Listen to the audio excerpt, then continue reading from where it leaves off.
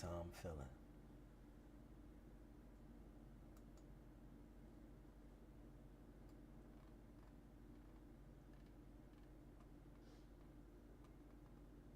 A'udhu billahi minash shaitanir rajim.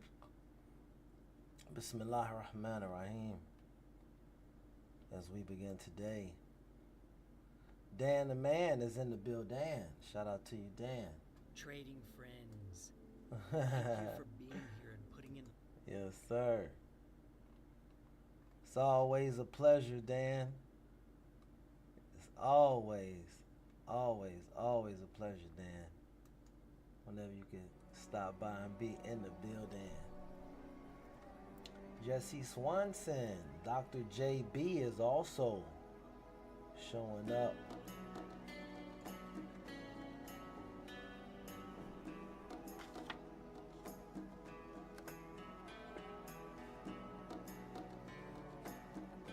Yes, sir. I forgot who Retwig was. He told me yesterday. Dollar Bill, Lance. Who is Retwig? Who is Retwig? Who? Todd Macon. Okay, yeah, Todd Macon. Todd Macon's in the building.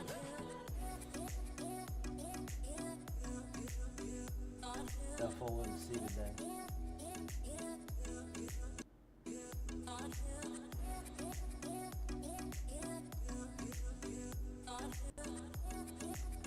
FOMC today. And Kosey's in the building. Yep. How can we chat? I don't know what's going on with it, Todd. I'm gonna have to look into it. I'm wondering why they started doing that. I don't know.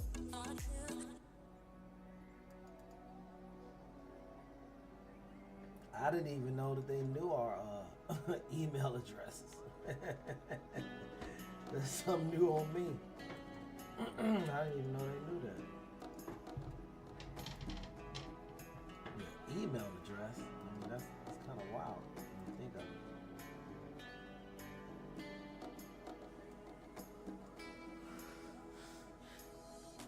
All-time high reached 689. 4-5.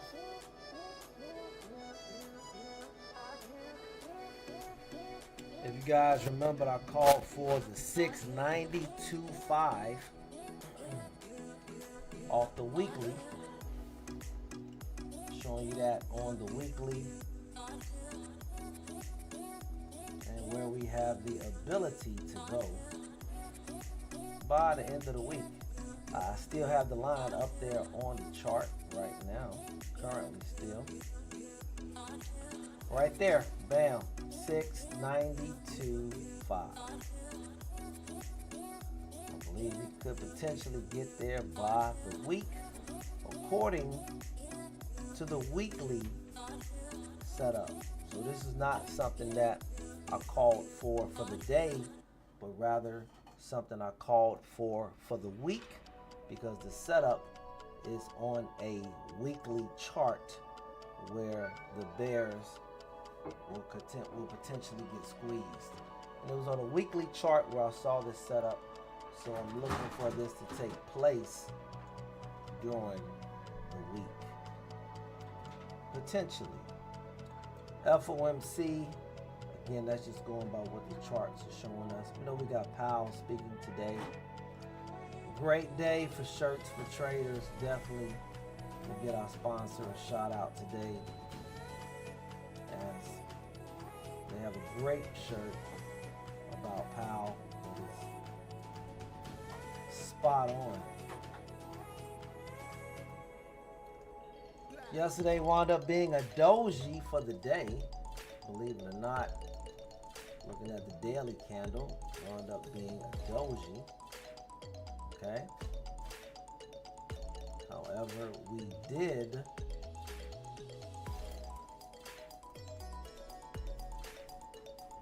gap up to a new all-time high. Team, do you remember when this first crossed 600? It's some of you all who was on here trading with me when this was at 500. Yeah. Unbelievable. But that's America. That is why we trade the spot. Bismillah ar-Rahman ar-Rahim as we begin today. And Kosi says you can get rid of the @ symbol.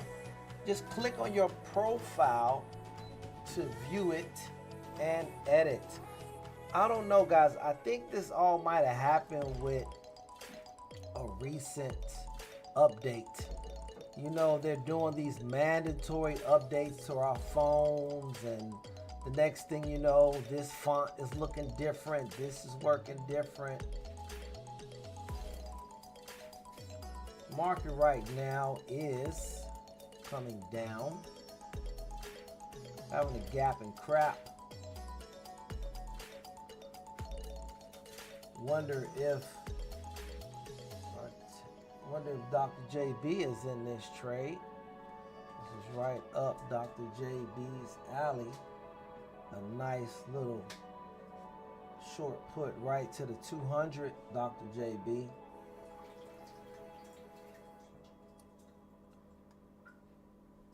Yep.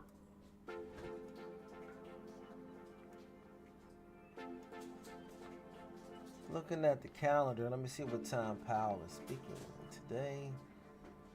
Decision 2 o'clock.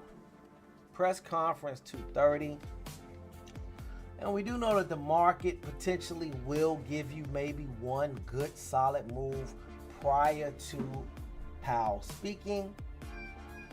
Other than that, it's just better to wait until a decision has been made and then roll with it.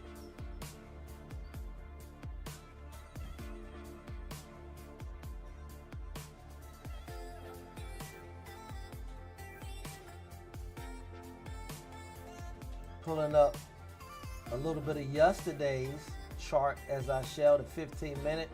Who remembers this? Where I told the team, wait for that extension area.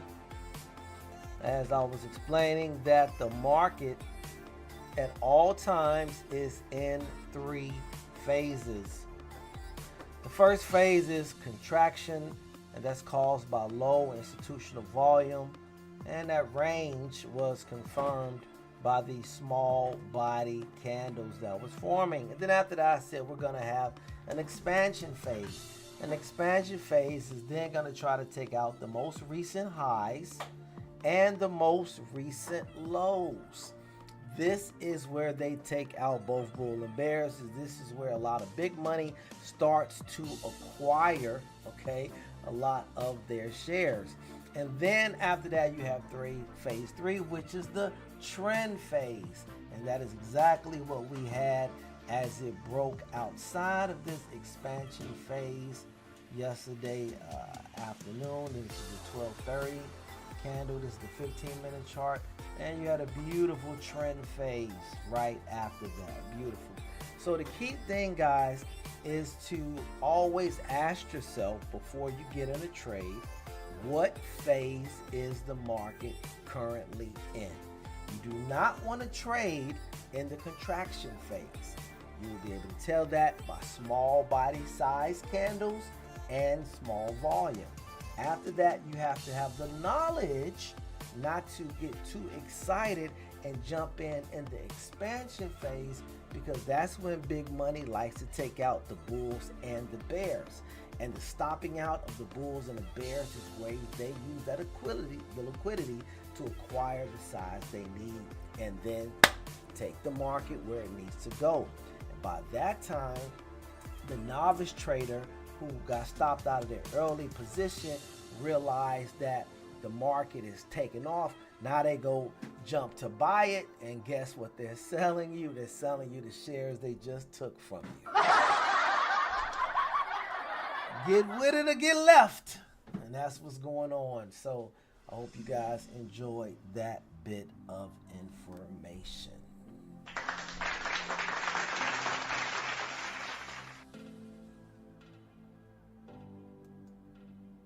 But now we don't need it, so I'm taking it off the chart. I'm just pulling it up just so we can just keep in proper perspective the gap up relative to yesterday's high. That was also what I wanted to note as well, was yesterday's high right here in this area. So this is going to act as an area potentially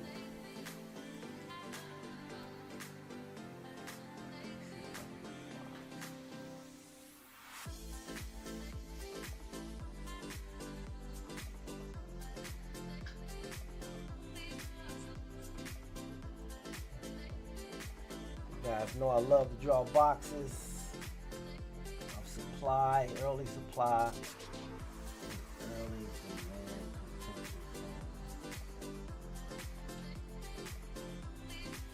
MK taught us to wait till 10:30 to do that. Remember that dollar bill? MK taught us to wait till 10:30 to draw these lines. Well, if I ever see him.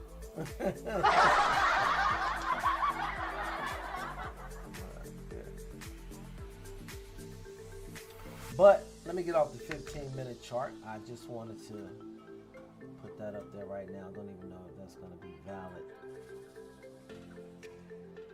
as I get the rest of these charts together. Vernon Mitchell is in the building. I do not have a trade for the upside. I do have a trade for the downside. Dr. JB says he's in a 686 call. Okay. A 686 call, Dr. JB says he's in. Okay.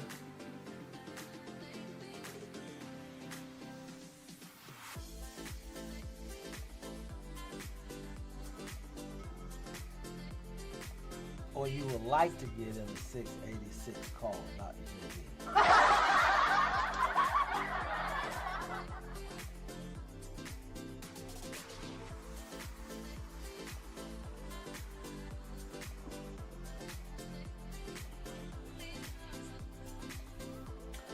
We're going to get a market a little bit more time to reveal itself. We definitely believe it's going to be a nice trade here before FOMC. That's all we need, one good trade, and be on our way.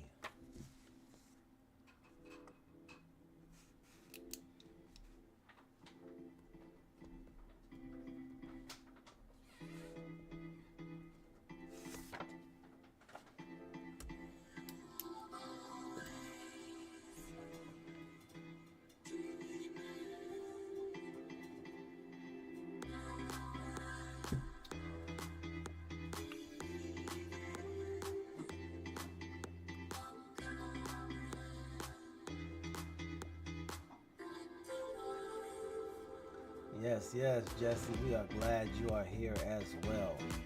The gang is in the building.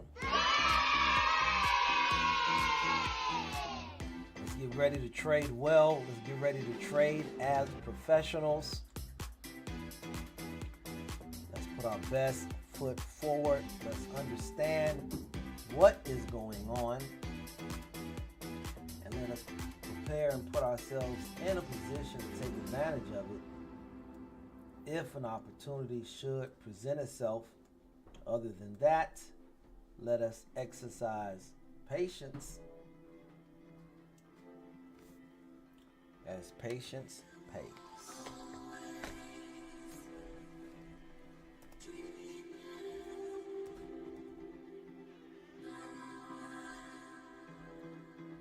I myself will not be taking an early trade.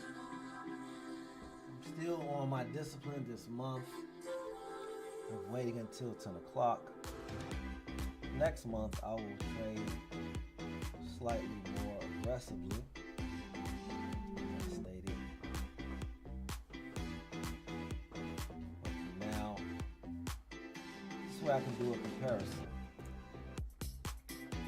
Now I've been doing just great, allowing the market a little bit more time to set itself up.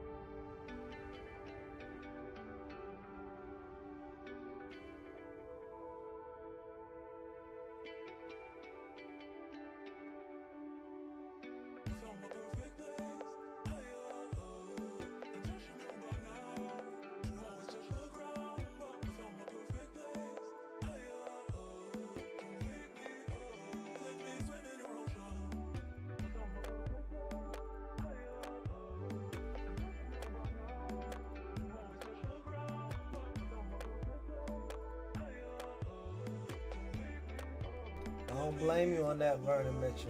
I don't blame you on that. Great understanding.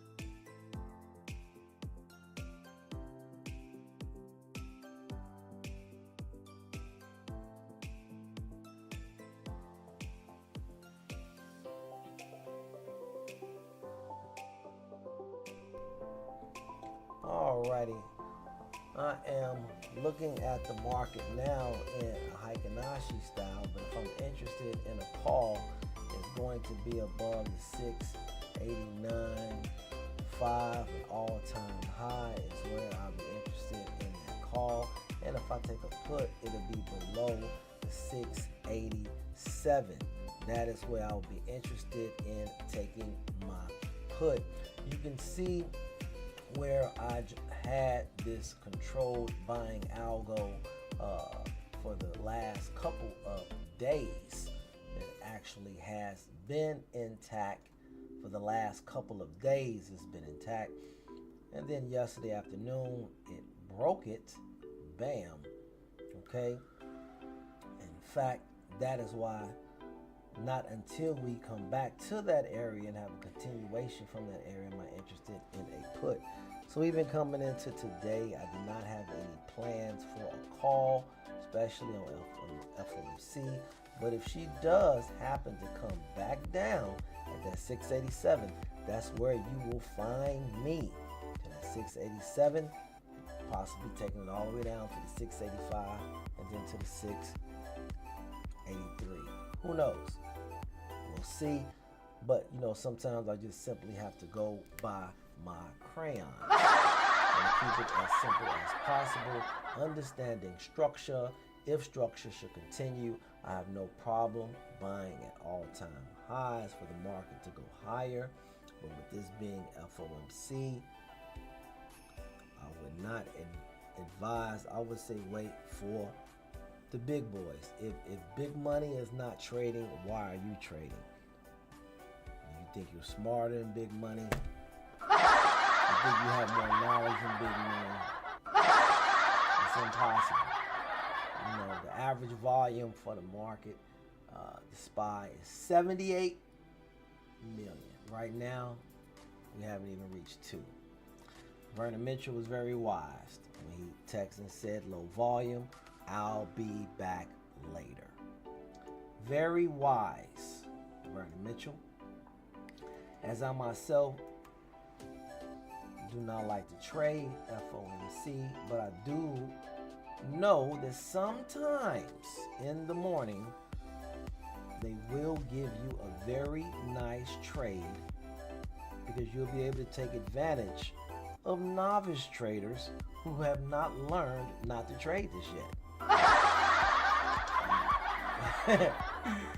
So, but if you don't find or see someone in trouble, that means that you're the one that's possibly going to be in trouble. Again, looking at the overall flow of the SPY, it has been tremendously bull. Tremendously. All we have to do is just have just a little patience. That's all. That's all. Again, We can do this every day, and even in doing it every day does not mean that we're going to trade every day, but we have the ability to show up and find profits in the chart. We have the ability to show up and look for our setups because we know what we're looking for. We know where intraday supply is going to be. We know where intraday demand is showing us. We have the abilities to stay safe. We draw these lines out on the chart every day.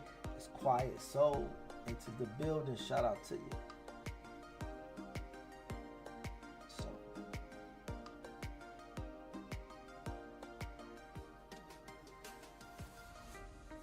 everything lovely. First 5 minutes, very volatile. First 15 minutes can trick you. Have you thinking the market is going one way, completely go another way. I'm sure Dr. JB, being the excellent trader that he is, has already exited his position for some nice profits. Shout out to you, Dr. JB. Give him a round of applause. We jumped in the 686 call.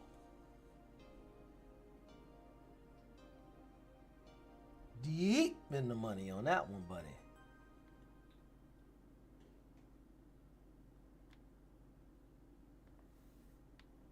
As the market is approaching and retesting the new high. And guess what? Oh, she just touched it.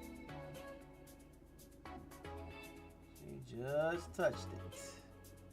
Beautiful, beautiful thing. I'm just enjoying the show. I do not have a dog in this fight. And I'm okay with that. The market is at all-time highs. I don't have any levels here. There's no memory in this area. The memories are being made right now. Some memories, some nightmares. I want to proceed with extreme caution.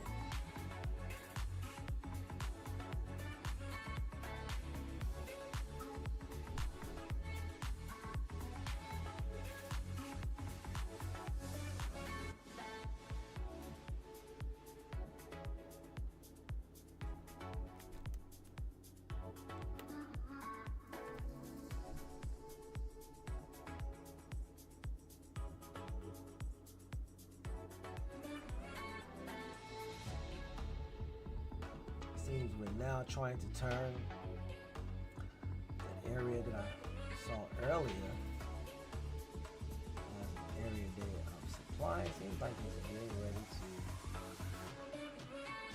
change for the day. Intraday, that is. From the intraday area of demand.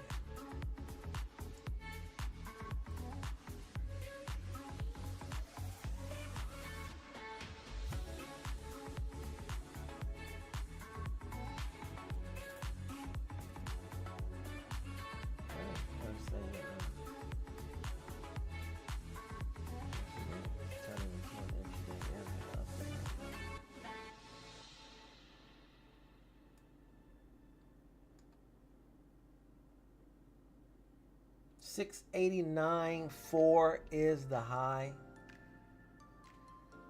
Dr. JB got out on that push.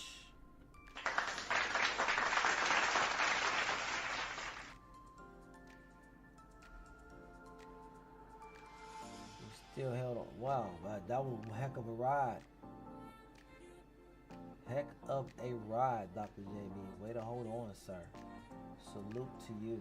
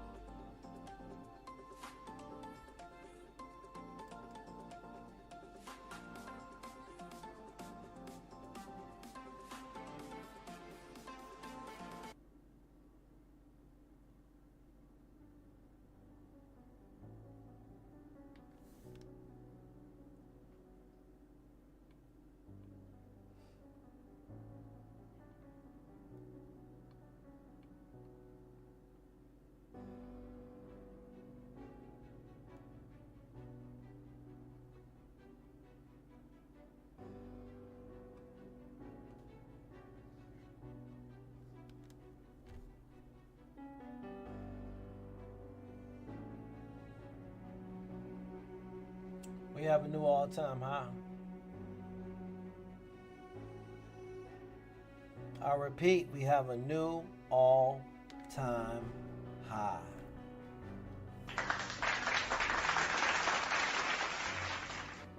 Congratulations to the American workers, those who have worked hard and put their money up in retirement, those who found comfort and relief putting their money in the SPY. It is working out for them.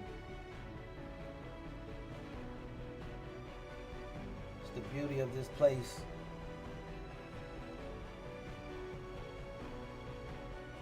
$689.6. Yes, sir. Dan the Man. Dollar Bill. Dr. JB.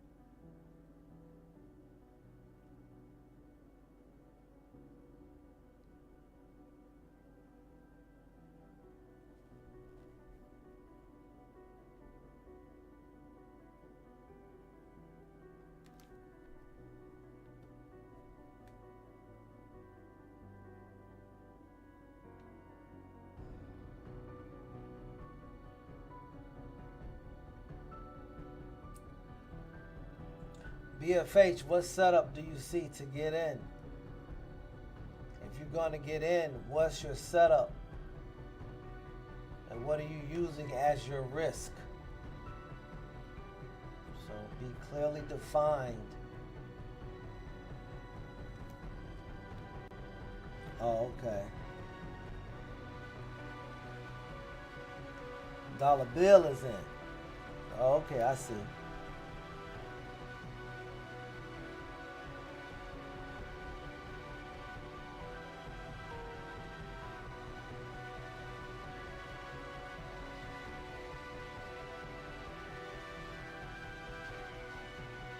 Okay, I got you. This is the area that I like, but I'm gonna wait first until 10 o'clock. I would have liked to see you guys do that, but I see you trading like dollar bill today, which is a great experience.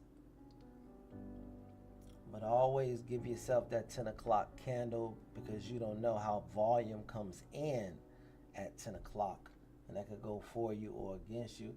And even if it goes for you, it can give you a little bit better price to get in before it takes off in your direction.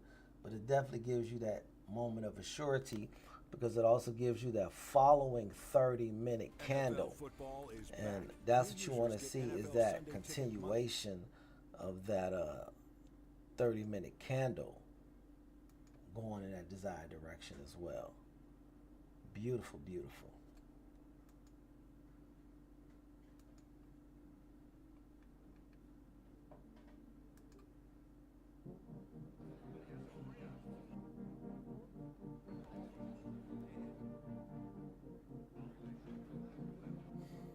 Just got to 10 o'clock.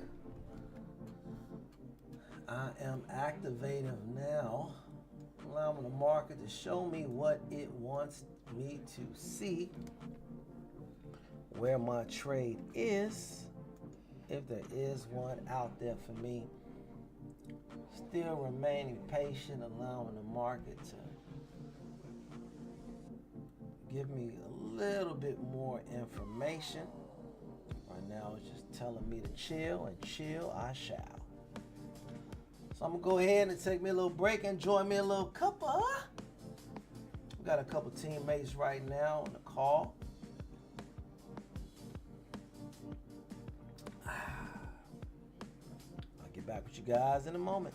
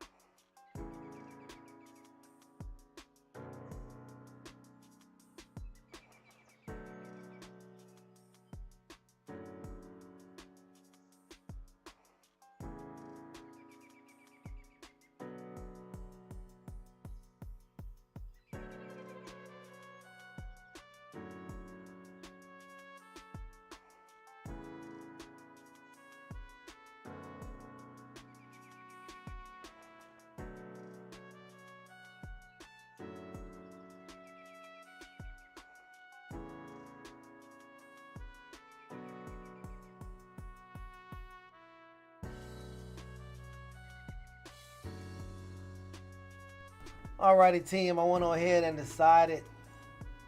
Mute that. I went on ahead and decided to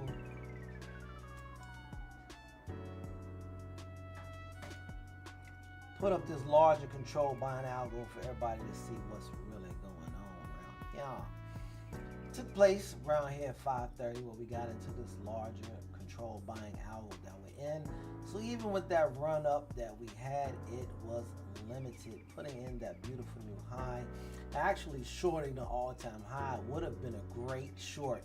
Literally shorting the all-time high would have been a beautiful short, because there is very clear risk.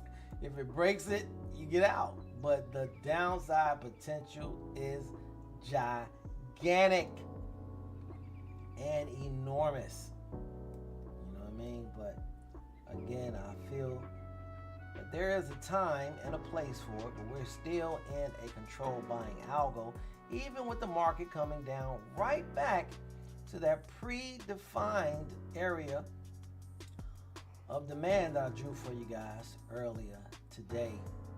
Clearly seeing that this is what the market wanted to be as the first part of demand until we get about to 10:30 when MK draws it in. More importantly, I can go ahead and take this out of here right now because I want to keep it simple. And we have the bottom of the control buying algo that price is coming into.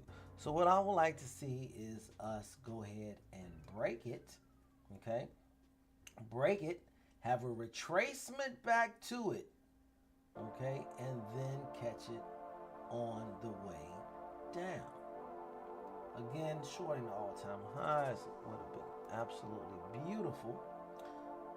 But again, clearly knowing your limits. But right now, even with that, there's not a lot of dollar range in that. Is that really went from 689.5 to 688, 7. So there's still some more time. Again, with the low volume, but still showing you guys exactly what's happening and why it's happening. So I wanted to put that algo up on the chart so you can see what it do. So I'm gonna take this off right now. We're gonna need that. And respectively, we're gonna address the new all-time high. Respectively.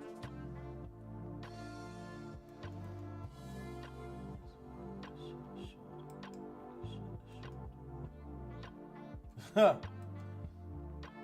Just love the thought of short all-time high.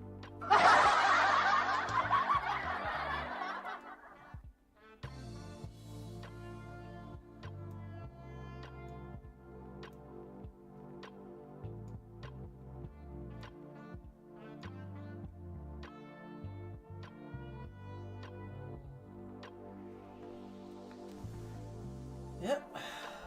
Doing what the algos do. Once you have the algos figured it out, it makes it easier for you. Stay out of trouble. Stay out of the woods. Don't get overexcited even with the market going down. I really hope nobody got in a put right now. And this also, if I pull it up here on a much larger scale,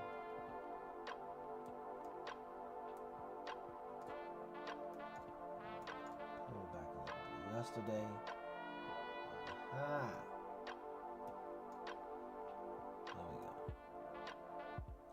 See, if I pull yesterday in the mix, okay, now it's very clear or clearer to see why, I like a put below the 687, okay, as you still have a lot of liquidity here that can be squeezed from these bulls having to cover, okay. Yeah, it could be a nice ride down to the 687, but you can't trust it. And the reason you can't trust it is because right now we're currently in a controlled buying algo. So in order for me to think about a put, I need to see structure change. Now you could take a scalp put, yeah. But in order for me to take a put, I need to see the structure change. I need to see us put in a lower low and then put in a lower high. Bam! Then that is how we would do it. Yeah.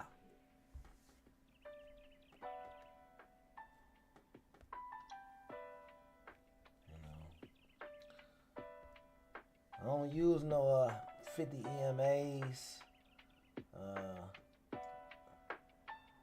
but I definitely use these controlled buying and selling algos.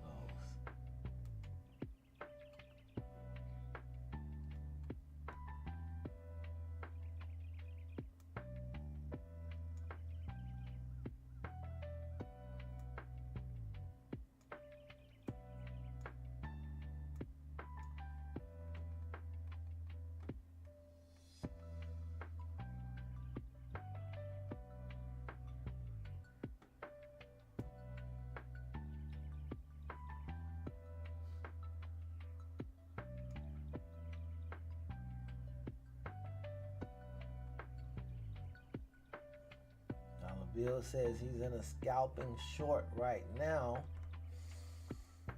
We got a little bit of time on this candle to let the candle close. Dan the Man is in the building. And Dan the Man says let the candle close. So there's no way we can think about taking a trade today without letting that candle close. Dan the Man would not have it any other way. Yes, sir. A little bit longer on that. We got about a minute and a half for this candle to close. That is where the certainty will come. Yes, sir. Dan the Man is in the building. Yes, sir. Man, it's so great. Dan, do you remember when this was at 500, Dan? We were trading this. And now she's at 689. Amazing, Dan. Amazing. It's amazing. You know, how far we have come. And I salute you and Dollar Bill, a lot of day ones. You know, I salute you guys and thank you so much. And you guys definitely been there from the beginning when I started going live like 3 years ago.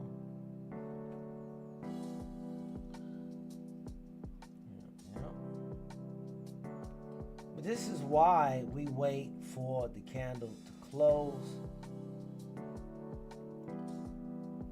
Number one, I don't like roller coaster rides. and one thing we know about Dollar Bill love a roller coaster ride, and apparently he got some big money. I can't do it. Yes. So let us see what the candles are showing us. Right now, it is showing us to be patient.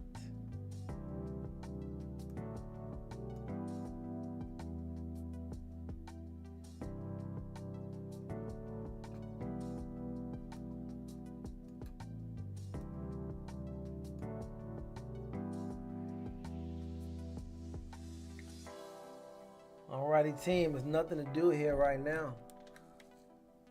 So I'm going to go ahead and let the chart do what it needs to do. I just hope everybody stays safe. If the market does come down and break that 688.4, woo! We all know who to turn to for lunch. I'll tell you that. It'll be a nice squeeze below this area. Let's go ahead and pull up the chart just a little bit so we can see why the hesitation is in going down for right now. The hesitation in going down is coming from the buy the dip crew. So we already identified that the market was in a controlled buying algo. And then here on these candles, you have very large size tails. And you know what we say about those tails. Those tails represent bulls who are rejecting lower prices.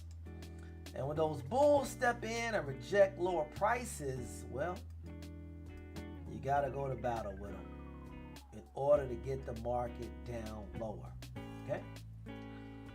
Now, the beauty of that is that when you get these bulls in an uncomfortable situation and they have to head for the exit, you're going to get a measured move out of each of them. And that could be beautiful. But knowing that, you have to look at them when you want to take a put into account. So even though it was looking lovely with the all-time highs, once we came down to the bottom of the algo, that was the safest place to get out of that put. And if you wanted to continue, allow the candle to close outside of the algo and then look for the continuation candle, as that would then start to put pressure on these bulls who are indicated here in these tails. When they get uncomfortable and have to cover, you will see a very nice drop. So, for example, let's go ahead and put a line there where we could possibly see them drop. We see the bulls stepped in here at the 688.4, and beginning of the day they stepped in at the 688.1, and it was the beginning of the day bulls who also just stepped back in at 1010.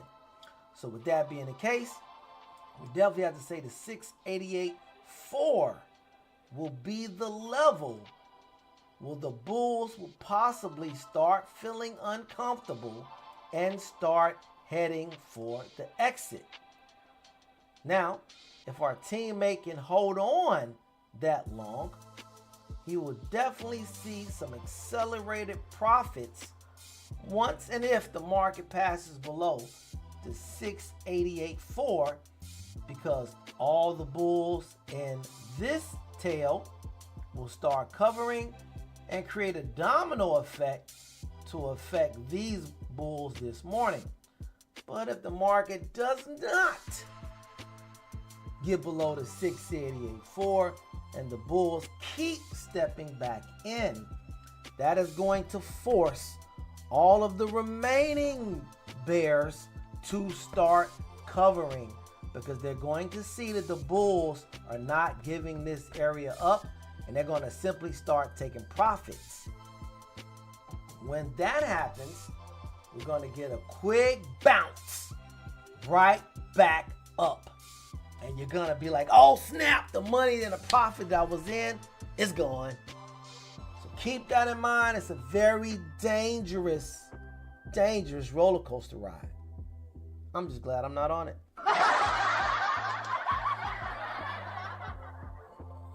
Alrighty, going back to the background. Just wanted to explain what is going on and where it is going on at.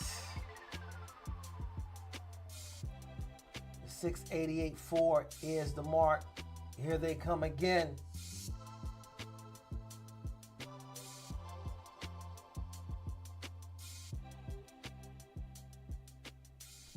I just don't like it.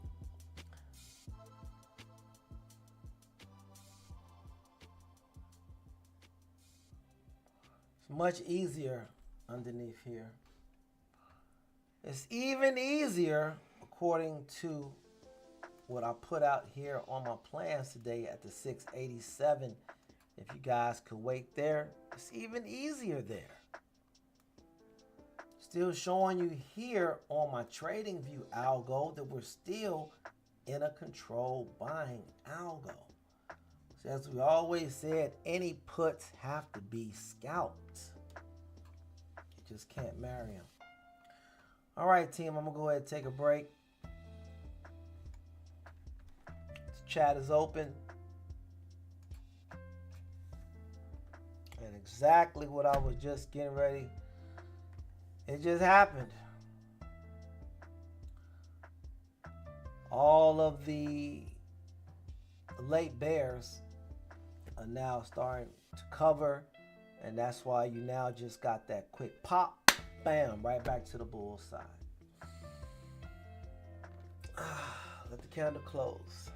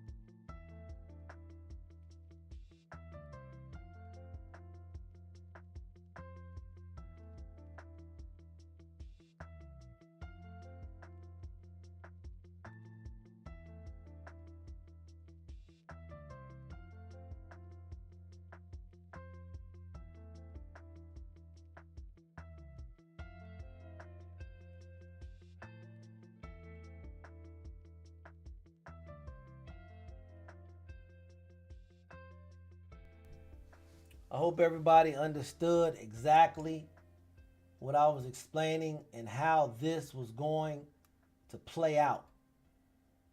With the bulls rejecting the lower prices, causing a quick pop right back to the bull side. That's not saying that it will not eventually come back down, but it definitely presented a very uncomfortable position to be in. But as long as you understand what's going on, as Dollar Bill says, as long as you protect your ass, you know, you're good to go. But if you understand what's going on, you know, you want to avoid situations where somebody could bite you on the ass.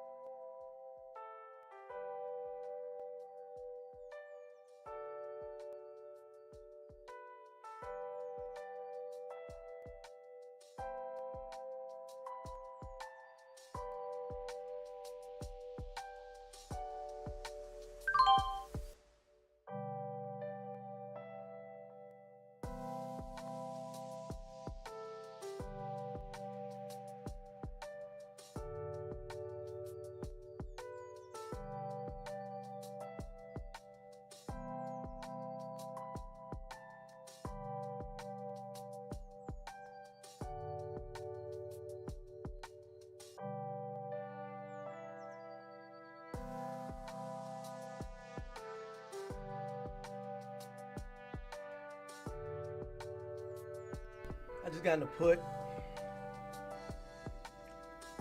Just got in the put team.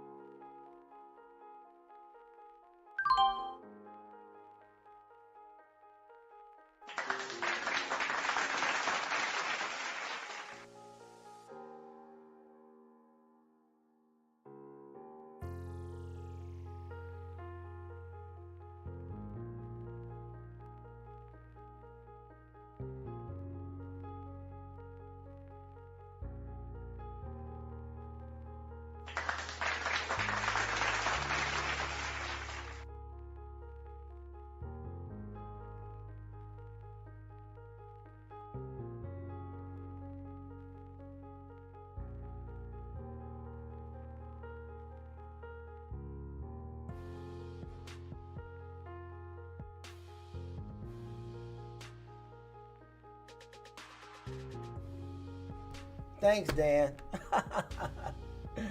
All right, guys, I got out there. A beautiful, beautiful scalp simply by understanding the candle sentiment, knowing who my target was, knowing who had my money. Once I identified where my money was going to come from, I then went on ahead and got out using the measured move. I looked to the left and saw some more support here, and that is why we had such a strong bounce from red to green. So with that strong bounce from red to green, I took the runner off the table, securing the profits. Securing the profits. Taking my own advice, as I said, any put that you take right now, you definitely have to scalp it. But because I could clearly identify this area of supply that we started off with today, it then turned into an area of demand as we put in the new highs. We came back down, got below it, but on this push right here, the 1025 push, we put in a lower high. Once we put in that lower high, I got in on the break of this V. Okay? This is a trade that is straight out of the playbook. You could have gotten out at the end of the first 5-minute candle, but instead of getting out there, I added to that position and got out of it very nicely. I couldn't have gotten out of, I couldn't have gotten a better exit except to get out of all of my position here. But when I noticed the very strong bounce, I saw that there was more bullish support here at 530, which started, okay, this control buying algo. Let me go ahead and show you that. This is what started it right there. So being that this is what started it, me seeing this bounce here, I said just more bulls coming back in. So I killed the runner. It was a beautiful scalp. I'm very appreciative. It's still not the area where I'm looking for my bigger trade at, but by me understanding candle sentiment, that was an alley-oop and I had to take it. Called it out to the team, and I do hope you understand the trade, as I did my best to explain what I saw, why I took it, and why I got out. Why I got in, but more importantly, why I got out.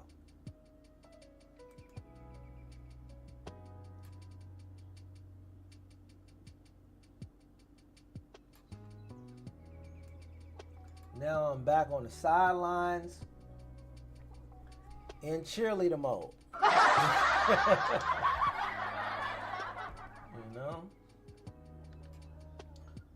But there is a controlled selling algo that has been formed now that we do have to acknowledge. So there is a controlled selling algo. Right there. Bam. And there she is. You have the high, the lower low, the lower high, lower low, and another lower high. So now we're in that controlled selling algo. I hope that information can bring a little bit of benefit for those who choose to use it.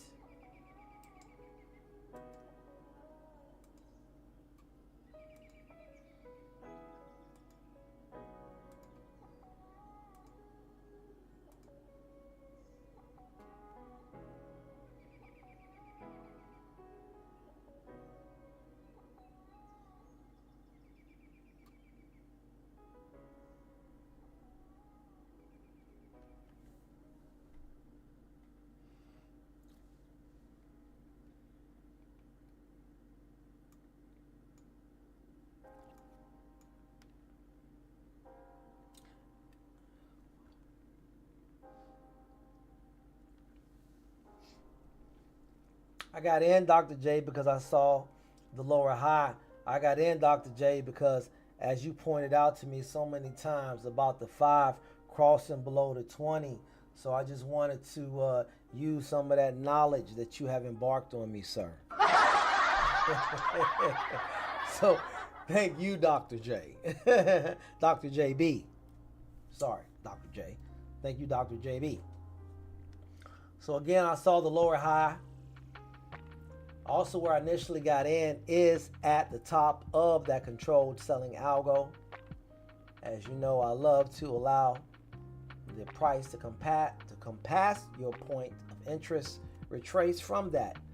It's going to, number one, give you the confirmation that the trade is going in your desired direction. Number two, is going to give you a better price.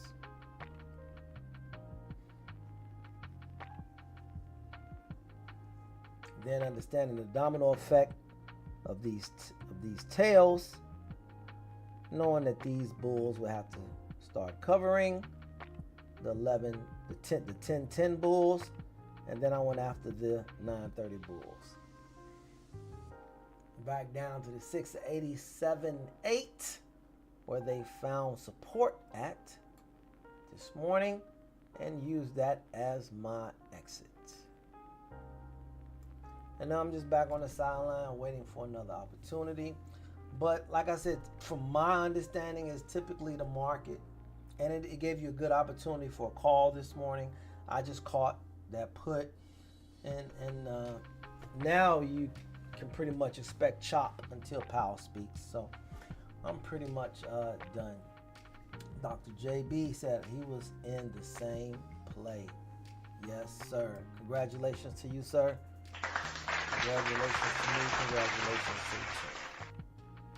It was also, if you look here on my trading view chart too, where we did get that very first change of Heikin-Ashi here on the larger scale, and myself and Dr. JB just happened to trade that red candle. That's all it is. Again, my ideal spot is still 687. Still holding on to that. That was just an opportunity that presented itself. We took advantage of. And now back to our regular scheduled program. As the market is turning red all of a sudden. Watch out now. The market is turning red all of a sudden. Watch out now. Even with great news on NVIDIA. We just heard some great news on NVIDIA. But it's never the news, it's the reaction to the news. NVIDIA becomes the first 5 trillion company in history.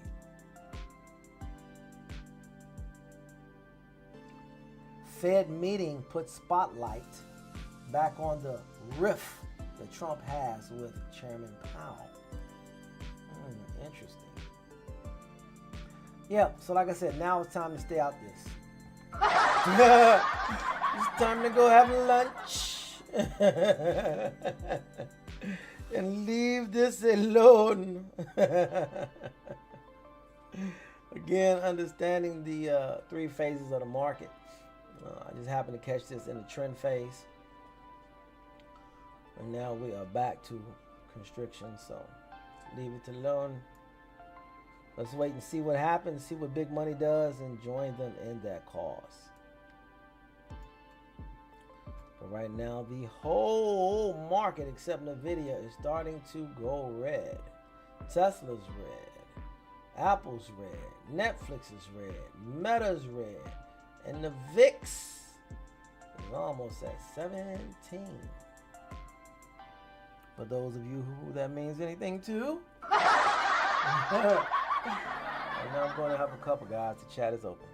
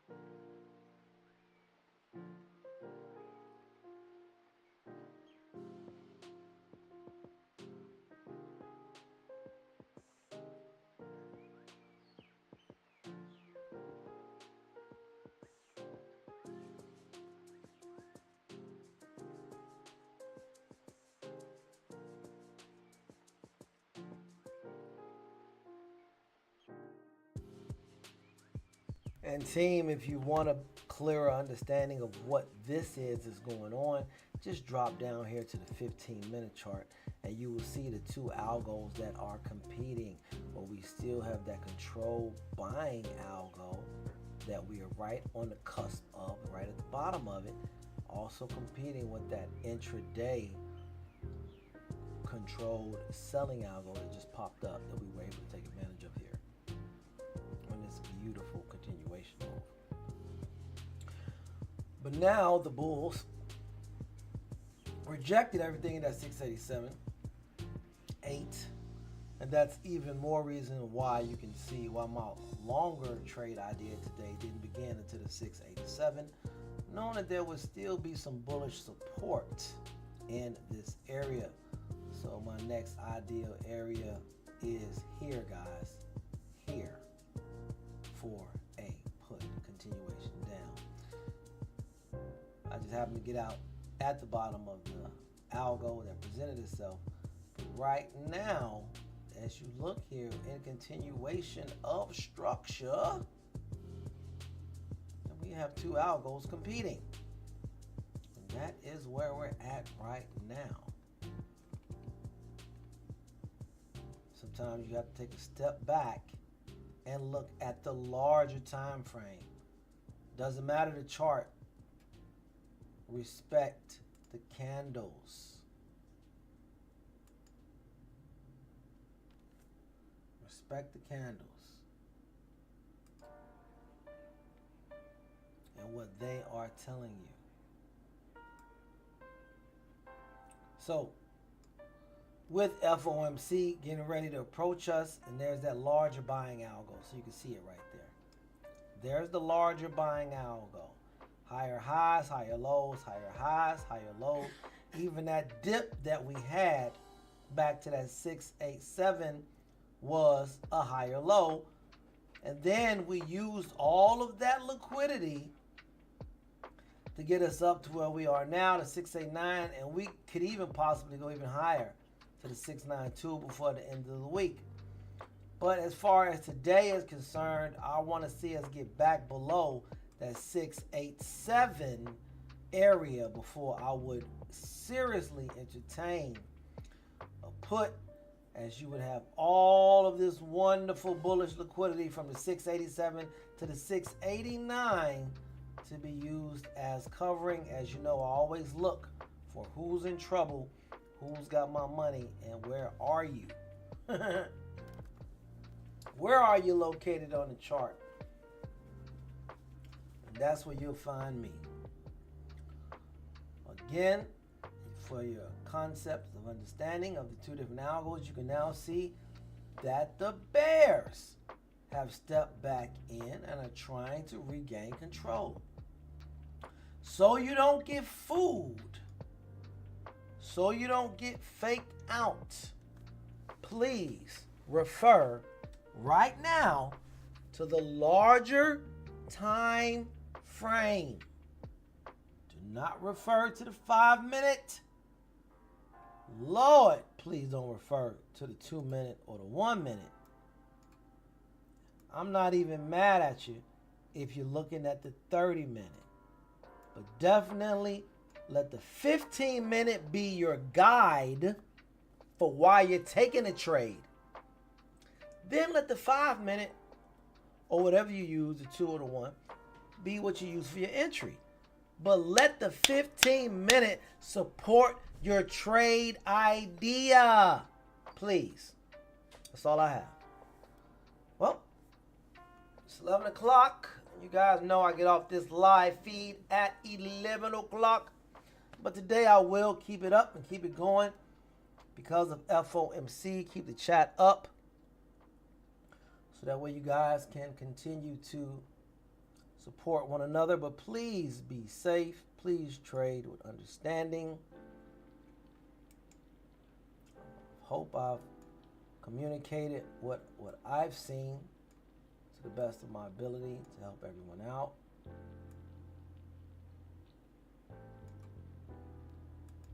And now I'm going to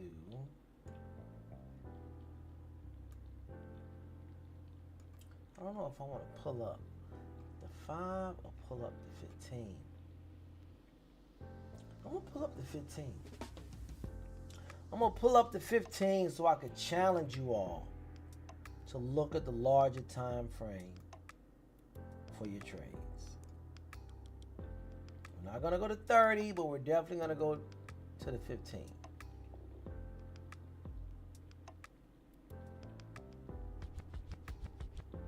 Next solid trade to the put side will be a break below the 687.7 area with a continuation. But again, I'm interested only at the 687. Sticking with my crayons as we are beginning to potentially turn. Don't get too excited though. Wait for the 11:15 and then wait for the 11:30 candle. That's why I want you guys to look at the larger time frame so you begin to start training in time intervals. Trade in time intervals. Look at the 11:15, then look at the 11:30. If you don't see anything at the 11:15, set your alarm. Go on with your life. But don't get trapped.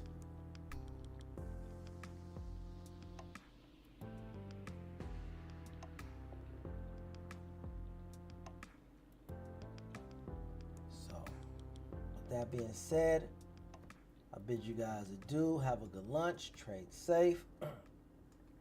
I am grateful for all of you all. Grateful that you're here. Thankful that you're here. Thankful that we have the opportunity to not just learn, but earn together.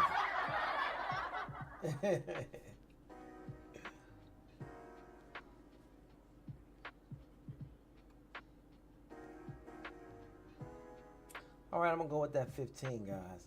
I want to do that because I really want people to stay safe. I just want you to understand the importance of looking at that larger time frame.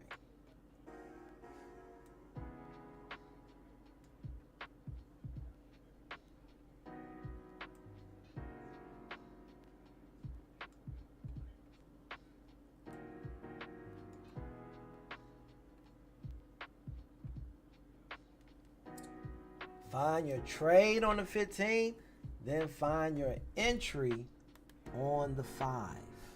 Please and thank you. Bye for now.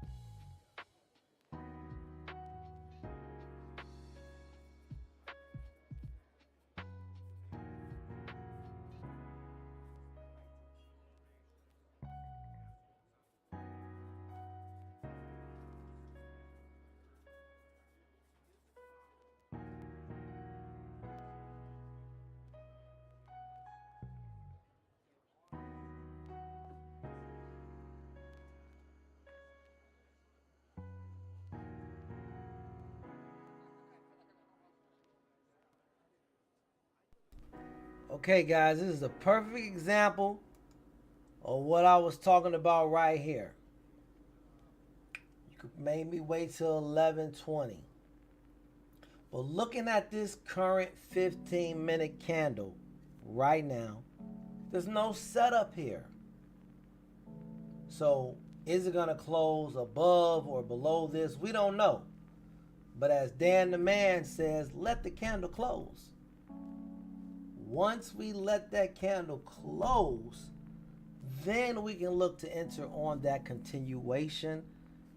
Really, that's the best way. Let the candle give you confirmation.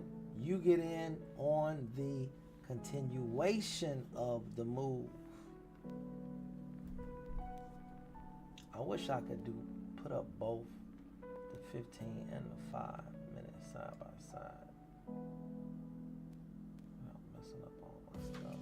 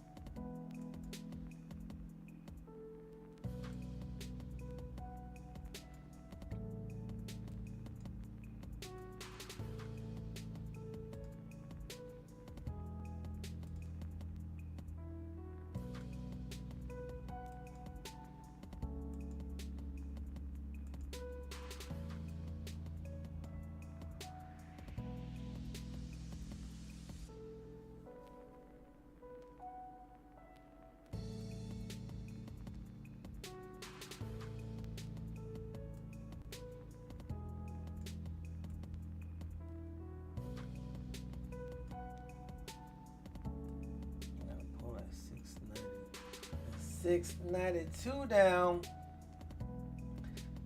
And just in case you want to come around. Yeah.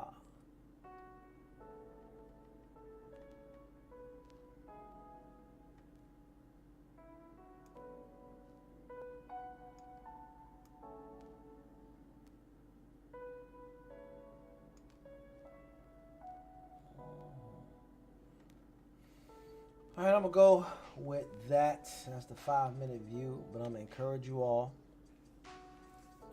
to use your 15-minute charts, please.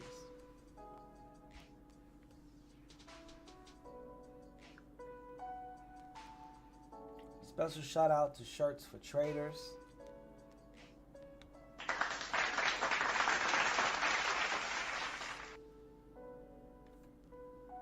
Matter of fact, let me run through my sponsors.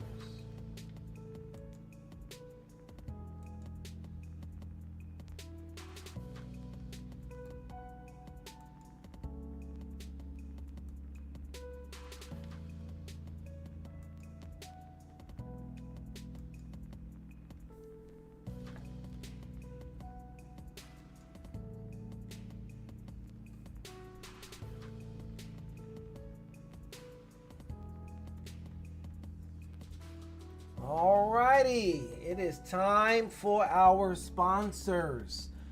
Your body still remembers how to heal. Explore the reset, a complete metabolic reset. Fatigue, weight, brain fog, bloat, they're not your normal. They're your body asking for a reset. Experience less bloating, more energy, clearer minds, steady fat loss, all from supporting the thyroid, liver, and metabolism the natural way. Go to resetwithdrj.com. Resetwithdrj.com. And be amazed at what some of the clients are already seeing as such early transformations. Give your body what it needs to heal. A reset. Do you know someone who wants to be pregnant but they're having a hard time? Maybe we can help. Send them to ftfsystem.com. ftfsystem.com, where they will find the fallopian tube formula that has helped hundreds of women all around the world get pregnant naturally. With their clinically proven system, maybe we can help you too. go to ftfsystem.com. ftfsystem.com. You're a trader, right? Then look like one. Some of the finest quality trading shirts on the market today. Fast shipping. Great comfort. 100% exotic Egyptian cotton. Yes, we have our own shirt. Take risk, get rich. Some real change. Great for men, great for women, great for ladies, great for boys. Everyone needs a little bit of real change in their life. And not only that, you know how we feel about FOMC when Powell comes to speak. Pretty much sums it up. $27. It can be yours on an Amazon truck. All you have to do is throw it in your cart. You're a trader, right? You're a trader, right? Shirts for traders.com. Shirts for traders.com. Thank you to all of today's sponsors. We do appreciate you so very much. Again, keeping in mind, this Wednesday we have FOMC interest rate decisions at 2 o'clock. We also have Powell speaking at 2:30. I will be off the mic, but I will allow them on NBC to speak on my behalf. The chat is open. Keep each other safe. Bye for now.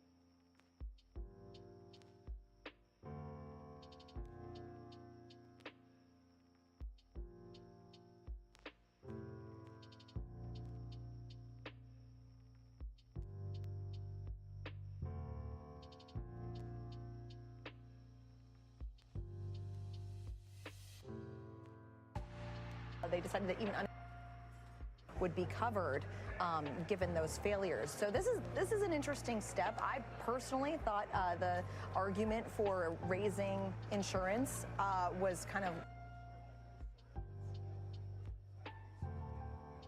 revives the conversation.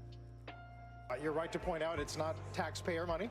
No. And the deposit to loan ratio remains pretty healthy, which is what a lot of the bulls right now are saying about financials and the idea of contagion. Yeah, I mean, back in 2023, the real issue was this idea that there were some concentrated deposits at a couple of these mid-sized banks, largely thanks to business accounts or businesses that had their working capital stationed at a few of these banks, namely Silicon Valley was kind of the poster child of this. And so when there was concern that largely arose on social media, by the way, these businesses very quickly were able to kind of come together in an agreement to take their money out at the same time, and that led to just a run on the bank for modern times. But it's interesting because since then we've seen a flight of capital toward the bigger banks as there's Goliath been this is winning. concern. Yeah, exactly. If you're a business account and you're concerned that the bank that you hold that holds your deposits has the risk of something like that happening, well, you're just going to go to a JP Morgan or a Bank of America or Wells Fargo that are under much stricter regulations, therefore perceived to be too big to fail, and you feel more comfortable housing your money there. Yeah, really interesting debate in financials right now. Let's get a news update this morning with Dom Chu. Hey, Dom. All right, good morning, Carl. Good morning, Leslie. Pharmaceutical giant Eli Lilly announced today that it's partnering with Walmart to sell weight loss drug Zepbound at Walmart pharmacies at direct-to-consumer prices. It's the first time Lilly has provided a retail pickup option to customers using the Lilly Direct site to order Zepbound medications. The lowest dose starts at $349 per month. As the fallout grows from last week's jewel heist at the Louvre, Paris police chief testified today that there were major gaps in the Louvre security, including aging systems at the world's most visited museum. He noted some video systems were still analog. He also revealed that the first alert to police didn't come from the Louvre's alarms, but from a passing cyclist who noticed the thieves. So far, 2 arrests have already been made. And an executive at the Air Traffic Controllers Union says hundreds of its workers have taken second jobs after missing their first full paychecks with the government shutdown. Yesterday, the Transportation Secretary, Sean Duffy, said air traffic controller absences were the primary cause of the thousands of delayed flights recently. So we're feeling the impacts there. Leslie, from a consumer standpoint, I'll send things back over to you guys. Yeah, we've certainly seen that movie before, Dom. Thank you. Up next, CNBC's Mackenzie Sagalos with a first look inside Amazon's new $11 billion AI data center. Exclusive sound with the CEO of AWS on the other side of this break.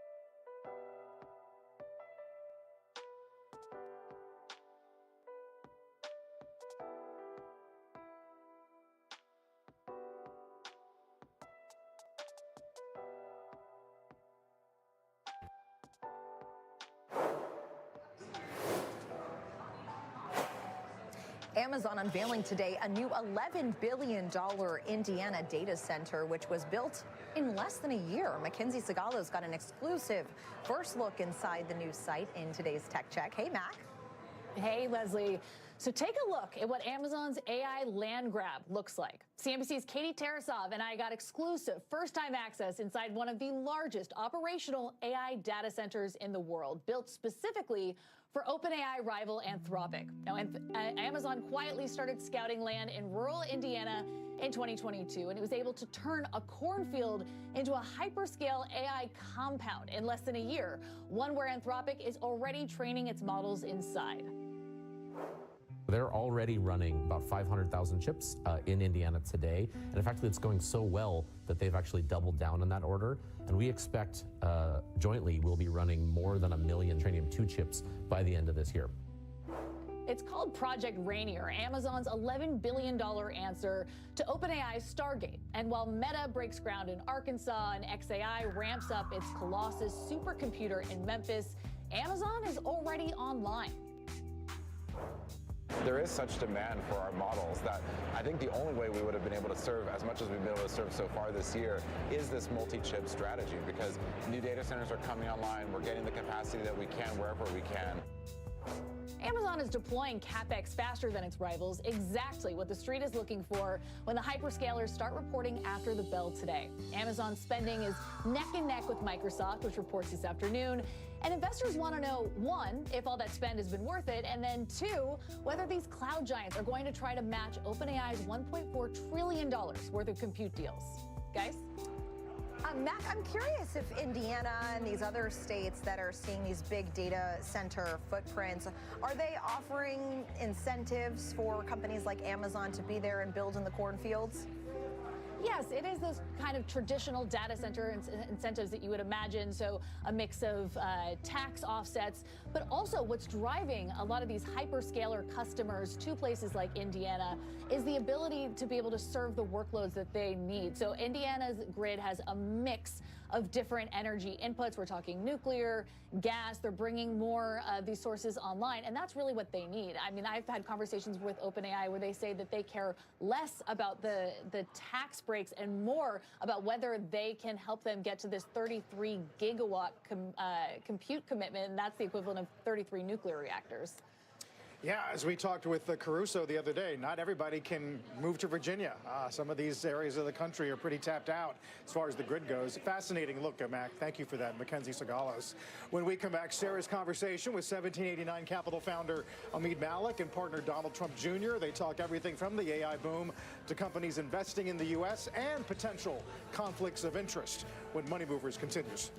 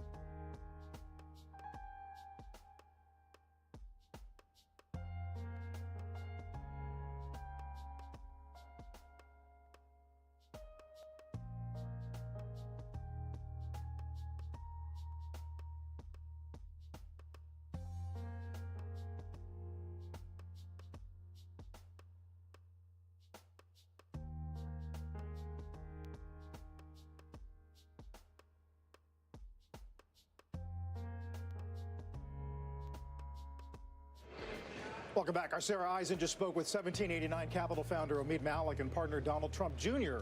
at the FII Forum in Riyadh. She began with asking them why they were at the conference and if they see any investing opportunities in the Middle East.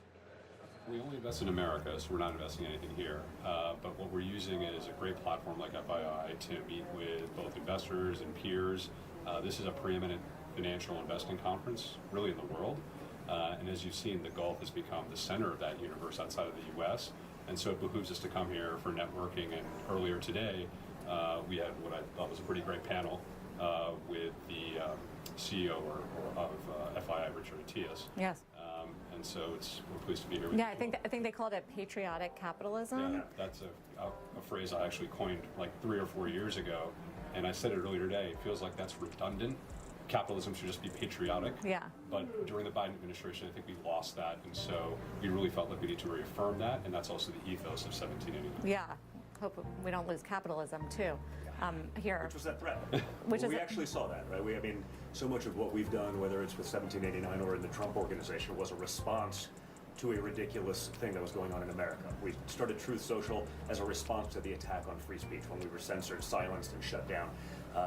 We started and got into crypto because we were debanked. We were thrown off every major banking platform in America. Those things shouldn't be happening anywhere in the world, let alone in America in 2025. And yet, that was going on. So what we were doing and what we did, even when it wasn't popular under the prior administration, was start investing in American companies that had that ethos, that wanted to perpetuate that freedom that so many Americans actually realized was finally at risk. So let's talk about some of the investments that you're in. Sure. AI is a big theme. Big one. I know. So how are you looking at AI right now? Because there's so much hype and a lot of froth, people say. So what kind of companies are you looking So for? we're looking at a lot of the big guys. I think the reality in AI, there is a threat to what we've seen as it relates to what we were talking about 2 seconds ago on speech. AI has been very left-leaning. It has been manipulating a lot of things for a long period of time. It's sort of like Wikipedia.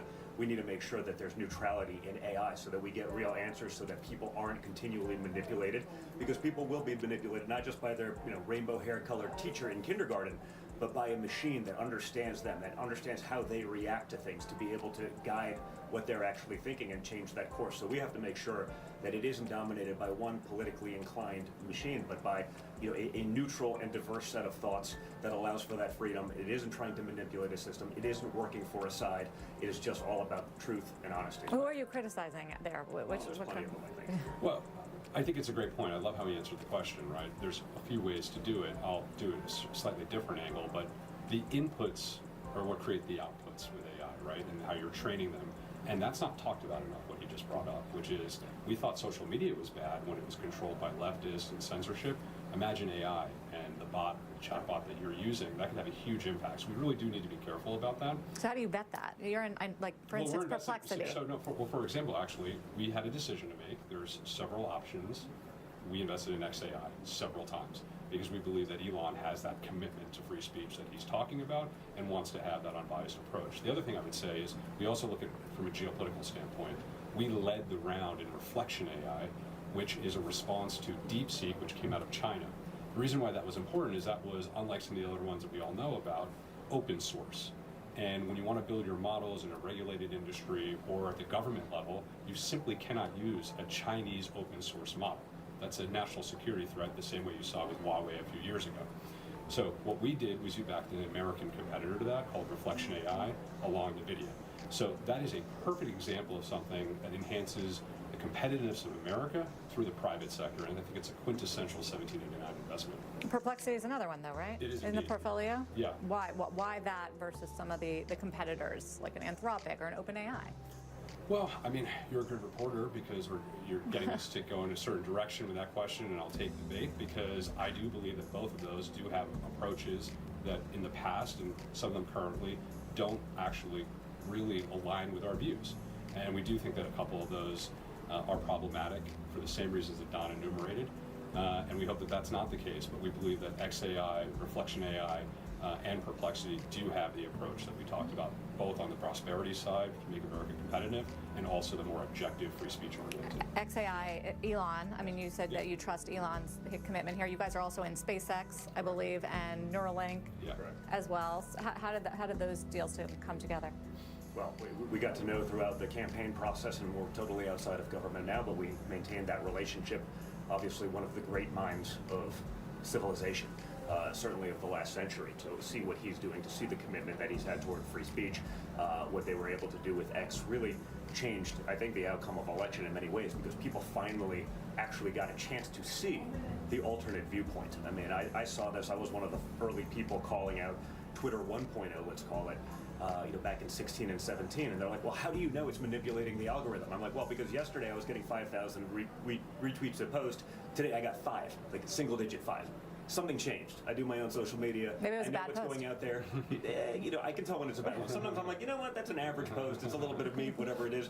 Sometimes I hit that send button. I know it's a banger. I know what it's going to do because I'm intimately involved in it myself. I'm not having other people do it. And so you saw that immediately. We called it out. Everyone pretended it wasn't happening. Of course, we discovered it was happening, and it was happening at a level that was truly disgusting. When the government was getting involved in preventing that from happening, once you actually had objective speech out there, people could see both sides of a story. They say, oh, wait a second, this is actually correct. They were never exposed to the other side, or if they were, it was 5% of what was happening. So it was a big deal. You saw that a lot, the big issue that I was calling out early, trans women in sports. It was ridiculous. Even Twitter 1.0, I'd say something about it, and the haters, because I was 95% leftist at the time, would say, you know what, man, I hate Don Jr. so much, but you know what, he's right about this one. It was never a real issue, but it was turned into this movement that was somehow beyond reproach. They could do no wrong. You could not call them out. They didn't want equality. They wanted far greater than equality, but no one actually believed it. And yet if you went against it, you were in trouble. You were censored, you were deplatformed, and otherwise. It was totally created, fictitious. So it was the shift that did it for you. So all of these sorts of things, watching that change and letting people see both sides of an argument with equal weight, people were coming to our side in droves because it obviously made sense. Common sense is unfortunately not so common these days, and we're trying to make sure that it gets that way. I get the mentality of what you're looking for and what you're going after, and obviously the ethos is really important. But here's the thing, a lot of people, you've said a few times, you're not in the government, but obviously your father is president, and a lot of people see your investments in companies like SpaceX, which is trying to get, FAA contracts and approvals. You're in defense companies as well, and they wonder if this is just crony capitalism. Not at all. We stay totally out of that. We don't get involved in that. These are things that make sense for America. They're common sense investments. We don't have to call the government to invest in something that's beneficial to America. That's the entire ethos of what we've been doing. Don't forget, we were doing these things when it wasn't popular. We were doing these things under the prior Biden administration. We were taking on free speech then when, doing that and defending our side was, practically a jailable offense. And in our case, they tried very hard. So, there's nothing like that at all, and we wouldn't do it. Let me point out a few differences that also mitigate any concern about that. We only invest in private American companies. Our peers can't say that. So the notion that, and by the way, those are minority positions in growth equity. So we don't have any strategic control over the companies. We're simply economic investors.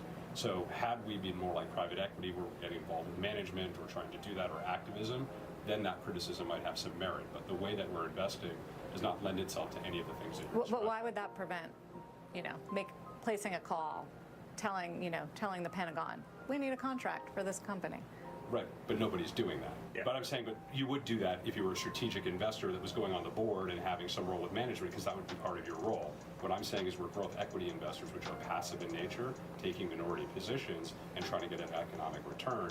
That's very different. And you can contrast that to plenty of other, talking about crony capitalism, then you should look at many other examples, even in Democratic administrations. I can name many for you, I won't do that right now, where there are very close relationships with the heads of those global firms, which are investing abroad against the interests of the United States, taking money from China, which we would never do, and then going and having a phone call with the sitting president, and having that president maybe go to your summer home and sleep in your bed. And you were a former Democrat. I am, but Yeah. I thought that was, uncouth back then as well. So, I think I've also been through this ringer. I mean, they tried throwing me in jail for treason, a crime punishable by death for years. We're not playing these games. We don't have to. We're making common sense investments that other people weren't willing to make because they didn't check off whatever DEI check boxes they needed to do. We did the things that weren't popular. We've stood by those. We've been very clear about what we're doing, what our mission is, and we've been very consistent And with that messaging. we've been vindicated, to your point. That's what it was, is we were about 4 years early to this. So unlike Al Gore, who was vice president of the country for 8 years and then decided to become an investor after talking about climate change for those 8 years, and then became a climate change investor, how convenient. You know, we were pushing back against ESG that had really taken control of so much of our system. We are providing the majority of Americans choice. And by the way, we were early also to defense tech, which is one of the areas that we're investing, as you pointed out, more than others. But again, we were doing it before any of these other guys jumped on the bandwagon. Yeah, That's the most important point. You started this in 2023. That's right. Actually, we started doing these deals in 2021 on more one-offs. We institutionalized the offering by 2023, but we had done SPACs together prior to that and other ways to try to push back against what we saw were deplatforming and censorship. So a lot of this was a reaction and out of necessity, which is what Don likes to say. And we're really happy that we were able to do that on behalf of, I think, the majority of Americans. Yeah, again, we got into crypto for the same reason.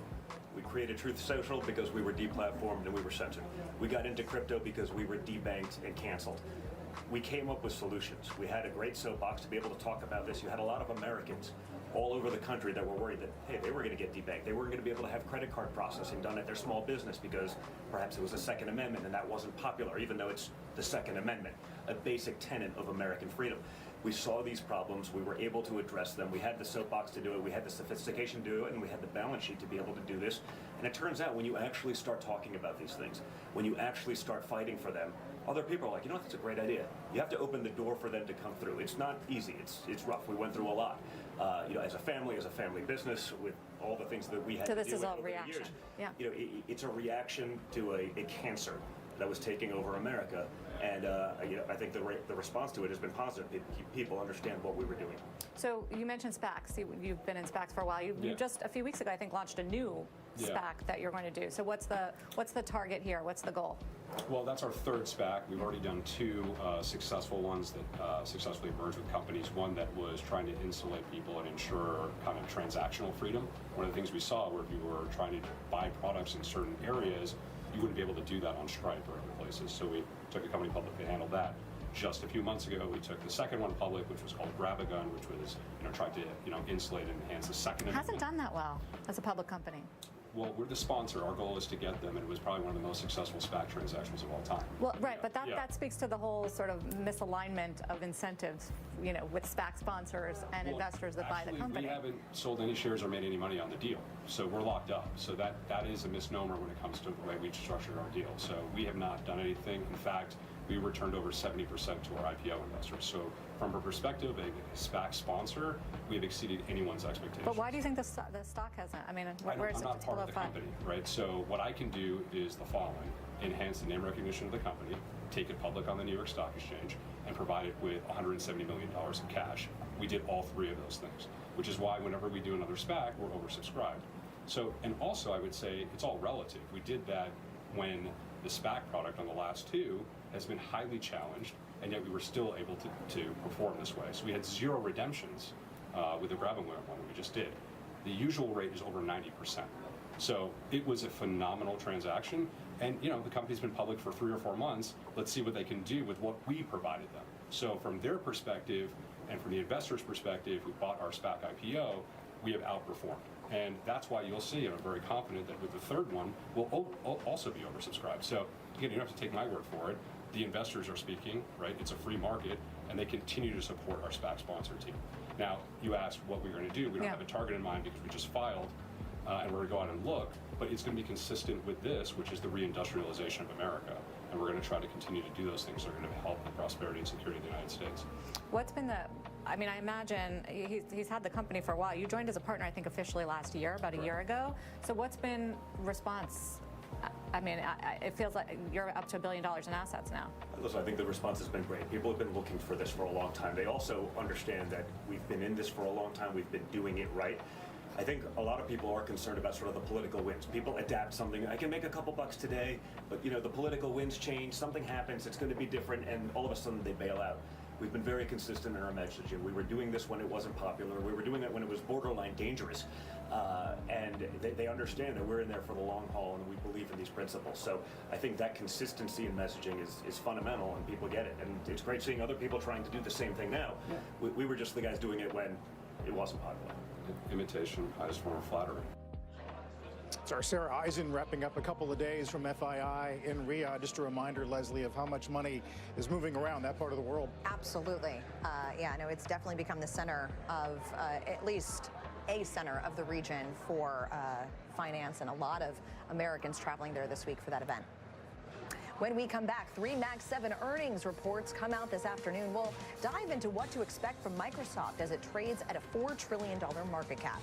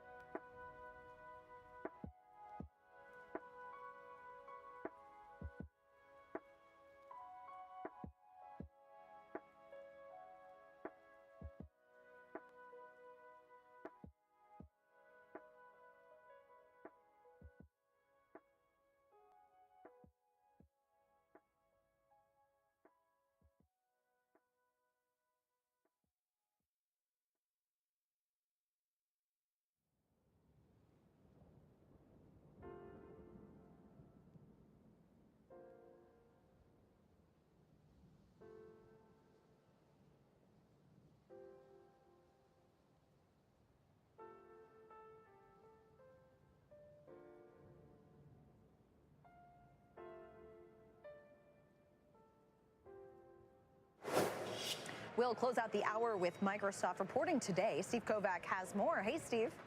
Yeah, that's coming after the bell today, Leslie. And the key thing to watch here is that Azure growth fueled, of course, by artificial intelligence. Now, this all goes back to yesterday's OpenAI deal. They're committing OpenAI rather, is committing $250 billion in Azure spend over the next several years. The difference, though, between that deal we heard about yesterday, this is actually contracted, meaning they are good for that money. It's not a nebulous deal like we've seen OpenAI make with Oracle and so many other companies in recent weeks. And also, you can put away some worries about AI CapEx continuing. I was in Wisconsin last month looking at one of their new data centers from Microsoft being built right next to one that's nearly complete already. So before the first one even becomes online, they're already building the second one that's more expensive. Now, Microsoft also told us a few weeks ago they literally have so much AI demand they cannot meet it. They're actually turning away customers. Now, CFO Amy Hood originally predicted they'd catch up to that demand this year. That's now being pushed into 2026. As for that CapEx guidance for the quarter, they are already trending to spend $100 billion or more for the fiscal year ending next June. Leslie. And you get the sense, Steve, that the market still likes that number if it goes up, or if it's lower than that. How do you think the market would react? Yeah, it seems like it's all based on the momentum. So the difference here, Leslie, between what we hear from Microsoft and so many of the others is the demand is actually there. They're seeing it so much that they cannot build it fast enough. So while we hear some like nebulous promises like from Stargate and Oracle and all these other companies when it comes to OpenAI, the OpenAI Microsoft relationship, the money is much more tangible and contracted as opposed to some kind of framework deal like that. So the demand is there. It keeps continuing. They can't even catch up when they thought they would. And I think we're going to hear more about that after the bell. Yeah, some discussion yesterday, Steve, on how they might be playing the long game, looking at further down the line, more inference revenue, higher margin. Right. When things really do get spicy. It's going to be amazing to watch no matter what happens. Steve, thank you. Well, a lot on deck tonight, whether it's Google, Microsoft, ServiceNow, Carvana. And by the way, there's a Fed decision in a couple hours as well. I know. This feels like a unique day in terms of just the amount of headlines and the amount of potentially market-moving information we could get. But yes, is that AI trend still intact? Is that CapEx excitement and all of that still intact? I think are some of the key questions that investors are looking for after the bell. Holding 6,900. Let's get to post 9 of the Judge.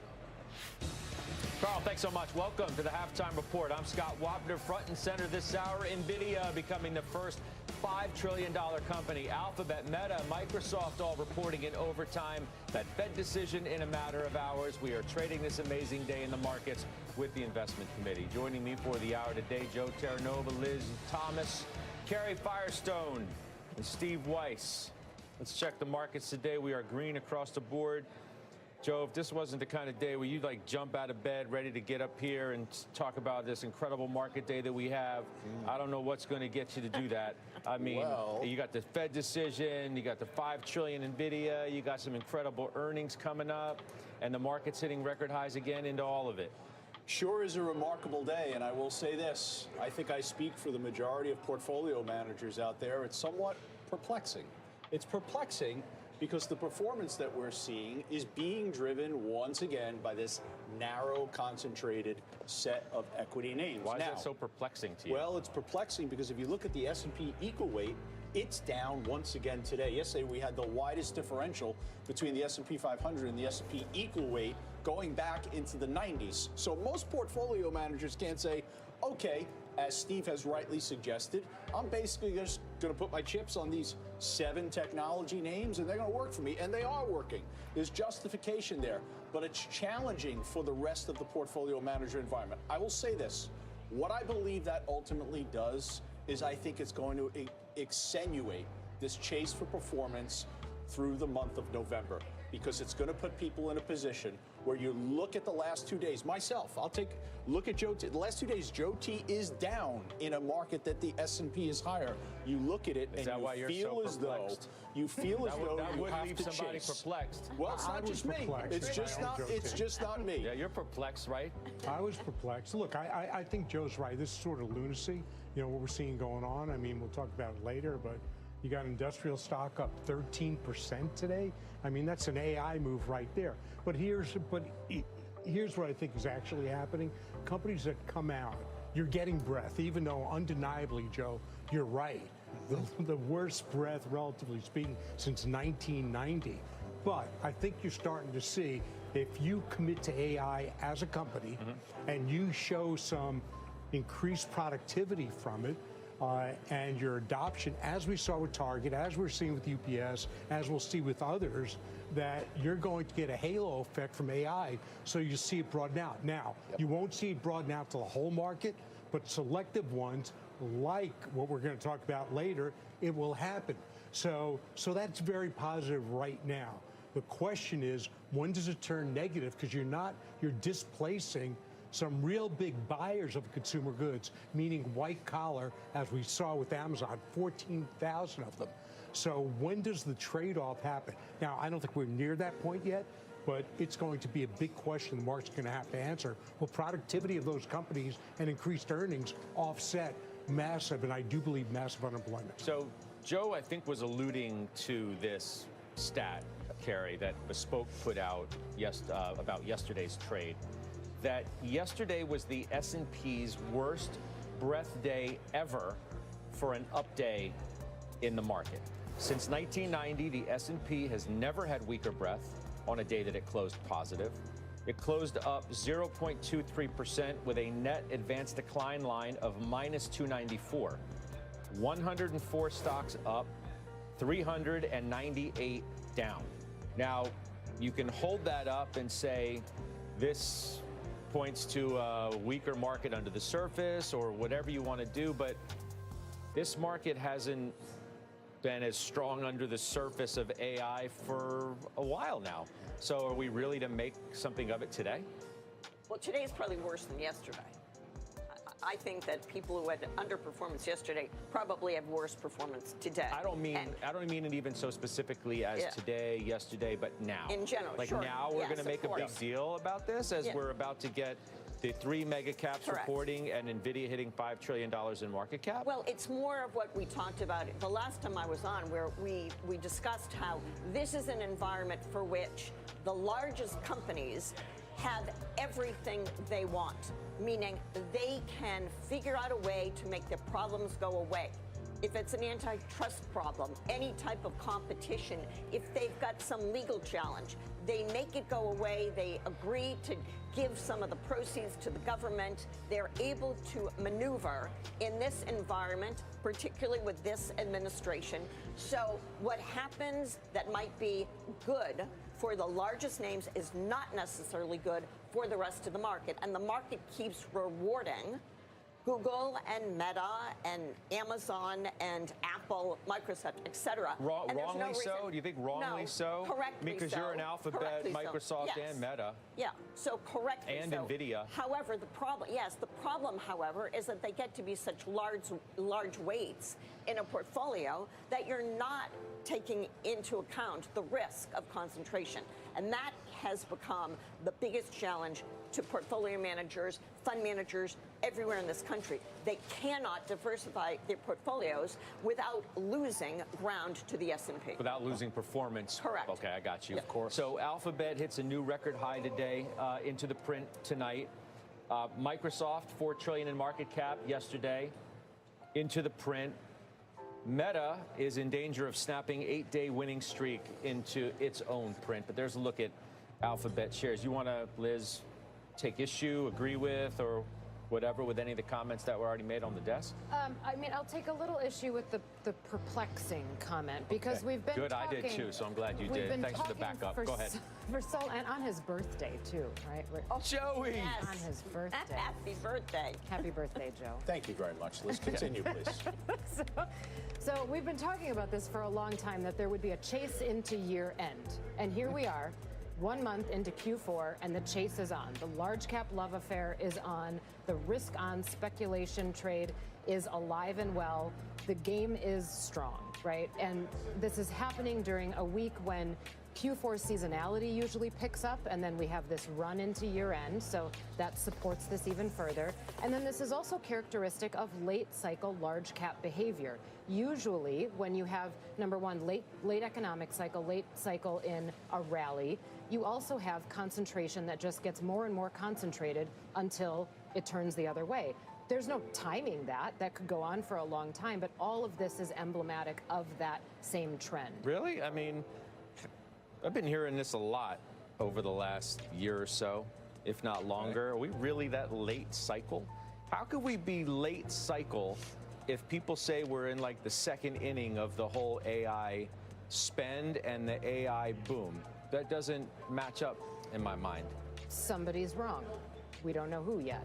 So late cycle in the sense of the market cycle. There's a business cycle and there's a market cycle. Right now, we are a little bit convoluted on where we are in the economy. Number one, we don't have a lot of data, but we're coming down in inflation, which is not usually late cycle behavior. If we get into 2026, it's possible that we have stimulus that comes into effect that actually drives inflation back up a little bit. We never actually hit target. We start rising again in inflation. Unemployment starts to rise. That starts to feel more late cycle in the economic standpoint. But I mean, we're cutting rates. However, The market's late cycle. We're cutting rates. Well, if we have to pause that, right, there's all of these question marks that could happen in 2026. That's not a 2025 story. But there's it seems a lot of if this happens, if that happens. But what's the likelihood? We play probabilities too, more so than ifs, right? Right. Isn't that what you all do? Yes. Can I just make one comment on cycle? Without full information. 2000, March of 2000 was when the market crashed, right? And the S&P was down 50%, the NASDAQ was down 90% at the worst. And it was the beginning of the internet, right? It was the beginning of the internet. But it was also the end of this enormous rise, the euphoria about internet stocks that did come down crashing. So they don't have to coincide, and the cycle on the market. Right, they're not supposed to coincide. But right now, I think we are at a point where actually the market is very detached from what the economy is doing. That doesn't make the market wrong. The market is always using the information it has and the optimism that we're looking at with AI. Do you think the market's detached from what the economy's doing? The economy's pretty good. Pretty good, but it's not heating up. It's cooling down. So if the market is with the economy, the market should be front-running maybe a heating up in economic activity, but we know that a lot of the metrics are showing us that economic activity is actually cooling down, which we needed to happen in order to bring inflation down. And now we're getting announcements that are getting slightly concerning, layoff announcements from a lot of bellwether companies, but we don't have any labor data. So right now we can still say that the economy is okay and the labor market is okay because we don't have any data that proves otherwise. But when it starts coming back out again, we don't know what that'll look like yet. You know, it's so interesting because when you talk to companies, and whether it's CEO or CFO or just pick somebody, you know, that's in middle management, there's a disconnect because they don't see things being as good in the economy. Yet we see numbers, we see some companies reporting, but and I've been unable to square that disconnect, and it's been going on for months and months that the economy's not that good. We hear from some people that come on the network as well. But it really doesn't matter in terms of the market. The market's looking forward, and what it sees forward is lower rates, low regulations. If you're not levered to AI, it's to economy. The economy doesn't look good to you. Because if you go down the list, I love that Carl Quintanilla put this out on social from Vital Knowledge. It tells a good story about if you're tech, boom. If you're not tech, not so much. Cheesecake Factory, weaker sales. Caesars, EBITDA miss. Etsy, weak EBITDA guide. Generac, a miss and a guidance cut. Hormel, EPS warning. Kraft Heinz, guidance cut. Masco, guidance cut. Mondelez, guidance cut. PPG, guidance cut. I can look at all of those, and there are probably more, and build a case that, you see, told you, the economy's not so good. And I agree. But we have a new economy that the market and investors are placing their bets on. Right. So it comes full circle to what you started the show with, which is that the breadth disparity. So that's more reflective. The breadth is more reflective of what I believe is actually going on in the underlying economy. And the question is, how do you play that? And the only way to play it with confidence, I believe, is staying with the AI companies. Now, they're overvalued on any reasonable metric, right? But where else are you going to go? Okay, I love the way you posed that. Joe, so this is the decision that investors have to make. I'm just writing some notes. Okay. You buy stocks based on the underlying economy, or do you buy stocks based on the AI economy? Well, you're buying stocks based on the AI economy because that's where the earnings growth is. And I think it's reflected in the fact that we have two distinctive economies. I'm going to give you a very compelling statistic. Has anyone come on our show or the 3 o'clock show and said, Scott, I want to be short financials? No, myself included. Everyone loves financials. They're overweight financials. The earnings for financials, I think collectively we could define as being really robust. Well, financials as a sector, month to date, down nearly 3%, while technology is up 7.5%. To your point, it is unfortunately right now an environment where there's this concentration where the earnings growth is being delivered and where the earnings growth expectations for 2026 and 2027 are going to be. And it is all about technology. It's about the fact that collectively, we're going to hear from 4 companies in the next 2 days that they're going to increase their capex from somewhere around $350 billion north of $400 billion. We're going to hear that these companies are going to experience growth in their cloud business, because the cloud business is the one component of these conglomerates where you could see monetization on the AI spend. And I think that's exactly the metric that you want to look towards tonight. You want to see that Azure growth maybe is potentially going towards 40% from the upper 30s. You want to see that Google Cloud is experiencing that growth. It's all about seeing the growth in cloud, because that's how you're monetizing the spending. Exactly. But you know what's interesting is that I think I think the surprise is going to be that stimulus from the Fed is not going to drive employment, because this unemployment is being driven by jobs that are going away. Right. So think about yesterday. Amazon says 14,000 workers.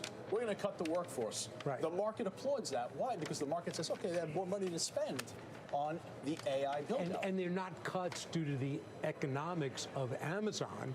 They're cuts to making the economics better because productivity is increasing. Right. So that's the real issue. So we've got a real host of issues that are going to come up, maybe 6 months, maybe it's a year. So you really got to party now while you can. So Piper Sandler today is, I think, channeling a little bit of Liz Thomas in that they asked the question, what could cause the next 10% correction, right? They look at this market and say, oh, wait, maybe we should be on guard a little bit. But then they throw out, we studied each of the past 28 S&P 500 corrections of 10% or more over the past 60 years and identified 3 common catalysts. 1, rising interest rates. 2, rising unemployment. Or 3, exogenous shocks. Now, nobody, I don't think, is going to sit here and take the other side of those things that could cause a correction. Obviously, if interest rates go up, Liz raised that possibility. Well, if inflation accelerates a little bit, maybe the Fed can't cut anymore. Maybe they even have to tighten. Rising unemployment. Liz talked about, the layoffs we're starting to see. It's Amazon and whoever else. And then you can never plan for the exogenous shock. Right. It goes back to what I said before. I mean, what could cause the next 10% correction? What could cause me not to come in tomorrow? I forget where the New York Stock Exchange is. You get hit by a bus crossing Broadway. It's a little crazy over there with the bike lane now and all that. But like, what's the probability, a knock on wood, of any of that happening? You know what I'm saying? Like, what are we preparing for? Right. Well, I think unemployment again is the wild card. Yeah. Because will unemployment this time be a negative, or for the few companies that benefit from AI? Look, I'm sounding like an AI evangelist, and the reason is because I am. Because this is not like the internet. This is actually massively increasing productivity of companies versus the internet had some of that impact, but it was completely different. So unemployment, you're seeing, is being applauded at this point. There are no warning signs in the market from all the companies, Target, and we've named them all, that have announced they're shrinking their white-collar labor force. You've been around these markets for a long period of time. It is not a new phenomenon that when a company announces a bit of downsizing, the stock traditionally goes up. It does. Investors like efficiency. That's absolutely correct, except in a declining economic environment. The stocks go down because it's a sign of trouble. Amazon's not cutting jobs because they're worried about sales. No, they're not. But it's going to start to affect Carnival Cruise Line. It will affect the airline industry. It'll Absolutely. start But how does it? Because we heard last night, and I didn't see anybody write about this today, that UNH, which had a very good quarter, we'll put that aside, we might talk about it later. Part of the reason is because healthcare costs are going up so much. Insurance premiums are increasing. That's their revenue. It is costs for lots of companies that employ people. People costs are going up, and that is going to affect jobs. If unemployment goes up high enough, the market is not going to like it because it will affect sales and profitability of many companies. Now, that's not this quarter, but it could be in 3 quarters. So, in fact, if the economy is to contract significantly, are you both saying that that would be what would motivate these companies to pause on the CapEx for AI?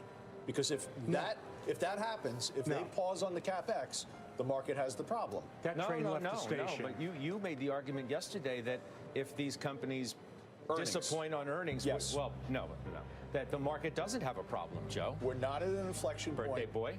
We are not at an inflection. Back that up. So, well, I don't think I thought you're supposed to get wiser as you get older. I don't think you should get perplexed over the fact that we got 5 companies reporting, and if we see some misses and these stocks go down, that it's an inflection point for the market. There's enough good stuff within the market, enough tailwinds, and I think the market will recover for that. We just made through the course of the point year. through the first 18 minutes of how top-heavy the market is, Yeah, and it's how a you problem. can look at any of That's a those problem other for portfolio instances managers. and say, you know what? So if the AI stocks disappoint, I'm going to rely on Hormel, Kraft, Masco, and Mondelez. They're going to take us to the promised land. They're going to carry it over Money, gold nope, line. nope. Don't think so. No, I think Let me go get some actually- chili and sit on my birthday and have fun and do some painting with PPG. So if you're equally weighted, you actually want to see a correction in some of these mega caps. And I think that you'll see capital will rotate. I don't think capital agree with will that. flee. That's- I don't think capital flees. Yeah, I agree. So those that haven't participated to the extent that perhaps they would have liked, they'll buy the bottom if these companies disappoint in cloud. So I'm not saying you see a V-shaped recovery, but it's going to be pretty damn close. If it was going to be an inflection point, getting in front of that, the junkier stuff in the market wouldn't be rallying. Right, but in the employment numbers, you're not going to see it. Because don't forget, with the immigration policies, I'm not saying they're good or bad, you've lost a lot of laborers. So what you're going to see is a re-education of the white-collar labor force. There was an article in the Journal today about somebody who was, in technology and now had to find a job selling cars. You know what and else? The average Didn't sound unemployment great period to is me. 27 months to find a job. Joe, you talk about the so-called junkier part of the market rallying. Maybe, today's junkier, in your word, part of the market isn't yesterday's, in that we spent a lot of time talking about how retail has been fully engaged in this market. If you look at all the stats, it shows you they continue to buy stocks. Retail's been the smart money in this whole bull market. They've been the smarter ones, okay? Correct. And they like those stocks. What you consider to be junk, other people think is their treasure.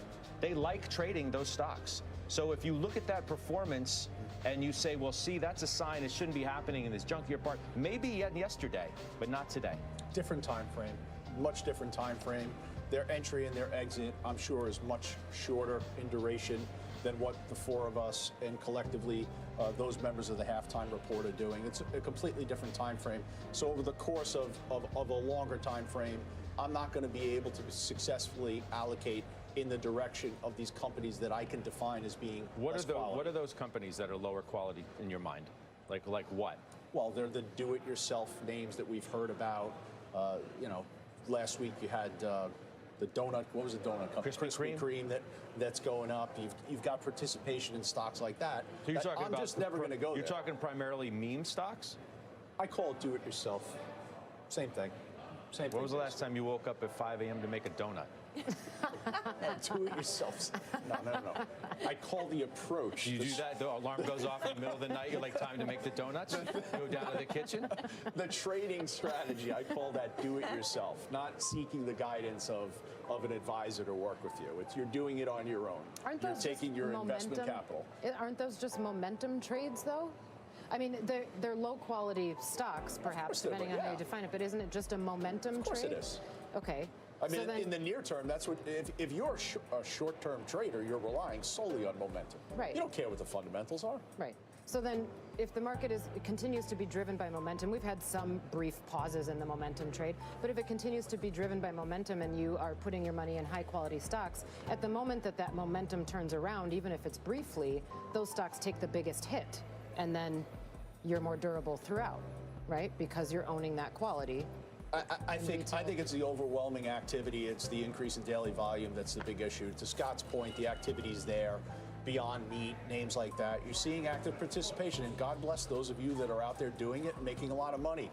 And don't forget the effect of zero-dated options. But momentum names like the MTUM encompasses names like J.P. Morgan. Yeah, I think of course. Goldman is in there. We're not talking about junk. No one is saying. So what we're saying is that if you are Beyond Meat, if you are looking at I call them do-it-yourself stocks. I don't want to disrespect anyone and say meme stocks. You're looking at momentum. You're using the momentum indicator, but you're using a momentum indicator on a shorter time frame.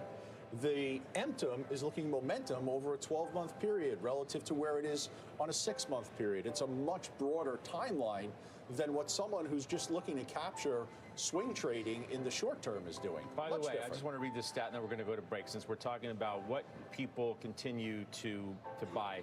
According to Morgan Stanley's trading desk, the Mag 7 saw the biggest day of buying since mid-August yesterday. Okay. And okay. The fourth consecutive day of inflows. People are going where the money is. And my response to that would be myself and everyone who has discretion over capital and is trying to allocate. You can't compete with the following. In the last 5 days, I've got NVIDIA up 15%, Amazon up 6%, Alphabet up 8%, Tesla up 5%. Throw in Microsoft and Apple up 3.5%, Meta up 3% as well. How do you compete with that? You can't. All right, that's a good place to take a break. You go make some donuts. Coming up, a big call on Uber ahead of earnings next week. We debate that in our calls of the day. We got a lot more ahead. We'll do it next.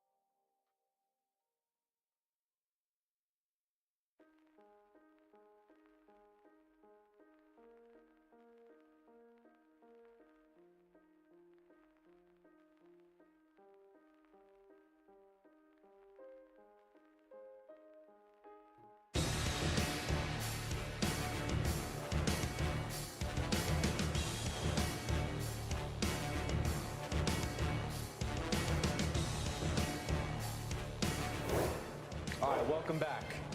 You said Viva yesterday, okay? Thank you, Scott. You said Viva yesterday. That's my with birthday Josh. present. An apology from you. Yeah, it's accepted. I don't know that I heard an apology. Just That's a my way of statement. apologizing. Just a statement.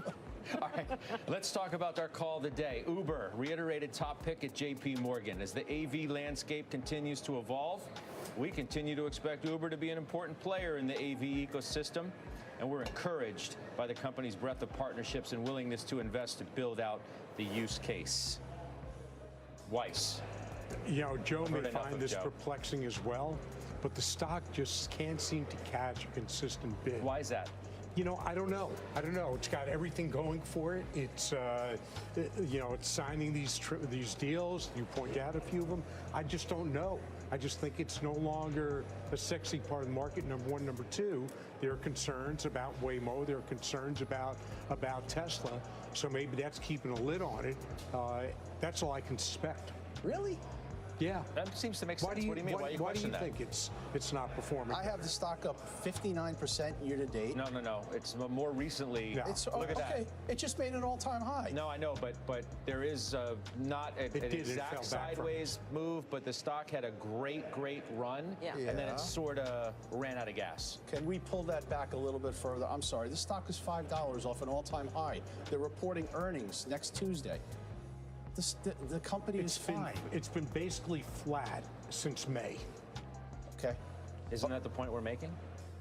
It has been flat since May. No, it's been a little bit higher since May. Basically flat. Okay. Relatively speaking, I've got a nice, Underperforming I have a behaviors. very nice upward channel, a series of Cup and lower, handles? no, You have no cup and cup and handles? handles.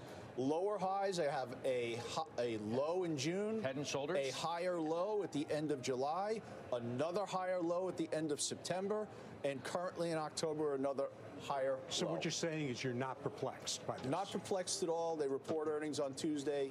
I think it's going to be good. Datadog, buy at B of A, Ooh, that's one of my target to favorite 180. names. One of my favorite names. They also report next week. They report on Thursday. If you think about right now the cloud, you need security surrounding the cloud. And they continue to capture market share, one of the dominant players in that space. They've reported some good quarters recently, and 2025 has been a year in which they have seen their price momentum really been established. United Health got downgraded today to a hold from buy at Deutsche Bank. Carrie, you mentioned you don't own it, but you. Yeah, we do. Oh, you do own it. Yeah. I'm sorry. We bought Sorry. more when it crashed. Apologize. It's up 55%, I think, from the bottom, which wasn't that long ago. I mean, they had a good quarter. They reported revenues that were, I think, a little better than expected, margins slightly higher. The guidance was firm, and it shows that people have to pay more premiums for their insurance, and United Health is doing the job supplying health care and trying to control their costs. Weiss? You know, I was surprised by how much the stock moved, and I'm actually surprised at it today coming down. The quarter was fine. Quarter wasn't great. It beat vastly lowered expectations. I'm staying there for now, but healthcare is, I know it's caught a bid recently, I just don't see it. Healthcare is in such trouble broadly that I think it's a minefield, frankly. How about Chubb? Joe reiterated buy 308 at Argus. They think the pullback presents a buying opportunity. You disagree? I disagree. We rebalance on Friday. We have significant insurance exposure. Insurance has lost a lot of the fundamental momentum that it had, as well as the technical momentum. Just look at Berkshire Hathaway. FTAI target goes to 200. Outperform at RBC. Weiss. You know, the company missed a little bit when they reported yesterday. It took the stock down. And I think this is just some follow through. $200 has been my target, and then reassess and go to a higher target. I think it's just some follow-on selling. I'm not really concerned, particularly as rates come down. The company will benefit, and continues to perform. So it was a slight miss on earnings. All right, let's get the headlines with Courtney Reagan. Hey, Court. Hi there, Scott. A new government report estimates the ongoing government shutdown could cost the economy up to $14 billion. That is, if it stretches into the end of November, according to the nonpartisan Congressional Budget Office. If the shutdown ends today, on its 29th day, the report puts the cost closer to $7 billion. However, the CBO says the negative effect on the economy will mostly, but not entirely, reverse once the shutdown ends. Russia's Vladimir Putin says Moscow conducted a successful test of its new Poseidon atomic-powered and nuclear-capable underwater drone. In a visit today to a Russian military hospital, Putin claimed the new weapon cannot be intercepted. The test came just days after Russia tested a new nuclear-powered cruise missile. And the Paris public prosecutor says the two men arrested over the heist at the Louvre are suspected of being the pair who actually rode the lift up to the side of the museum and broke into the gallery to steal priceless crown jewels. 4 hooded thieves made off with the jewels after the break-in on October 19th. The other 2 suspects are still at large, and the jewelry itself is still missing. Scott, back over to you. All right, Court, thank you. Coming up, a double-digit pop and a double-digit drop for 2 committee names we discuss next.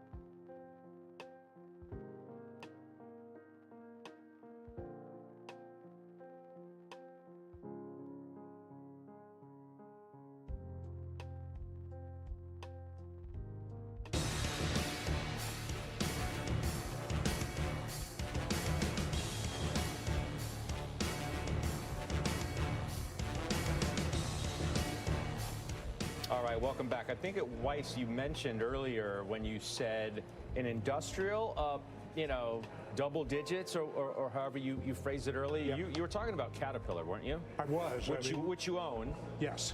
12.5%. What's going on here?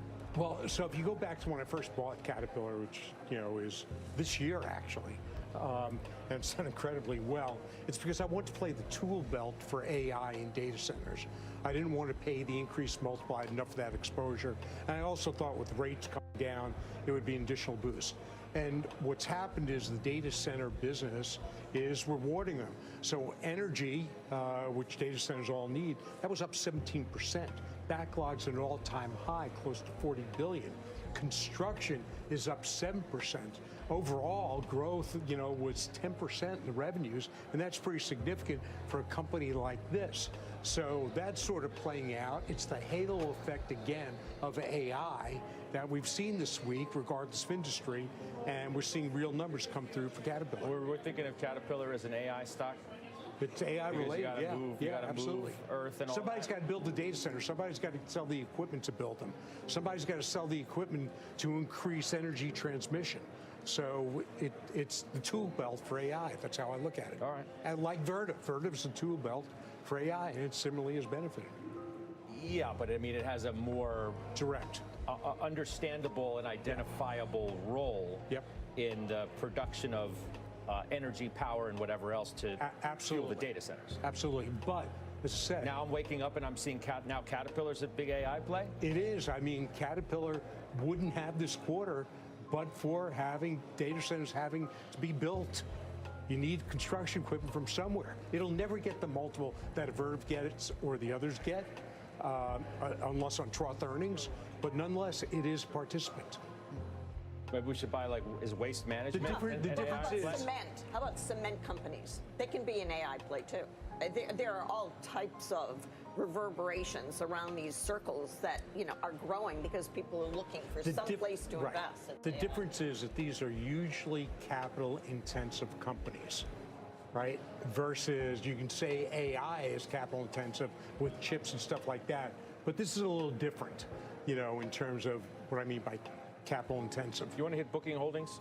Care, they issued better than expected reservations outlook. You own the stock. Target is $6,000 now at Mizuho. Right. Well, it was a good quarter. I wouldn't say it was a blowout quarter. It was strong. Travel continues. Room nights were up, I think, 7.5%. They bought back quite a lot of stock, which they continued to do. We sold some a couple of months ago just because it had become such a large position given the enormous move it's had over the last 2.5 years. So we like it. It's not, I would say, a very attractive stock because of its valuation today. And if consumer spending slows at all, that will affect Booking. Okay. All right. We'll do one more. Phillips 66. You want to take that? I do. Got exactly what you were looking for here. Refinery margin, 99%. That's the highest since 2018. Chemicals business, strong. On the balance sheet, we talked about this yesterday with Josh. Their debt positioning looks much better than it has over previous quarters. Markets responding, moving higher. I continue to own this name as well as Valero. Thermo Fisher, Carrie, take that one too. They're going to buy clinical service provider Clario for $9.5 billion, up to that. I think the market likes that deal. Thermo is one of these stocks that got really killed after all the COVID vaccine sales dried up, and it's starting to come back from the underworld. The stock's been acting well. The earnings are stabilizing. They're adding pieces to the puzzle that within healthcare continue to make money and can be accretive. So we think that the stock has more to it. All right, Santoli on the other side with his midday word, and we have a lot to discuss at this midday with the markets at record highs yet again.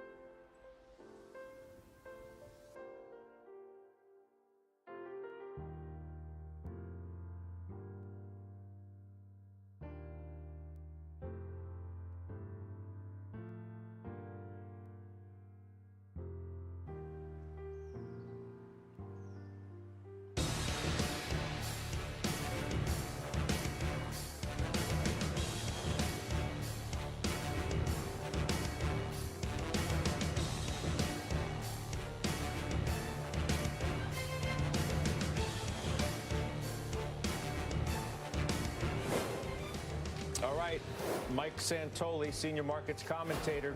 I'm going to let you just go. What's on your mind?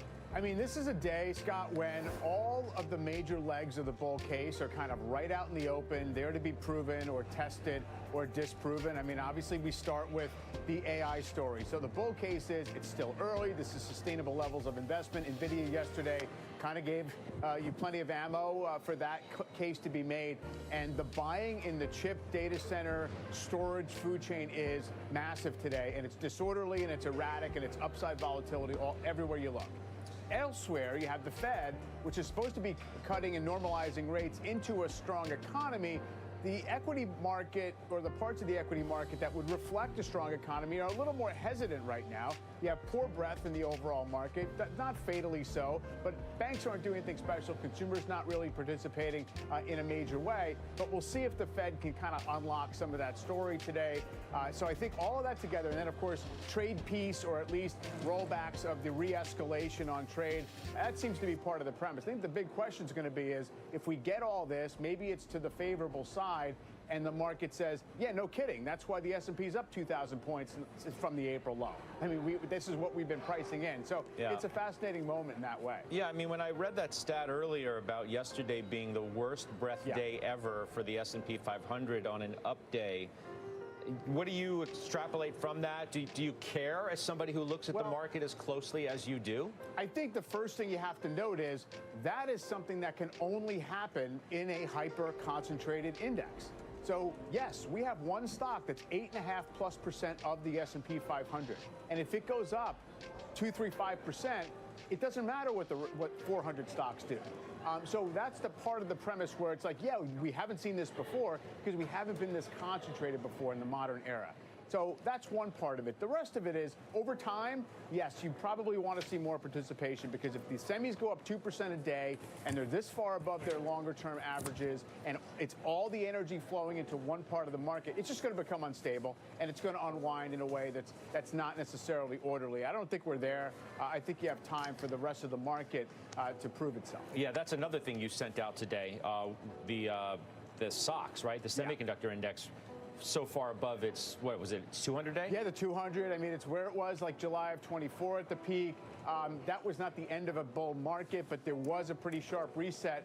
But again, it's like NVIDIA's right there. And if the rest of the world is going to pay NVIDIA $500 billion over the next 5 or 6 quarters, and they have 70% gross margins, and everyone says, yeah, 55% net margins for NVIDIA is fine, I mean, you can't really argue against the valuation for NVIDIA. You can question the rest of those companies spending it, I guess. Yeah. All right. I'll see you on closing bell. We got a big one because we're going to lead up to the earnings, obviously.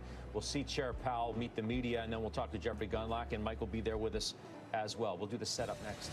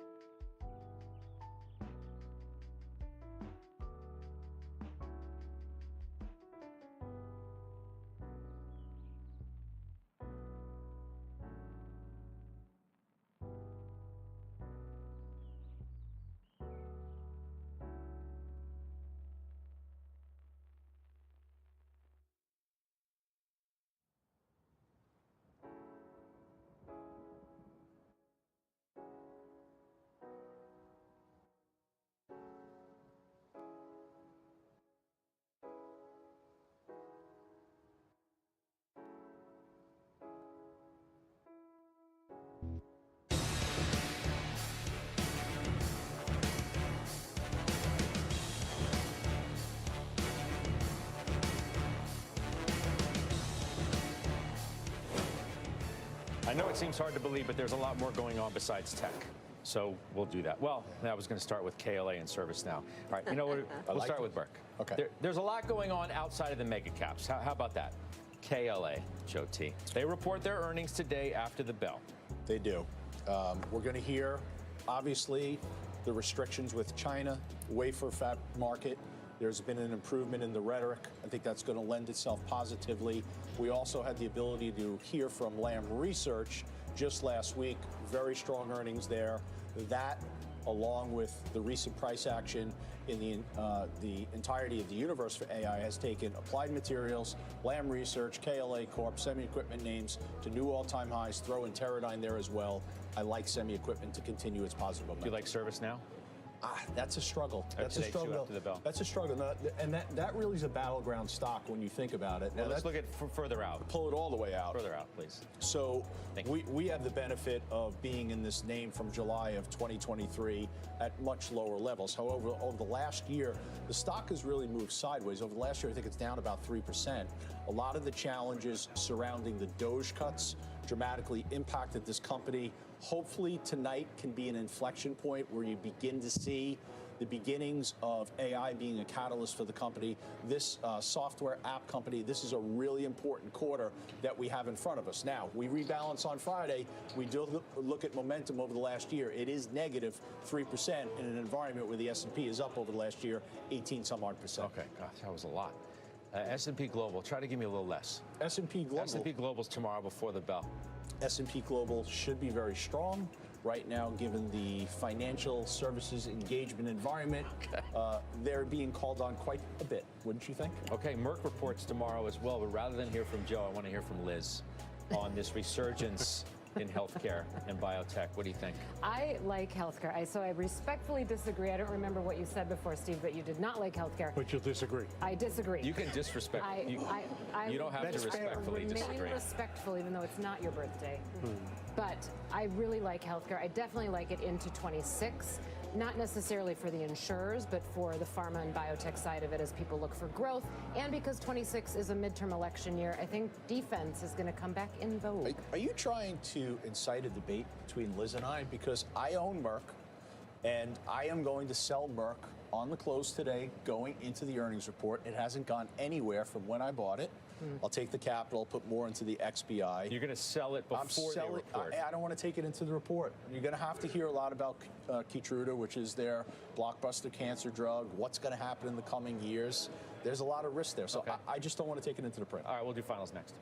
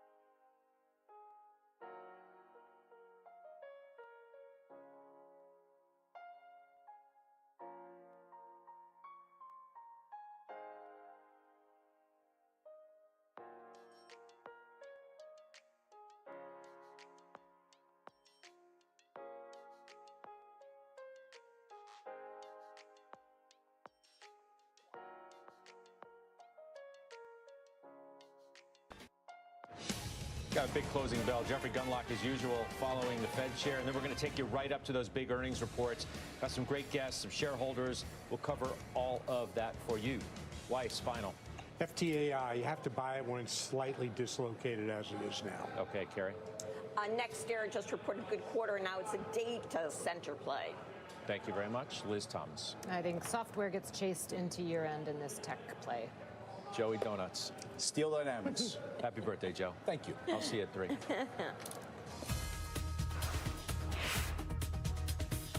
Happy birthday, Joe T, as well. All right, thanks very much, Scott. Welcome to The Exchange. I'm Dominic Chu in for Kelly Evans, and we are in the final countdown. It's on to the Fed decision. With me for the hour, BDA Capital Partners' Barbara Duran, alongside Tim Seymour, CIO of Seymour Asset Management, and, of course, a fast money trader. We've got a lot to get to this hour with stocks once again at record highs, and NVIDIA making history yet again with a $5 trillion market cap, the first stock in the S&P 500 to ever do it. We're going to get to all of those stories, but let's first get straight up to Steve Liesman, live at the Fed with the setup for today's rate decision. The countdown is on, less than an hour, Steve. What are we expecting? We know. Yeah, Dom, markets are almost certainly going to get the quarter-point cut that they priced in from the Fed. Question is whether amid inflation running above target and a lack of economic data from the shutdown, if the Fed feels comfortable affirming the outlook for additional cuts in the meetings ahead. Since the last meeting, several Fed officials have expressed a note of caution of plowing ahead with rate cuts while inflation runs above the 2% target and the Fed lacks key economic data points. Even Fed Governor Chris Waller, he led the charge on the committee towards these lower rates. He told CNBC in mid-October that he thought the Fed should not be too aggressive until it could resolve the conflict between high GDP growth and lackluster employment gains. Well, futures markets have priced in a 98% chance of a cut today and 84% of one in December. Less certain about a January cut with just a 42% probability, more certainty into April or March, into March. One dovish offset could be the announcement by the Fed that it's ending the runoff of its balance sheet quantitative tightening, maybe as soon as this year or early next year. That could mean a renewal of purchases next year to offset the natural runoff of securities, not QE though. But the uncertainty over rates is a direct fallout from the shutdown. The Fed is forced to both make and guide policy without key data, and it could dial back that guidance now. Dom? Is there any indication right now, Steve? We know that the Fed is going to come to a decision. They have to come to one. What exactly they have been looking at? What have they been kind of evaluating in the absence of the government data, ex-CPI that we got last week? Yeah, it's a good question. I expect maybe it to be asked at the meeting, Dom. Well, we know that a lot of the data that they look at is stuff that we get. It's their regional Fed surveys that when you put them all together, they kind of give you a pretty decent picture of what's happening, employment and prices. There are some private sector inflation series that we're all looking at. And I think they get some other data too, some high frequency credit card data, maybe something they're also looking at. So I think they have the data, but I also think, Dom, that they would say that they don't have all of the data they need and that this government data is very important to determine where the economy is and where it's going. All right, not flying blind, but maybe slightly visually impaired there. Oh. Steve, thank you very much for that. That's the setup for the Fed. Let's talk now about the setup for investors ahead of the Fed. Now, Tim, we're going to start with you on this first. Sure. Markets at or near record highs. They've been on this trajectory pretty much without lumps since the Liberation Day, post-Liberation Day, so-called Liberation Day lows. As we look out to the future and this Fed rate decision and the first quarter of next year, is that trajectory still higher? Is the path of least resistance up? You know, we have seasonal factors. First of all, great to be here, Dom. It is an exciting day. It's no matter what, if we think there's a fait accompli on 25 bips, there will be something exciting today. And I think about the earnings season we have. It's a huge night after the bell. The earnings season so far has been impressive, and I think the margin story has shown that I'm not sure this is a straight AI read-through, but I think this is a dynamic with companies that have been running more resilient, leaner and meaner because of tariffs. I think the dynamics we have with the broader economy are, sideways here with the Fed in play the way they are is very good. So I see international markets, I see trade deals, I see a lot of money market on the sidelines, almost $4 trillion of cash that I still think, we hear both sides of this. There are those that say this is a better time to be putting money into cash, and if you're risk averse, So I think the setup remains very strong between now and Thanksgiving. If I want to be my seasonal trader here, and I say that's typically when you get a pretty good run. I don't think the Fed is going to derail that. My sense is Washington's going to continue to do their part. And investors are uneasy about this, and sometimes that wall of worry is what takes markets higher. Barbara, has this been something that you've been expecting? Have you been keeping your client base and the rest of your ecosystem involved in those equities that have been driving the rally for a while? Has the momentum been there, and will it be there? Do you stick with the winning trade? Well, there's a couple questions there. One is, yes, I've stuck with all the big, tech names, for a while, and I will continue to, but they do periodically get ahead of themselves. And we have seen that the last few years where you'll have bouts of profit taking. And you saw it as recently as a couple of weeks ago when we had President Trump's tweet of 100% tariff threat on China. And then after that, we had the regional bank, upset. So we will periodically have that. But, I think Tim's right. I think the momentum is forward right now. And you always have to be concerned when the market is at 23 times because the slightest thing can lead to more volatility.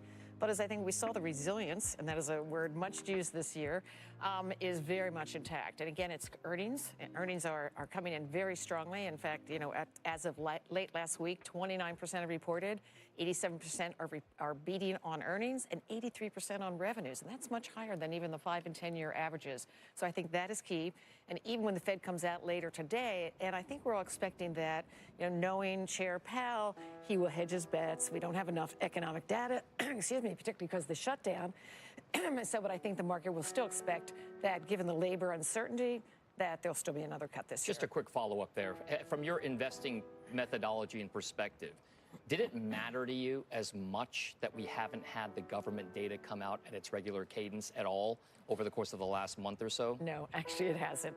You saw the CPI number on Friday, and that was actually very encouraging. It was up as expected, excuse me, but it was less than expected. And certainly all the private data coming in, and whether it's the Blackstones of the world who are invested in hundreds of companies giving us their data, or the Challenger. Yeah, we've heard from the credit card companies. I mean, even Visa last night. I mean, those numbers and are fine. Booking.com this morning, what they're seeing in terms of travel. That's exactly right. And the big banks, obviously, who started off the earnings season, they do not see a ripple in the current here. I just really, the leadership from semiconductors, which has been more or less the story for the last 3 years, but even from that V bottom, have outperformed the S&P by 50%. Not 5%, not 10, 50. Now, we know markets are up and semis are up 80 during that time, but until we see that leadership change, markets are going higher. All right, Tim, Barbara, they're going to be with us for the entire hour here. So our first guess for this whole countdown is going to be saying that the Fed isn't cutting rates today because of the labor market deterioration, but because there is a risk that it actually might deteriorate. And in the absence of data saying so, she'll be listening extra carefully for Fed Chair Jerome Powell's description of how risk is evolving. Joining me now is Claudia Sahm, chief economist at New Century Advisors, a person who watches the labor market very, very intently. So, Claudia, thank you for being with us. You've heard a lot about the anecdotal evidence or things that they are looking for with regard to just how much the data is not telling us or telling us. So, as an economist, how much does the lack of data factor into what your views are or are not? Well, so we do have a lot of information about the labor market, in particular the labor market. There's a lot of private sector data, there's surveys. What we're missing is the core of the data, not having the federal statistics, not having the employment report, household survey, particularly a measure of unemployment. And it's, the timing is really unfortunate because, again, as you noted, it's the Fed began reducing rates again because it is concerned that the labor market would be deteriorating and that you could have these slow job creation that we've seen turn into actually a contraction in jobs and then potentially a recession. So they're really wanting to get a sense of the momentum, and that's when some of our key statistics went dark. And I mean, the disruption of data is probably going to last even after the government reopens. So, I think that piece of what does Powell tell us about how are their assessments of the risks around employment and inflation changing or not changing? Probably today he can still point back to September. Things are largely as they were. But I think part of that is the fact that they don't have the data that they'd be confident enough in to kind of change the story. Say, hey, the labor market's getting better, or really double down on it's getting a lot worse. Claudia, you're perhaps best known for this idea that you have a methodology, a construct by which you can signal a possible recession before the GDP data actually confirms so. So with the data that you have and what you do not have, can you tell us whether or not America is in a recession or not? Well, I can tell you that the recession indicator that I have isn't well suited to this moment. So in that it's looking at changes in the unemployment rate, and we know when there are big swings in the labor force, in the supply of labor, it can create changes in the unemployment rate that aren't the kind of changes we see in recession. So last year, the recession indicator actually triggered, and then we had a big period of, particularly from immigration, but also labor force participation. We had a big increase in the labor supply. So that was kind of pushing up the unemployment rate, but for a good reason, because people are out and they're getting jobs, and it came back down. And now the indicator is at 0.1 relative to its threshold of 0.5. So if you just looked at that, you say, oh, we're nowhere near, being in a recession. But I would say that right now we have the opposite of immigration has really slowed, and we've got a labor force growth that's slowing, and that actually can push down on the unemployment rate. So I think this is one where some of our typical rules of thumb, a lot of them broke during the cycle at various points, but I also think right now, again, when we have these big movements in supply, it's much harder to read our statistics, and then we don't even have the statistics, right? I can't even give you the updated version of my indicator because we don't have the unemployment rate for September. Hey, Claudia, it's Tim. It's fascinating to have you on a day when not only we're going to get a little more insight into the Fed's thoughts, but we've been getting all week this concept of white-collar jobs that are being eviscerated by AI. And so in terms of the velocity of change in this, which is, again, keying into an approach you take, and of course, these aren't official data points, but, GM today, we've gotten the numbers all week, whether it was Amazon, whether it was, some of the other larger tech companies. Do you have some sense where some of the methodologies may have to change in an AI world where suddenly there is a structural element of labor that may change dramatically in the next couple of years? Right. So first, I'd underscore these layoff announcements, very important to keep track of. And there are some metrics that, try to roll them up together, like with the Challenger data or the Warren data. And, so we want to look at them, but they're good as complements, not substitutes to the main data, like from the federal statistics. And here, the thing, the representation is, these are big companies. It's a handful of companies. We don't get the headlines on the ones that are hiring because that's always happening. We get a lot of churn in the labor market. And I will say, in terms of how might the statistics need to change to reflect artificial intelligence, the Census Bureau has launched its Business Trends and Outlook survey. So it's every 2 weeks, and they're going to businesses representing the U.S., various sizes, and you can see in there that adoption of AI use, both current use and intended use, has been rising over recent years, but it is still very low overall, and it's very concentrated. So tech and increasingly, say, finance industries are ones where you see some more of the take-up, but it's not a feature of the labor market overall. I don't think, it's not the statistics they're missing it. It's just we're not at full adoption, but it is giving us a window of where the labor market could be headed. All right. Claudia Sahm with New Century Advisors, thank you very much. And we know you'll be looking for all of that stuff coming out of the press conference, earnings reports, and everything else with regard to labor. Thank you very much. We'll talk to you again soon. All right, now we've got a developing story on some tech outages happening right now. Let's get out to Mackenzie Sagalos in San Francisco for more on that. Mac, I know some people out there are experiencing some latency with regard to their access. What's going on? So, Dom, we're seeing reports on Down Detector of outages at Google Cloud and Microsoft's Azure hours before both companies report quarterly earnings. Microsoft's investment relations page, where it posts those results, is currently not loading. Now, I'm out to Alphabet and haven't heard back, but the Azure support account is acknowledging the outage, saying that they're investigating an issue impacting their cloud service. The company adding that customers may be experiencing issues accessing the portal. This comes after last week's 15-hour Amazon Web Services outage that took down numerous major websites. AWS, though, telling me that they are operating normally right now. Dom? All right, Mackenzie Sagalos here with the latest there on cloud. Thank you very much for that. Coming up, there's a crowd just as Apple and Microsoft get comfortable in the $4 trillion market cap club. NVIDIA is creating a new club all its own, becoming the first company to hit a $5 trillion valuation. This, by the way, is Alphabet, Meta Platforms, and the aforementioned Microsoft get ready to report their results after the closing bell. The stakes, they're high. What to watch, how to position into those prints coming up next. The exchange is back after this. This is The Exchange on CNBC.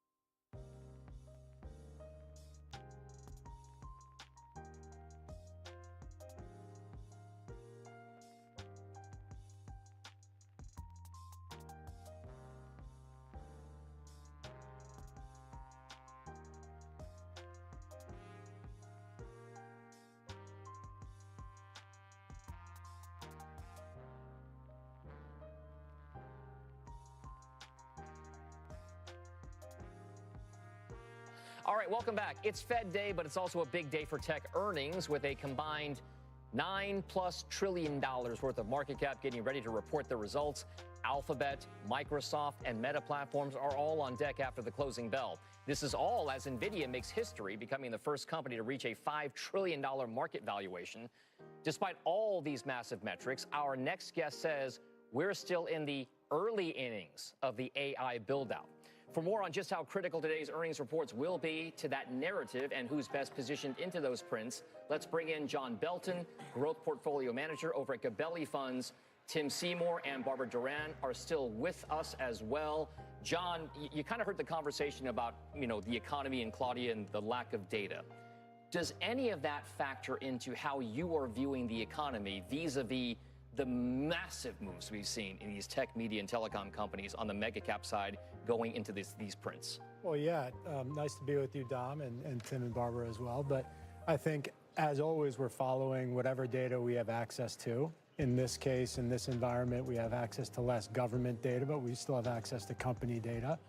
So we're following data releases and seeing how that's going to inform our expectations for company earnings as always. What has that data told you so far? I mean, we have the big ones coming up here, but you've been following along with the ride.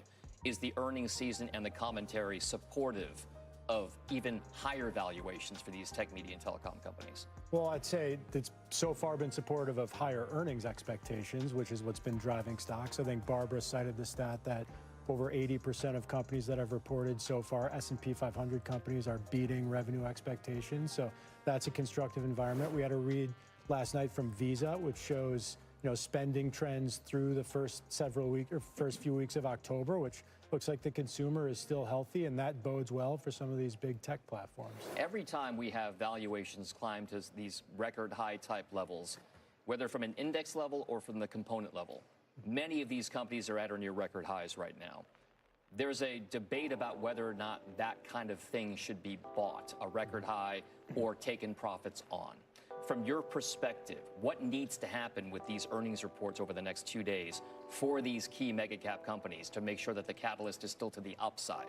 Yeah, well, first, let me just define what record high valuations mean, because I think speaking about the tech group first, they're record high market caps, but they're not record high valuations. NVIDIA is kind of the perfect example of this. If you rewind 3 years ago, NVIDIA was trading somewhere 25 times forward earnings. It's more like 20 times today. So, that just goes to show what's really driving these stocks is fundamentals. And so I think you keep buying these stocks so long as the fundamentals remain strong. If the fundamentals are strong right now, how much do they have to perform to stay strong to a level that justifies the valuations, even if they are slightly below the next 12 months multiples that you saw earlier this year? Yeah, I mean, I think the answer to that is really bottoms up. It's case by case. It kind of depends on the stock. I think by and large, these companies have to beat expectations on these earnings prints, especially after the moves that we've had over the last couple of weeks. The expectation is tonight we have, of the Mag 7, we have Meta, we have Microsoft, and we have Alphabet. All three of those companies, I think, definitely need to beat published sell-side estimates. I think that's investors are already pricing beats in. And then I think, yeah, guidance, two of those three companies guide, and we're hoping to see guidance above the street as well. From your perspective as a PM, of those 5 names that are reporting over the next 2 days, what's your favorite? Well, it depends on your time horizon. Are we talking 1 week, 1 year, 10 years? How about the next year?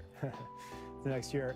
No, I still like Amazon. I think Amazon has really been, it seems like the most hated of the Mag 7 right now by investors. It's been the laggard of the group year to date, despite the fact that I think the business is performing really well. I think you've got a cloud business that's still the #1 cloud platform, still growing in the high teens, revenues, still expanding margins. And then you've got this really interesting profitability story on the retail side. So I think Amazon, a lot of what they're doing with robotics in their fulfillment center network, it's a kind of interesting use case for AI. That to me seems like a pretty good one to hone. Barbara, what about you? What do you think among those 5 mega cap names that are reporting? What stands out to you? Which one's your best? Well, it's interesting what John says about Amazon, because Amazon obviously got hurt in the last earnings where AWS was growing at a far lower rate than the competition. And so, yes, they're doing well, but the question is, are they losing share, and can they continue to gain share? Because I think that's really key, even though the whole business will inflate. So, but Amazon strikes me as, it's like Google, or Alphabet earlier this year. It was really lagging. It was just not going to be a contender. So Amazon probably is not a bad bet in terms of the risk reward here. Microsoft is also interesting. Apple has had a lot of hair on that, but it's really proven it's going into a good cycle in the ecosystem. But I think Amazon, probably because of the risk reward, I'd have to agree with John. All right, 2 Amazons. Tim, what do you think? Google.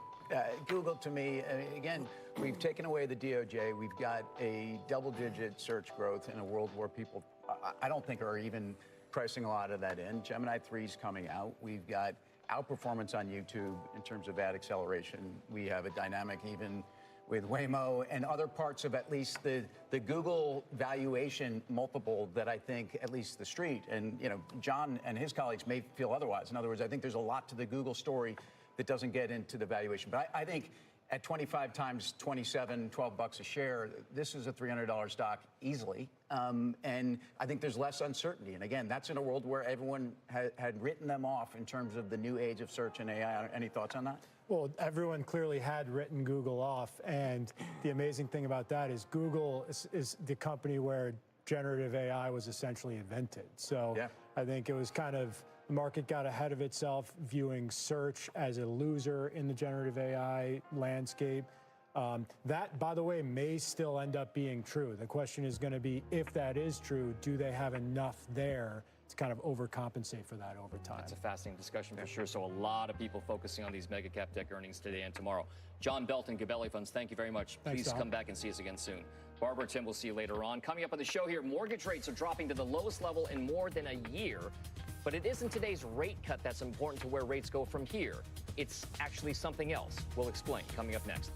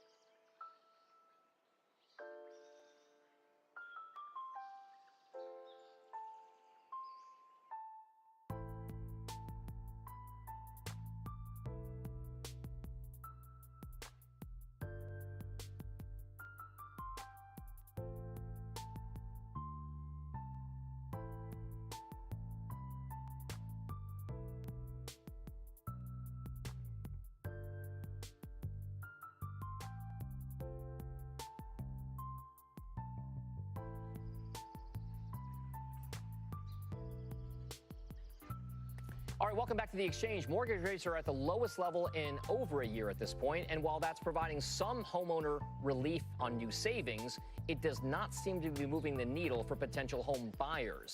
Diana Olick now joins us with the numbers and what exactly is going to drive some of that home buying sentiment. Diana. Well, Dom, let's start with interest rates. Now, the average on the 30-year fix dropped last week, as you said, to the lowest level since September of last year. That's on the Mortgage Bankers Association's weekly report. It moved even lower to start this week on a separate read from Mortgage News Daily. Now, as a result, applications to refinance a home loan last week jumped 9% for the week and were a whopping 111% higher than the same week 1 year ago. That is correct. Rates were higher last year, but only by 43 basis points when you compare that exact week. Demand from home buyers moved up a little bit, but buyers have not been nearly impressed by these lower rates. And you see that in the latest pending home sales index out this morning. Sales in September were unchanged from August and dropped 0.9% year over year, according to the National Association of Realtors. The street was looking for a 1% gain after a much larger gain in August. Now, this count is based on signed contracts, so people out shopping in September and making that decision when the average rate on the 30-year fix was generally on the decline, but had not dropped as much as it did this month. So it was around 6.4, 6.5% versus today's around 6.1%. Inventory, though, has climbed to a 5-year high, although still on the lean side. The Realtors chief economist Lawrence Yun noted in the release that a record high stock market and growing housing wealth in September were not enough to offset a likely softening job market. Dom? All right, Diana Olick there with the latest on the jobs market. Thank you very much for that. We got the story, so let's talk about the action in some of those home names. Barbara, we'll start with actually you first on this because you're actually an investor in Home Depot, one of the first derivative plays on that housing market.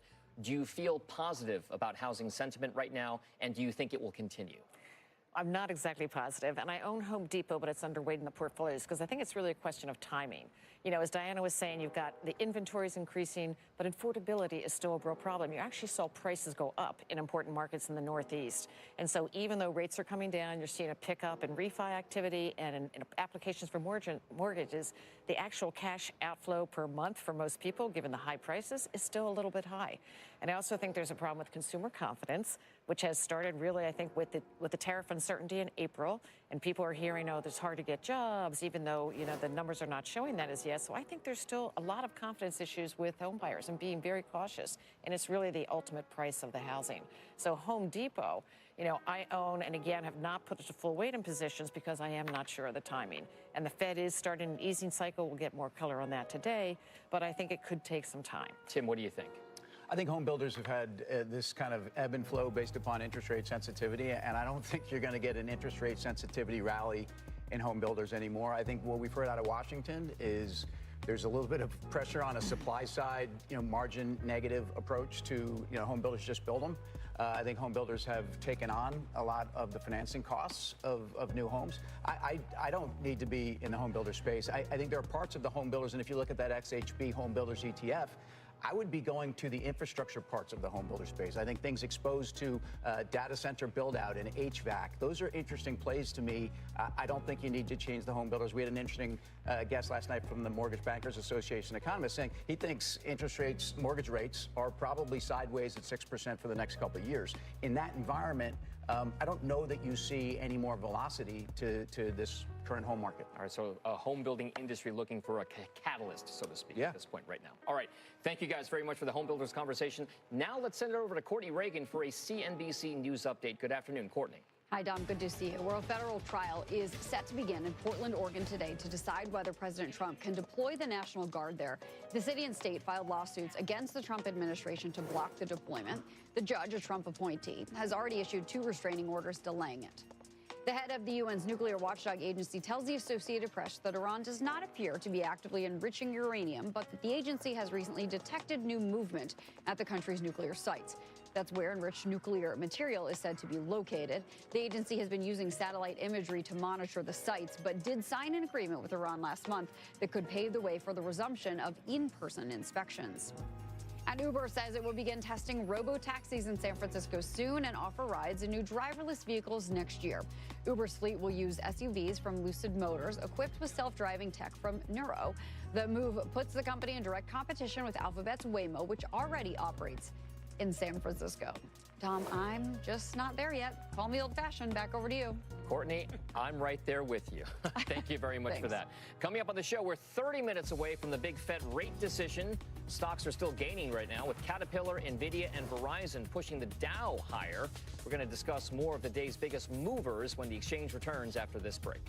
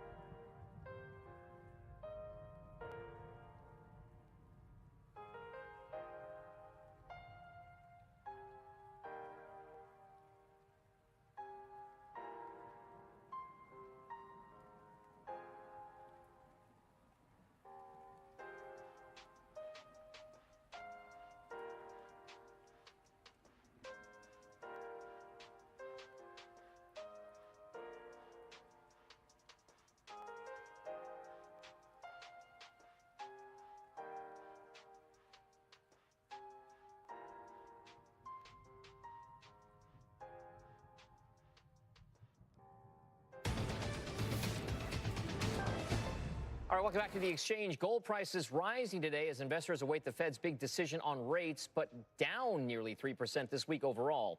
Tim, I'm going to turn to you first. You've been bullish on gold for quite some time now. A big fan of the mining stocks that are the ancillary play on the gold prices themselves. Are you sticking with that trade? Absolutely. This is a multi-year trade. This is a trade that's as much about supply. I know we only think about central banks buying. It's an asset class story. It's miners, the free cash flow yields with gold at 4,000 are extraordinary. Those are not priced into these stocks. So I love it. I actually think it's a very interesting time to find those miners also with exposure to copper. Fresh, kind of big rally today. Look at the Southern Copper announcement yesterday. I mean, their earnings were record earnings. So I think copper, gold, copper hybrid, some industrial metals on top of the PGMs, get your exposure and stay there. All right, so gold and PGMs aside, just a bigger, broader question. Do you feel as though, Barbara, investors are, generally speaking, over or under allocated to precious metals? I think they're probably under allocated institutional investors. I think the retail investors have been all over gold and silver, but that's, I think, more momentum plays. But I think institutional investors have typically seen gold as a hedge against inflation, geopolitical uncertainty, et cetera. And I'm with Tim. I think there's actually real secular changes, and I think it's the central bank buying that will continue to push up the price of gold. So I think there's maybe some reevaluation there, but I think it is underweighted in general. And what do you think it could do? Do you feel as though there's a market improvement for prices in the next 12 months? I do. I think, and the way I'm playing it, I'm not playing the gold miners. I'm doing it through the GLD, through the ETF. So, and I started putting that in all my client portfolios earlier this year and in my own, because I think that we'll just continue to climb higher with the understandable pullbacks after Lead big time on a runs. gold mine is 7 to 8 years. Everybody thinks you can just crank out more gold out of the ground. It's not happening. All right. Now, the Fed is also meeting not the only central bank, by the way, that's in focus this week here. The Bank of Canada, the European Central Bank, the Bank of Japan, they're also set to meet on policy. The Nikkei actually closed at an all-time high today. The Stoxx 600 in Europe is up 13% this year. So let's talk a little bit about that international play. I will start with you, Barbara, on this. The international side of things, is it attractive, and are there specific markets that you think are the ones poised to outperform? Yeah, well, in general, I look at international markets or investing in them as trades. You know, maybe short, maybe a year or two, or like, for instance, China, which was considered uninvestable for a while. Well, right now, they seem to have in their moment in the sun. But I also continue to see it high risk, given government, potential for government sudden actions.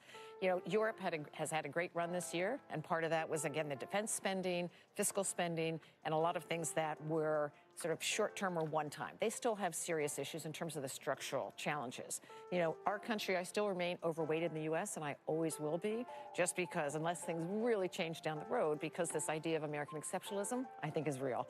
And that's about innovation. It's our company earnings are higher, our margins are higher, we have flexibility in our workforce, and that's going to continue. And of course, we all know about this AI cycle, and what the potential, the productivity increases we're going to see over the coming years is dramatic. So I think there's still a lot of money to be made in our market. Tim, you made a lot of your bones early on being a global investor. So where do you think the opportunities are now? IDEVO is an ETF I run right now. It's an international ETF, and we're exposed to some of these themes. I mean, Japanese industrial companies, I think, look fascinating on valuation. I think Japanese companies are giving more capital back to corporate government. It's all about relative improvement. European banks, European money center banks. If you think Citibank and JP Morgan have been good trades, you know, we've been in Barclays, we've been in Santander, and I just think the international allocation, we're seeing this. We're seeing a lot of inflow. The dynamic here is U.S. investors are underweight international.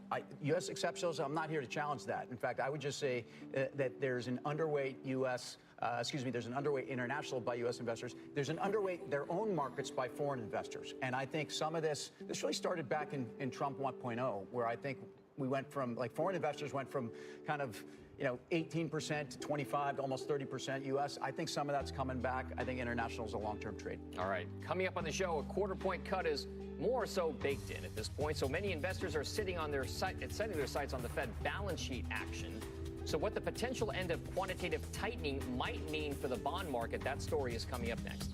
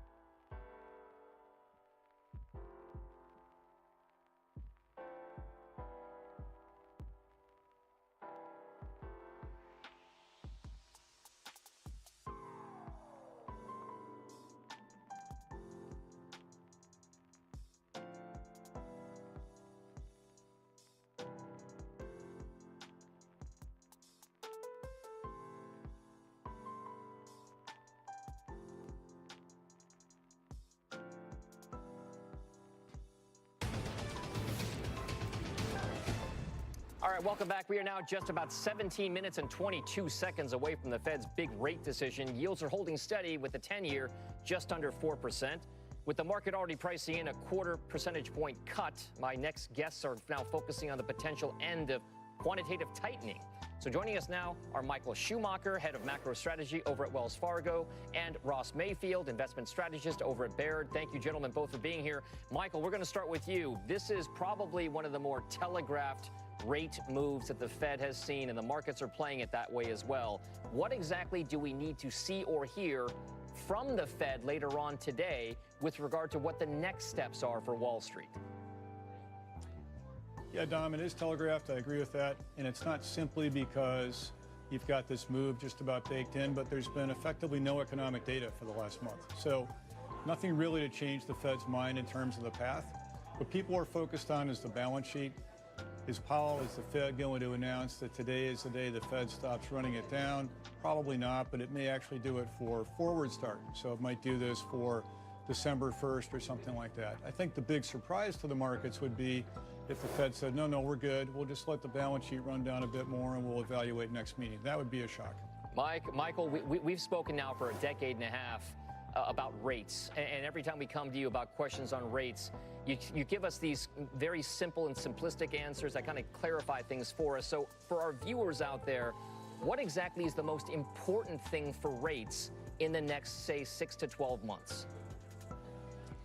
I think probably the most important thing for rates is really, I'm going to say two things, so not just one. But number one is, what's the evolution of all the tariff discussion? The tariff hit on the U.S. economy has been less than I expected, less than a lot of people expected.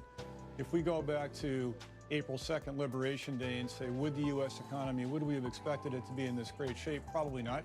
So does that continue, or is the tariff hit simply delayed? That's the first thing. And secondly, how do people at the central banks like the Fed react? So right now, I'll give you an example. The market expects the Fed to ease about 100 basis points more, putting the funds rate down to about 3%. Does Powell endorse that idea today? Does the Fed really follow through in the next few months?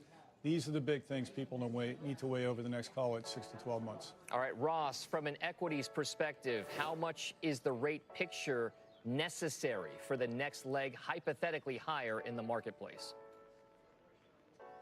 Look, I think it's a leg that the bull market stands on, but it's not the main one, right? We know the AI trade is primarily fueling this. Now, there is a lot of easing baked into the market. So I think on one hand, the idea of lower interest rates, sparking some of the cyclical corners of the market, the housing trade, for instance, is important, but it's also baked into the market. I mean, we look at Fed fund futures, and again, 100, 125 basis points more of easing, plus the end of QT, which is more, easing of financial conditions. So it's clearly a big part of this.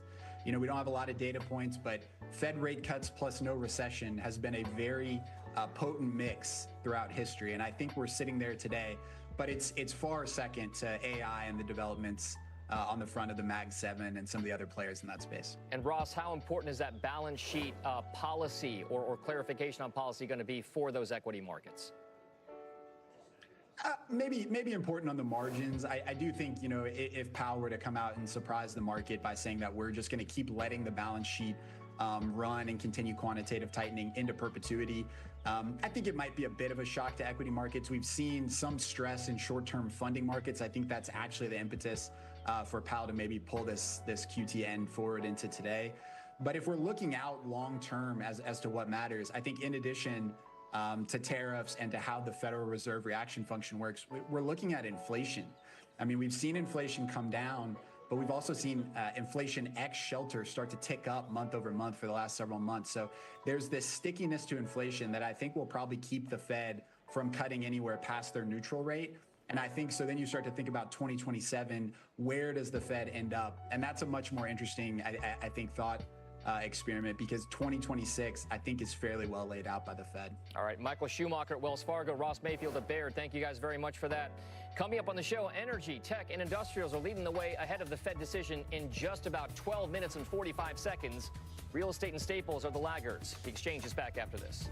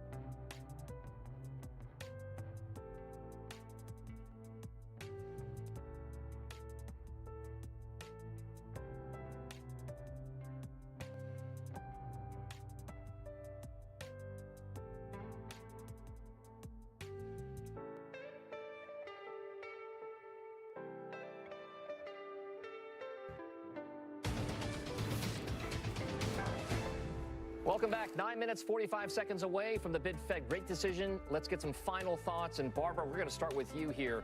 What exactly would you be watching for, mostly from the press conference at this point? For the Fed, well, we obviously want to hear what he's thinking for the future. Everybody's expecting a 25 bips cut, but we'll see what he thinks in terms of December and what he thinks in terms of inflation and labor. Those are the two key things. And so lots going to key off that in terms of where we go. I think for now, the AI play is strong. You've got huge consumer spending, some 40 to 50 trillion, and wealth has been created since 2019. So next year looks good. So I'm not even so sure we need to have clarity on how many rate cuts for next year, given because I think earnings look very strong and the guidance has been very strong. Tim, what do you think? Well, and I think the lack of clarity gives the Fed an ability. I mean, Powell could actually really punt on December language. And it doesn't mean he won't give some guide, but my inclination is if you've got a 90% priced in on December, I think there's the risk that you could be disappointing people. I think over the next couple of days, I think bond markets and rates could give a little something back. I think we've priced a lot of this in. And, I've, as stated earlier, I'm generally very constructive on the market here. We've had a 15% move in the S&P since the other side of the V. In other words, we've had a massive move in markets, and we've priced a ton of Fed in, not just a little. Don't fight the Fed. I think this Fed, at least that's intact for the next 6 months or more, is going to follow the course they have. They don't have to go in December, but if anything, I think just watch for more caution out of December. The last few moments, just a few seconds left here. Favorite part of the market right now? I tell you, it's not a big weighting, but I really like what's going on in commodities. I like what's going on in integrated miners. Again, I talked about copper. I think industrial metals. I think the defense spend build out around the world, whether it's Japan or Europe. I kind of like that part of the market. Industrials have led the S&P all year. Barbara, what do you think? Still the AI chips, NVIDIA, Broadcom, TSM. So. Okay, so heading to the Fed. Thank you guys both very much for breaking it down all with us right now. Barbara Duran, also Tim Seymour, thank you very much for that. Now, that does it for the exchange. We're just a few minutes away from that big Fed rate decision. I'm going to see you on the other side of this break on Power Lunch for the entire Fed breakdown. Keep it right here. We'll see you after that.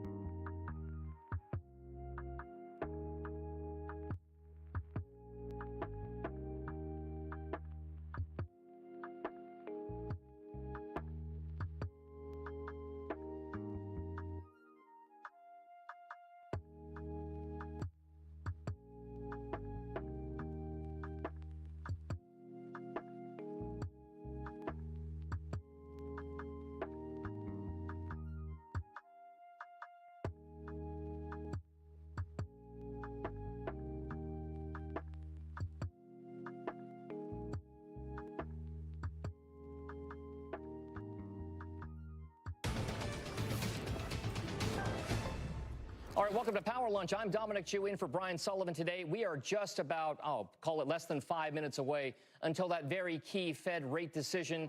We're going to bring you that decision, the market reaction, and what it all means for your money straight ahead. But first, let's get a check on the markets.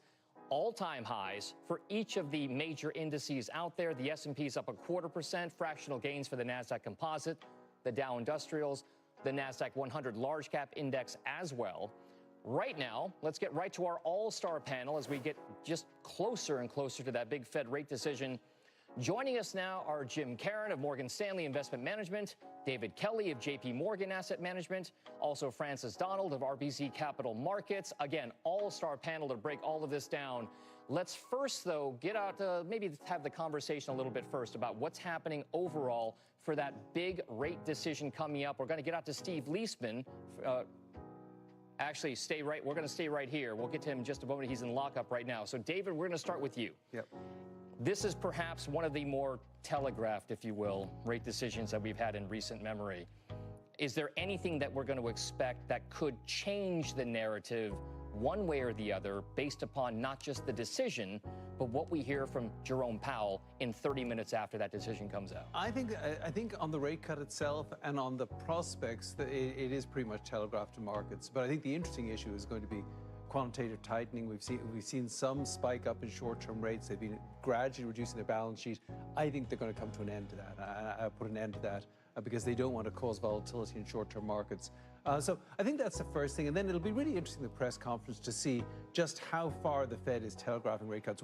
Are they really slowly coming down to neutral, or are they going to stop short of that if the economy is looking fairly strong? Do you think that it would be in their best interest to do that, or do you think that they want to keep things in more of a wait and see to provide that optionality when and if data actually starts coming out again?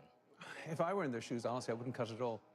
And the reason is I think the economy is doing okay, but these markets are bubbly, and you've got a lot of animal spirits running rampant here. And when you go to the zoo, they say don't feed the animals. I think the Federal Reserve shouldn't feed the animals here. I think they should not feed these animal spirits at this point because the market has got a lot of euphoria in it. Jim, are we feeding the animals or not?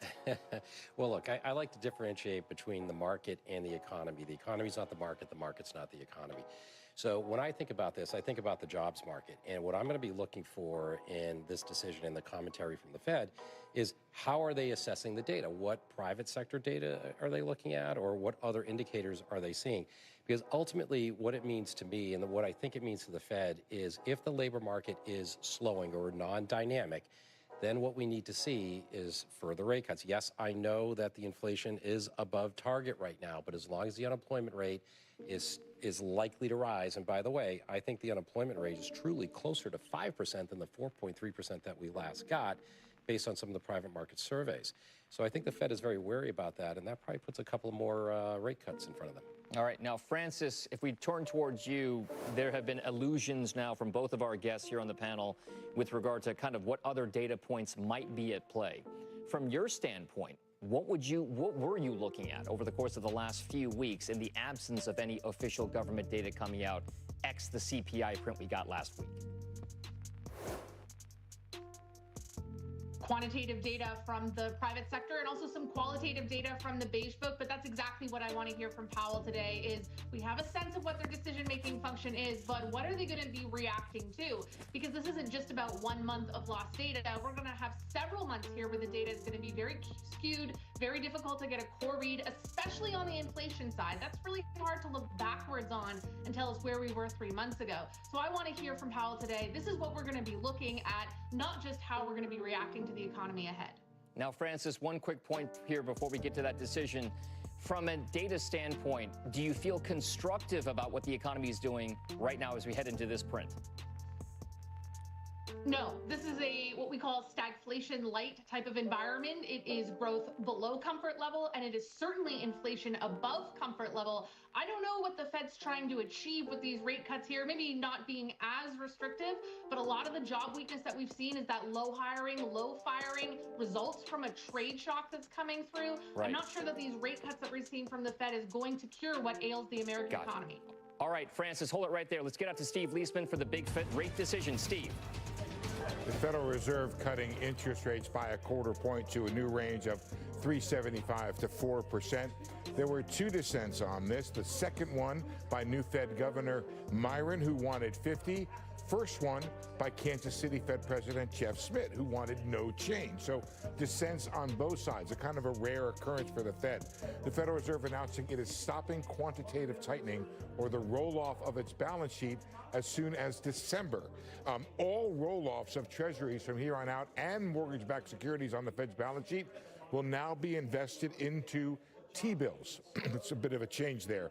On the economy, the Fed said economic activity expanded at a moderate pace, according to available indicators, one of 2 nods in the statement to the absence of data by the Federal Reserve. It had said in September that the economy was moderating, so almost a bit of an upgrade to the economy, but according to available data. Job gains, it said, has slowed, however. Unemployment remained low through August. And again, it said more recent indicators are consistent with these developments. That's another nod to the idea that the Fed doesn't really have the official data. More recent indicators is what it's using. Inflation, it says, has moved up since earlier this year and remains somewhat elevated. That is the same characterization as September. And there's not much in the way of forecasting the future path of rates. I believe that'll have to wait for the press conference from Fed Chair Powell. But again, the Fed cutting by a quarter, 2 dissents on both sides of the issue. One wanted more, one wanted none at all, and the Fed stopping quantitative tightening as of December. Guys? All right, Steve Liesman, please stick around here. Let's get back to our panel for some reaction here. Jim, I'm going to start with you first. We showed the charts of the market reaction. Equity markets have been relatively stable as they were going into this print. The curve from the 2-year all the way to the 30 have moved maybe higher by anywhere from what I could see 1 to 3 basis points. This is all about the Fed rate press conference now at this point. But what stood out to you from hearing what you heard from Steve and then what you saw or didn't see from the market reaction? So that's a great question. So I think that we are in the sweet spot of policy uncertainty for markets. And what I mean by that is that we're expecting there to be better growth in 2026. But at the same time, we're also expecting the Fed to cut interest rates. So you may have higher growth. You may have a labor market which is keeping wage inflation and wages relatively, stable, which keeps profit margins high for companies. And again, better growth, lower rates, you're discounting those future cash flows at a lower rate, you're increasing the present value, and what it's doing is it's supporting valuation. So this uncertainty that's being discussed right now with the labor market and what Fed policy is likely to do and lower interest rates, equities are the beneficiary. Okay, David, you see it all from an asset management perspective. Does this change at all anything with regard to how you view future allocations, how new client money gets put to work? What exactly does this mean in the construct of how investors have to view what this rate decision will mean for them? Well, I think the one interesting thing was that dissent in terms of not cutting at all from the Kansas City Fed president. I think that is really interesting because it says that there's some pushback, and I think the pushback isn't about the economy. I think it is about how strong markets have been this year, and if that gathers a little momentum, we may see Fed easing a little bit more slowly next year, so maybe not heading straight down to 3%. In terms of investors here, I think it's been a wonderful year for investors, but that follows 2 great years, and I would say rebalance. I mean, I think people just need to look at the risk side of their portfolios and not just the very strong gains that we've seen in equity markets. Francis, you used the word, I'm going to bring it up again, you used stagflationary as part of your response to my previous question. Do you feel any differently or similarly based upon what you heard from Steve? I know that we're going to break down the entire kind of report and the press conference afterwards, but do you still feel as though this is a market that is going to succumb to stagflationary pressures in the coming months? Well, we have the qualifier stagflation light, in that this is clearly a long way from the 1970s, but look at what the statement says. It flags exactly that scenario. We have job gains that have moderated, we have inflation that has moved up. And that's okay for right now because the unemployment rate hasn't broken out, the bottom hasn't fallen out, and inflation, while I would say is still too high, is not up at that 4 handle. But one one of these sides of this stagflation environment is going to break, and the Fed is not going to have the same luxury middle of 2026 as it does now to play both sides of that. And even in the dissents, you can see we're getting dissents on both sides of the mandate right now. That's a real call out to that. This equilibrium that we're in, it's not going to last forever. Our view is that inflation is going to turn out to be the real problem, and heading into 2026, this Fed is not going to have the ability to point to the job market to the same extent as they have now. They're going to have to slow down here when they see inflation rising further into Q1. Francis, at multiple points over the past few months, we've heard Fed Chair Jerome Powell make public statements to the effect or the tune of that there is no risk-free path going forward with regard to inflation and or slowing job market. So you mentioned inflation being the one that you think could be keyed upon more. What exactly is that preponderance of risk for the economy vis-a-vis the markets? Do you feel as though there is a tilt one way or the other based upon what we know or what we, I guess, don't know about the economy? Yeah, lots in that question. And I agree that inflation is going to be the bigger part of this story. And particularly, you know, we heard my colleagues here on this panel talk to how the equity market is the real beneficiary from this cut. When I hear equity market is the beneficiary, what I hear is upper income, higher wealth Americans are the beneficiary here. And when inflation comes into play, that's the lower income Americans that are being penalized. So what we're seeing here, this stagflation type of environment, it doesn't hit everybody equally. It really exacerbates that K-shaped economy that's in play. And what's so challenging for a Federal Reserve here and their concept of the risk-free path is that no matter what direction they go in, they will exacerbate that K going forward. And that's why at this moment, this is a market, this is an economy, this is an economics profession that's going to have to think a little bit more deeply about whether we constantly go to monetary policy to solve what are increasingly structural problems and problems that are less rate sensitive. That is at the core of the statement we hear today, even if it's not explicitly mentioned, which is monetary policy is not going to solve the challenges that the U.S. is facing in 2026 and beyond, and they may actually end up exacerbating it when we rely exclusively on monetary policy. Steve, I'm going to give you the last word before we take a little bit of a break here. Steve, you're going to be one of several reporters in this press conference with Jay Powell in the span of 23 minutes here. What exactly do you think most of the questions will be tilted towards? From my perspective, it would be what exactly has the Fed been looking at over the past several weeks if we've had no data? I think that's a big part of it. And as I said, Dom, the lack of data shows up twice in the statement.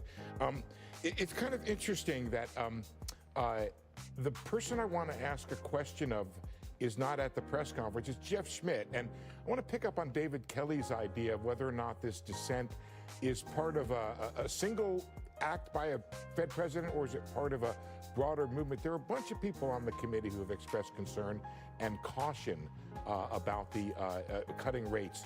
And I want to ask Jeff if he's cutting rates because he's concerned about inflation being high, or is it the shutdown? Is there a reason that you don't want to do further rate cuts at all or move policy if you're out of the, if you don't have the data that you need to make those decisions? So, and I am interested in whether or not there's some caution here, because we know why Myron wants to do it. He's sort of been there and done that. But this idea of whether or not there's now somebody who will step forward and say, wait a second, maybe with this inflation rate at 3%, we shouldn't be heading forward, changes the outlook for the market. I did note that the probability of a December cut is still very high, but it's not for January. January was still around 45% last I checked. One other thing is, well, I'll leave it there, Dom. All right, a quick couple of final thoughts from you guys. David, for you first. Well, I think overall it does bring into question whether the Fed cuts quite as aggressively going forward. But you know, for investors, I think the economy looks fine. It's not really, to me, a matter of the economy. I don't feel that the Fed needs to be cutting quite so aggressively, given where the market is right now. Jim? I think we're in a soft patch in the fourth quarter. I think that starts to turn around as we start to get into the first quarter. We get big tax refunds. The consumer's going to get a boost of capital just based on the One Big Beautiful Bill Act. Consumption 70% of GDP. I still think there's going to be economic activity. Plus all the business investment, to me, leads to a little bit, it creates some robustness in the jobs market. So I would argue that going forward, I think the Fed gets to 3.5% in terms of the policy, so December, and then maybe one more in early next year. But then I think anything after that's an insurance cut, and I don't know that they have to go beyond 3.5% at this point. All right, and Francis, to you for the final word. Stagflation light is going to continue to burden this central bank. There is no risk-free path ahead, and now they have no clear data either. So a challenging time to be a central banker. Focus on the fundamentals driving this market and this economy. All right. Francis, Donald, David Kelly, Jim, Karen, thank you guys very much. All-star group here breaking it all down. And to Dom, Steve. Yes, just Steve. real quick, Dom. We are double checking this notion. For sure that MBS rolls over into bills. I'm trying to figure out if it's accurate that treasuries roll over into bills. It may be that coupons roll into coupons and bills into bills. We'll double check that and get back to you on that. All right, we'll get the update from Steve on that clarification soon here. Thank you very much for your entire panel here. Let's now send it out to Chicago for reaction from the bond market and the pits out there. Rick Santelli joins us now from the CME Group out in Chicago. Rick. There's a lot of turns and twists here, Dom. Consider this. A 2-year was at 351 before the announcement at top of the hour. You can see that we're slightly elevated in yields, and yields were already up a little bit on the session. But here's the point. You know where they were before the last interest rate cut? So they cut on the 16th, they cut today. On the 15th, the day before the September cut, a 2-year closed at 354. They're virtually unchanged. Look at the 10-year now. Okay, the 10-year was hovering right around 4%, so it's a little hotter since the announcement and the rate cut. Where was it the day before the September cut? 404, virtually unchanged. The dollar index, we see that it's improved slightly, highly unchanged since the 25 basis point rate cut. And the day after the 15th to 16th, when they actually cut rates, is when the dollar index made its multi-year low. So the point here is we're all talking about the Fed and cutting rates. It certainly looks like December's priced in, and Jim Carrett's probably right. Probably get one more next year. But the issue is we're all looking towards the yield curve and especially thinking about housing and the rest of the curve. But the rest of the curve is bucking the trend. We've had a cumulative 50 basis points, and basically the interest rate markets are unchanged. And since the October 1st shutdown of the government, the yield curve is flattening, which tells me there's nervousness that it's negatively affecting the economy. Back to you. Rick, if I could just follow up here. What sense do you get from the trading community out there where you are in Chicago that the Fed is on the right path with a potential campaign or a trajectory of lower interest rates over the next several months? Well, they like that because it most likely helps positions. But in the grand scheme of things, most sources I talk to think it's very difficult to grade what the Fed's doing because their GPS wasn't doing all that great when the government was open. The data was questionable. Now, how are they getting data? I know they put it together and there's a lot of anecdotal puzzle pieces they're using. But in the end, my comment would be, and I don't mean this in a derogatory fashion, but I think that the grade for the Federal Reserve is see it best with my sources, and they believe that the economy is going to reheat and definitely keep the rate cut cycle to a minimum compared to what some are looking forward towards 2026. All right, Rick Santelli with the view from out in Chicago. Thank you very much for that.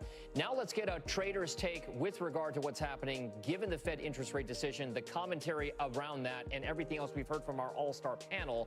Steve Grasso, CEO of Grasso Global, also a CNBC contributor, often seen on Fast Money. Take us through what your initial read has been, given what you heard about the rate story, what you heard about the commentary in there, and what you've heard from our panelists so far. So anything less than a cut would have been a problem for the overall markets. I think that you're going to see Chair Powell is done in May of 2026.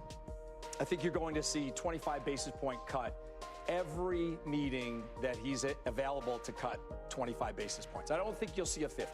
I think that allows him to keep President Trump at bay, or criticism at bay, allows him to satisfy the markets, and allows him, just think about this, every quarter point cut, you know, the debt is at historic highs. Every quarter point cut saves the government $88 billion on an annual basis to service that debt. Sounds like a win to me. The markets think it's a win. Unemployment rate should probably be higher if the full participation rate is really moving in a static flow going forward. Off of the April tariff tantrum, what rallied the most? The most unprofitable companies, the unprofitable companies rallied the most. So we're starting to see sort of the mega cap tech take over leadership again. So I think you're going to go high and low. You're going to go unprofitable companies. You're going to go Russell 2000 companies that are really relying on variable rate debt financing, right? 30% of them rely on this month to month, Tom.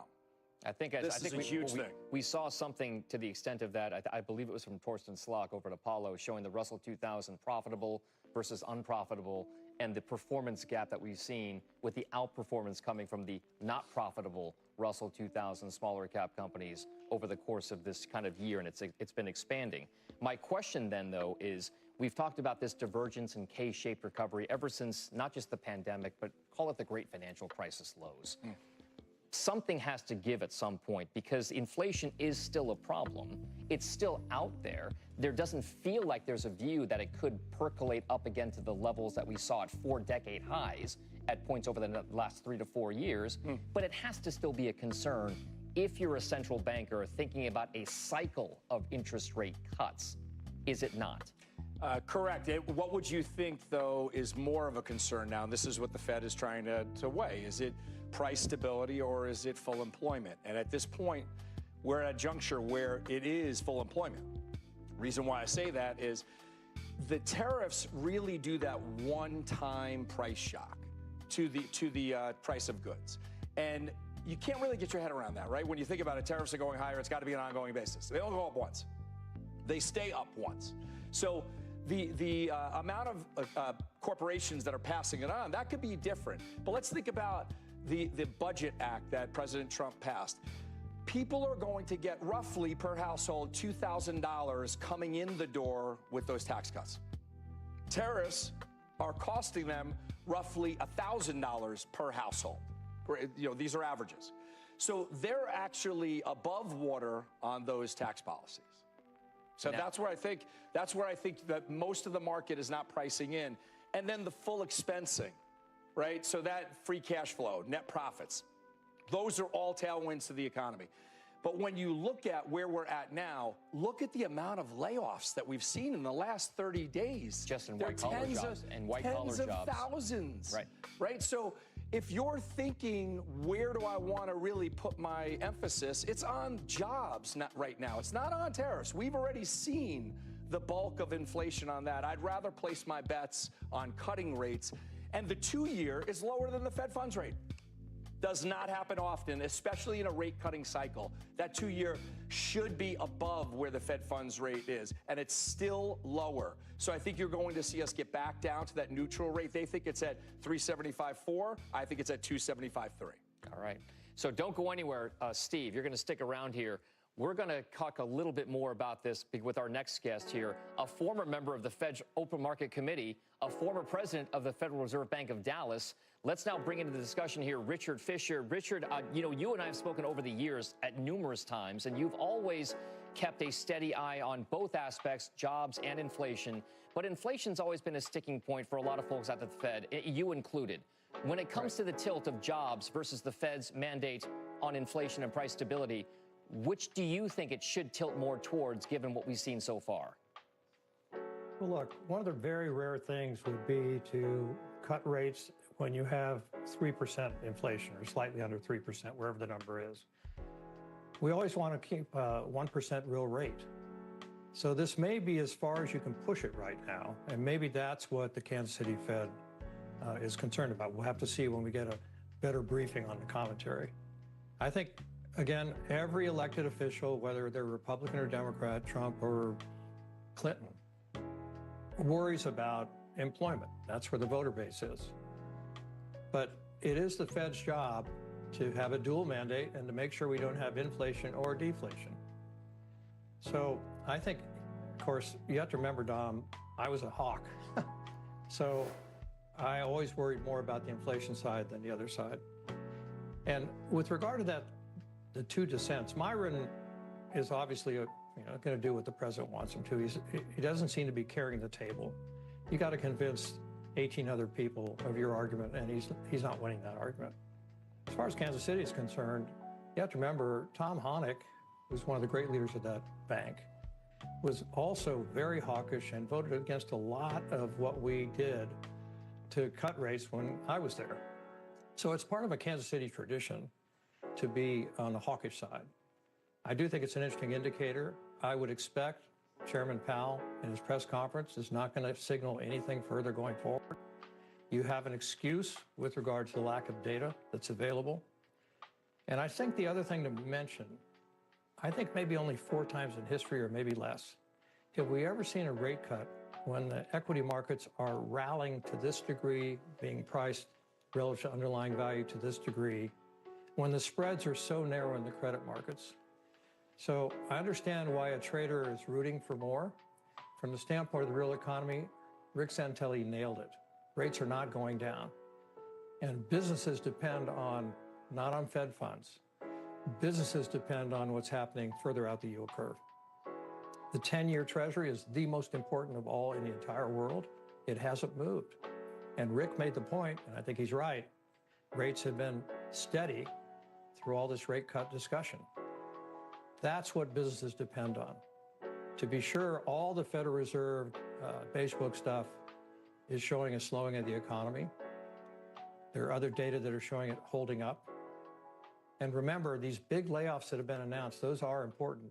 But what really counts is what small and medium-sized businesses that don't trade in the market, what's happening with their employment and how are they getting the kind of workers that they want. Historically, those little bitty companies that don't trade in the marketplace are the most important from an employment standpoint. They create 80% of the jobs in America. They hold roughly 50% of the jobs. So I think the key thing to watch here is what's happening in the SME, small, medium sector of businesses, and not get too caught up in the big companies. It's really the smaller companies, the non-traded companies that move the economy. So you have to diverge from the economy versus what the trading market wants to see. I understand why they want lower rates. I'm a little skeptical that they're likely to get them in December, and quite skeptical, unless the economy really implodes, that they'll get more following on that. Powell has 4 more meetings after this, and I believe, knowing him as I do, he's going to hold to principle, never give in to political pressure, and Mr. Myron may have a real difficult time convincing the rest of the committee that they need to move more aggressively.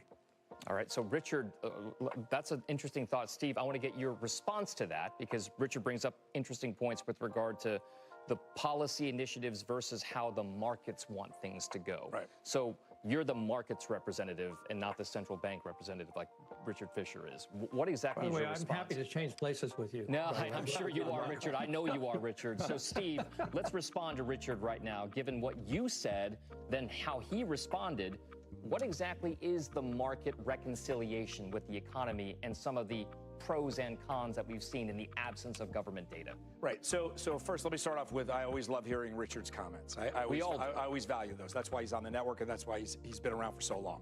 So if you look at, he nailed it, right? Small companies supply 80% of the hiring.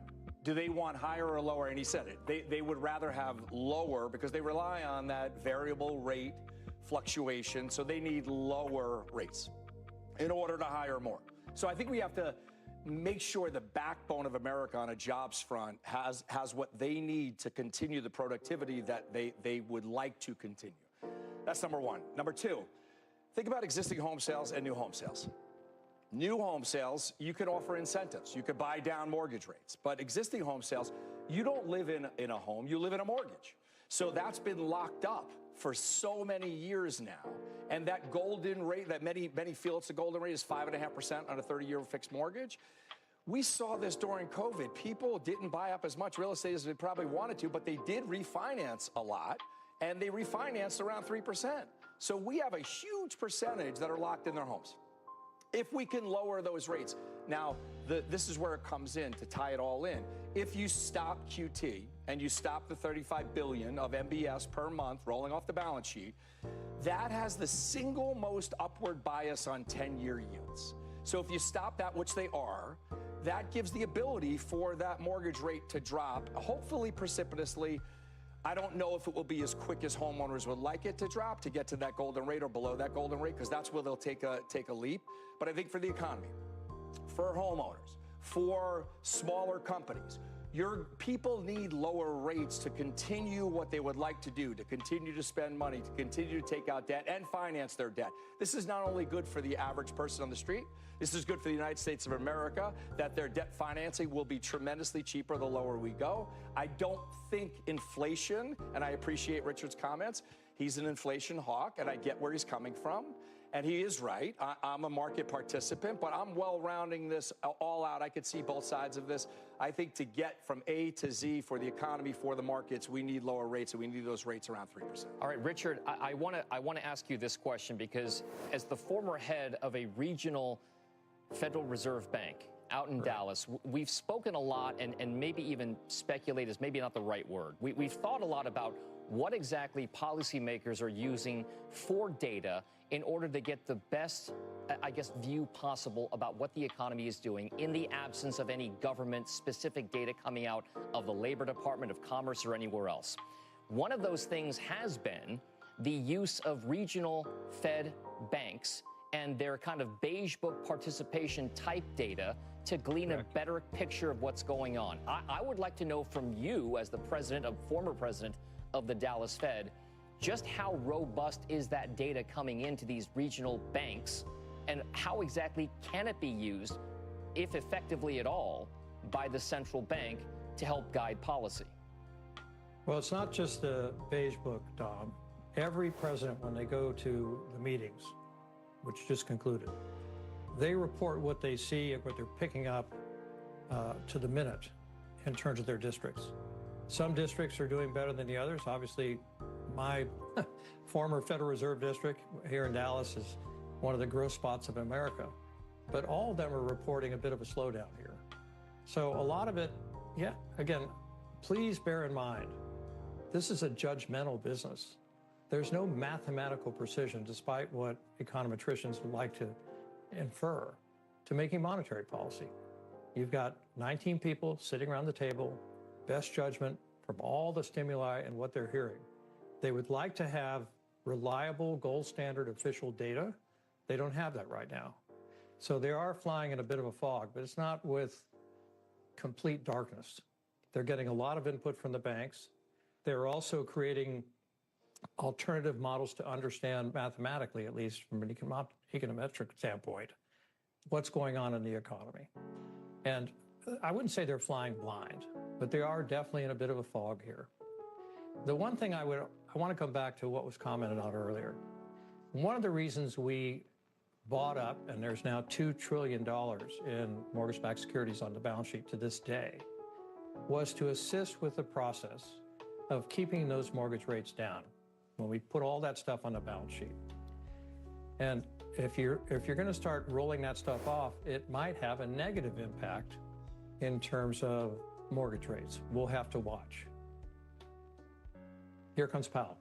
Okay. No, we're going to wait just one moment here. Steve, we are waiting, as you can see here in the image, waiting for Fed Chairman Jerome Powell to take the podium. We've got roughly, call it maybe a minute 45. He's very prompt, by the way, Jerome Powell, stepping up to those podiums right now. So in the minute and 25 or 30 seconds that we have left, Steve, I'll give you a final word here. What exactly would you be wanting to listen for right now out of this press conference? So I think a lot of these press conferences are checking the box, right? So Chair Powell is very good at playing it down, straight down the middle of the fairway. I don't think he's going to tip his hand. I think he's going to say this was an insurance cut, and those will be the next insurance cuts based on trying to save the jobs market. I will leave you with this, and then I'll let Richard close it out. If you feel like the Fed is on time in making decisions, they're late. On time is late in the Fed policy world due to the long and variable lags. So if it feels early to you to be cutting rates, he's probably on time. All right, so we've got a little balance here. Richard, I'll give you the final word. Your final thoughts before Fed Chair Jerome Powell takes the podium. Remember, monetary policy, we used to think that it would take 18 months to have its impact. I think the period's much shorter now, but there is a variable rate of time that it takes for these decisions to actually hit the economy. The markets react almost instantaneously, right or wrong. But I thought that was a very good point. And we're just going to have to see how he handles himself here and what he says. And I expect him to be cautious. And the last thing I'll say is this: no Fed chairman has communicated this constantly with the marketplace. Remember, Volcker said nothing. Greenspan talked, but we couldn't understand what he was saying. He was just a great mumbler. And it was only every quarter that you might have gotten, or sometimes only twice a year, from previous chairmen. Let's give Jay Powell credit. After every single meeting he meets, he also is open when he talks. And I think that's very important. I'm telling you, he's prompt. Richard Fisher, I want to cut you off right now. Fed Chair Jerome Powell is taking the podium as we speak. Good afternoon. My colleagues and I remain squarely focused on achieving our dual mandate goals of maximum employment and stable prices for the benefit of the American people. Although some important federal government data have been delayed due to the shutdown, the public and private sector data that have remained available suggests that the outlook for employment and inflation has not changed much since our meeting in September. Conditions in the labor market appear to be gradually cooling, and inflation remains somewhat elevated. In support of our goals and in light of the balance of risks to employment and inflation, today the Federal Open Market Committee decided to lower our policy interest rate by a 1/4 percentage point. We also decided to conclude the reduction of our aggregate securities holdings as of December 1. I will have more to say about monetary policy after briefly reviewing economic developments. Available indicators suggest that economic activity has been expanding at a moderate pace. GDP rose at a 1.6% pace in the first half of the year, down from 2.4% last year. Data available prior to the shutdown show that growth in economic activity may be on a somewhat firmer trajectory than expected, primarily reflecting stronger consumer spending. Business investment in equipment and intangibles has continued to expand, while activity in the housing sector remains weak. The shutdown of the federal government will weigh on economic activity while it persists, but these effects should reverse after the shutdown ends. In the labor market, the unemployment rate remained relatively low through August. Job gains have slowed significantly since earlier in the year. A good part of the slowing likely reflects a decline in the growth of the labor force due to lower immigration and labor force participation, though labor demand has clearly softened as well. Although official employment data for September are delayed, available evidence suggests that both layoffs and hiring remain low, and that both households' perceptions of job availability and firms' perceptions of hiring difficulty continue to decline. In this less dynamic and somewhat softer labor market, the downside risks to employment appear to have risen in recent months. Inflation has eased significantly from its highs in mid-2022, but remains somewhat elevated relative to our 2% longer-run goal. Estimates based on the Consumer Price Index suggest that total PCE prices rose 2.8% over the 12 months ending in September, and that, excluding the volatile food and energy categories, core PCE prices rose 2.8% as well. These readings are higher than earlier in the year as inflation for goods has picked up. In contrast, disinflation appears to be continuing for services. Near-term measures of inflation expectations have moved up on balance over the course of this year on news about tariffs, as reflected in both market and survey-based measures. Beyond the next year or two or so, however, most measures of longer-term expectations remain consistent with our 2% inflation goal. Our monetary policy actions are guided by our dual mandate to promote maximum employment and stable prices for the American people. At today's meeting, the committee decided to lower the target range for the federal funds rate by a 1/4 percentage point to 3.75% to 4%. Higher tariffs are pushing up prices in some categories of goods, resulting in higher overall inflation. A reasonable base case is that the effects on inflation will be relatively short-lived, a one-time shift in the price level. But it is also possible that the inflationary effects could instead be more persistent, and that is a risk to be assessed and managed. Our obligation is to ensure that a one-time increase in the price level does not become an ongoing inflation problem. In the near term, risks to inflation are tilted to the upside and risks to employment to the downside, a challenging situation. There is no risk-free path for policy as we navigate this tension between our employment and inflation goals. Our framework calls for us to take a balanced approach in promoting both sides of our dual mandate. With downside risks to employment having increased in recent months, the balance of risks has shifted. Accordingly, we judged it appropriate at this meeting to take another step toward a more neutral policy stance. With today's decision, we remain well positioned to respond in a timely way to potential economic developments. We will continue to determine the appropriate stance of monetary policy based on the incoming data, the evolving outlook, and the balance of risks. We continue to face two-sided risks. In the committee's discussions at this meeting, there were strongly differing views about how to proceed in December. A further reduction in the policy rate at the December meeting is not a foregone conclusion. Far from it. Policy is not on a preset course.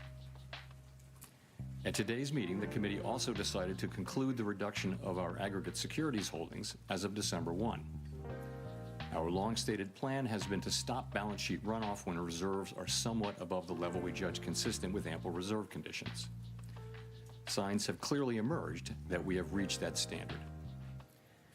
In money markets, repo rates have moved up relative to our administered rates, and we have seen more notable pressures on selected dates, along with more use of our standing repo facility. In addition, the effective federal funds rate has begun to move up relative to the rate of interest on reserve balances. These developments are what we expected to see as the size of our balance sheet declined and warrant today's decision to cease runoff. Over the 3.5 years that we've been shrinking our balance sheet, our securities holdings have declined by $2.2 trillion. As a share of nominal GDP, our balance sheet has fallen from 35% to about 21%. In December, we'll enter the next phase of our normalization plans by holding the size of our balance sheet steady for a time, while reserve balances continue to move gradually lower as other non-reserve liabilities, such as currency, keep growing.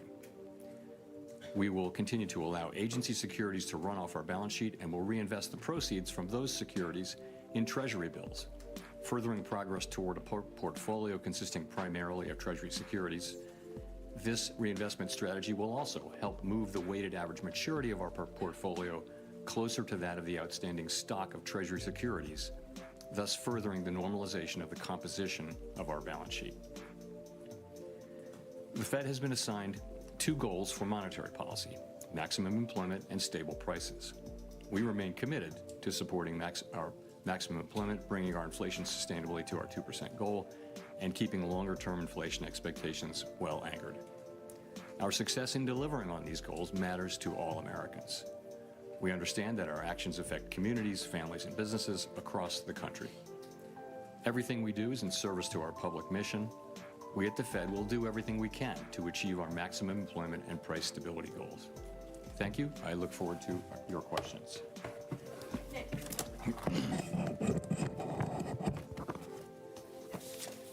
Nick Timmeros, The Wall Street Journal. Chair Powell, are you uncomfortable with how market pricing has assumed a rate cut is a foregone conclusion in the next meeting?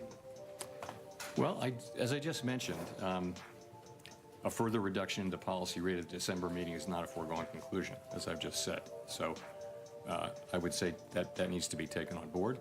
We had, I would just say this, 19 participants on the committee. Everyone works very hard at this and takes their obligations to serve the American people very seriously. And at a time when we have tension between our two goals, we have, strong views across the committee. And as I mentioned, there were strongly differing views today. And the takeaway from that is that we haven't made a decision about December. And, we're going to be looking at the data that we have, how that affects the outlook and the balance of risks. And I'll just say that. You and some of your colleagues have framed last month, and maybe today, I won't put words in your mouth, there's a risk management exercise. At what point do you conclude that you've taken out enough insurance? Are you looking for some kind of improvement in the outlook, or could this unfold along the lines of last year, where you made a sequence of adjustments and then waited to gather more information? So the way I've been thinking about it is the risks to the two goals. For a very long time, the risk was clearly of higher inflation. And then that has changed now. And as we saw the particularly after the July meeting, we saw the downward revisions in job creation, we saw a very different picture of the labor market, and suggested that there were higher downside risks to the labor market than we had thought. And that suggested that policy, which we had been holding at a I would say modestly, other people would say moderately restrictive level, needed to move more in the direction over time of neutral. If the two goals are sort of equally at risk, then you ought to be at neutral, because one of them's calling for you to hike and one of them's calling for you to cut. So if that got back into balance, then you'd want to be roughly at neutral. So in that sense, it was a risk management. And I would say the same about today, sort of the same logic. But as I mentioned, going forward is a different thing.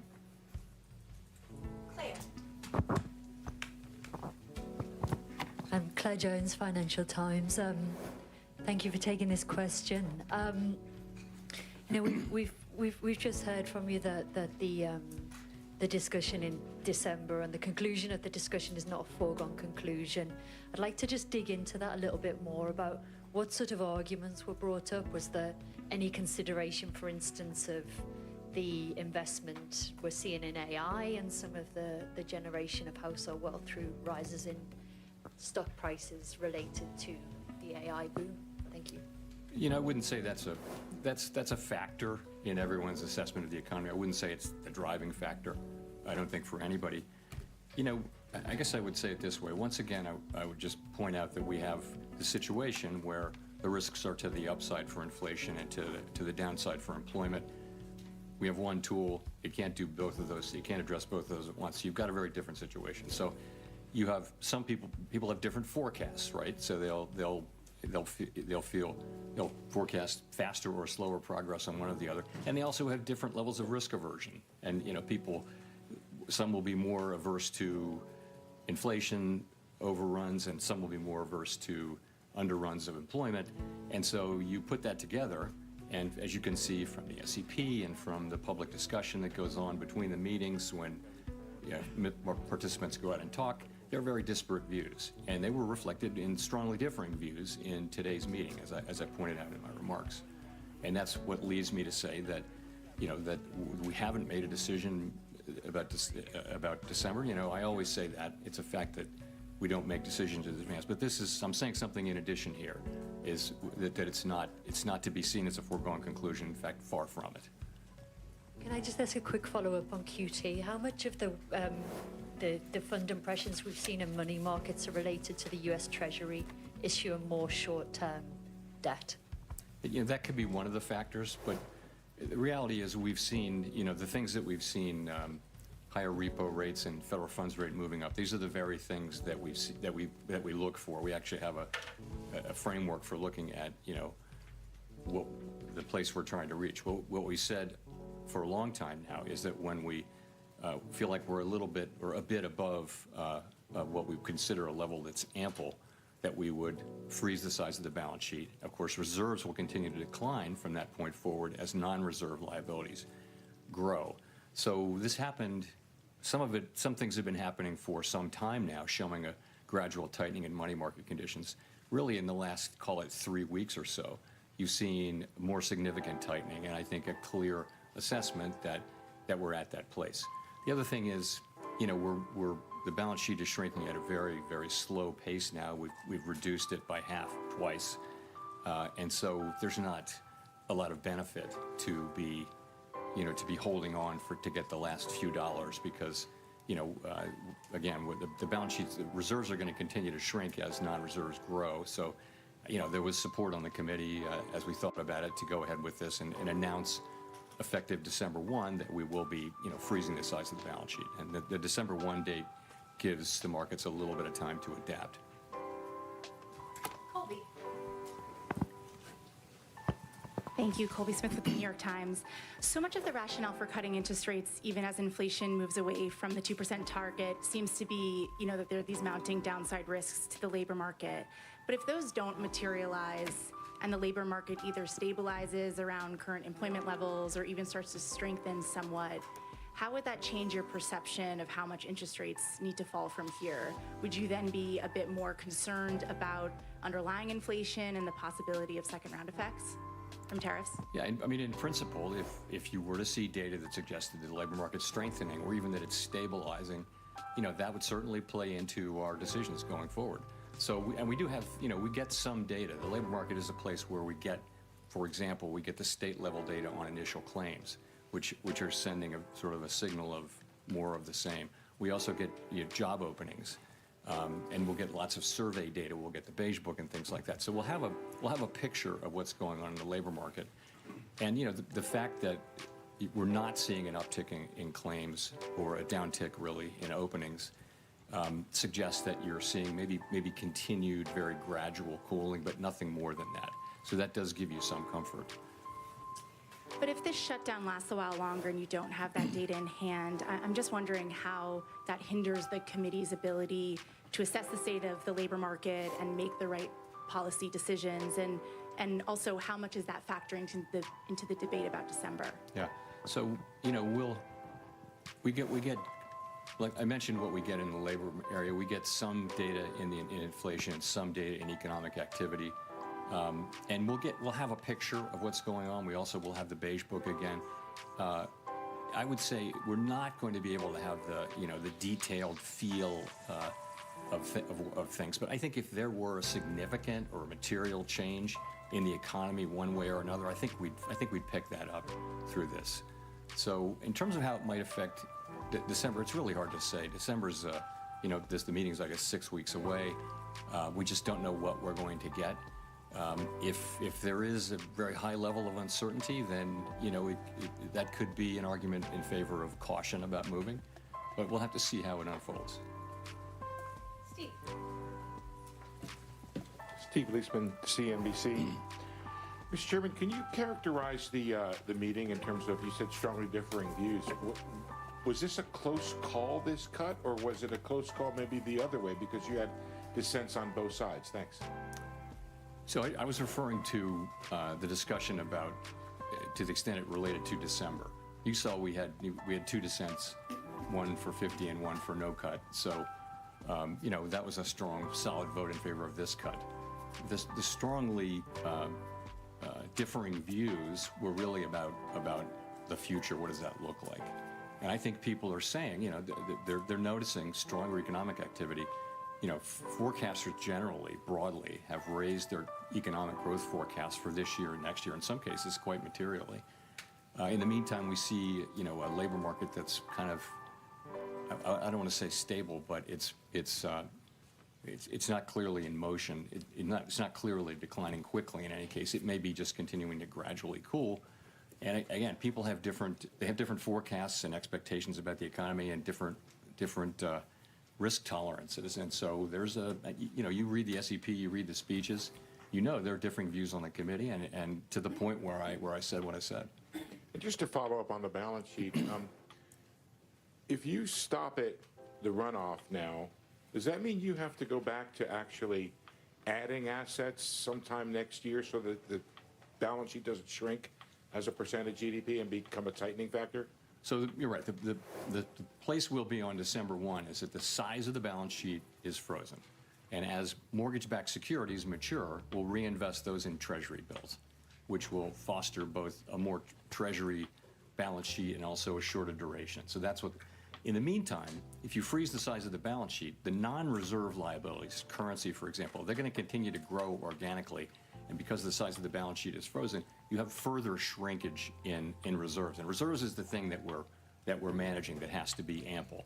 So that'll happen for a time, but not a tremendously long time. We don't know exactly how long. But at a certain point, you'll want to start reserves to start gradually growing to keep up with the size of the banking system and the size of the economy. So we'll be adding reserves at a certain point, and that's the last point. Even then, we didn't make decisions about this today, but we did talk today about the composition of the balance sheet, and there's a desire that the balance sheet be right now it's got a lot more duration than the outstanding universe of Treasury securities.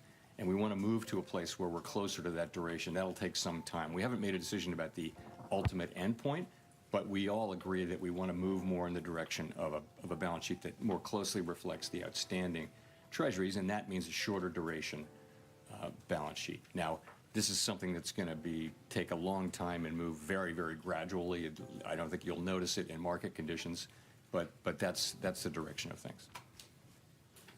Janelle. Janelle Marte with Bloomberg. How are officials interpreting the latest CPI report? So some components came in lower than expected, but core inflation was still at 3%. So at this moment, what are you learning about the drivers? And also, do you view that the risks are greater that the Fed makes a mistake on employment or inflation? So the September CPI report, we didn't get PPI after that, which is important for translation into what we look at, which is PCE inflation. But we can still make a pretty good assessment of what that will be. When we get PPI, there might be some adjustments. But so directionally, it was a little softer than expected, and we always break it down into the three components. So basically, you've seen goods prices increasing, and that's really due to tariffs. And that's compared to a longer run trend of very, very mild deflation in goods. So that's moving inflation up. On the other side of that, good news that housing services inflation has been coming down and is expected to continue to come down. So if you remember a couple of years ago, that's the one that we kept expecting it to do that. Now it's been doing that for some time, and we expect to continue that.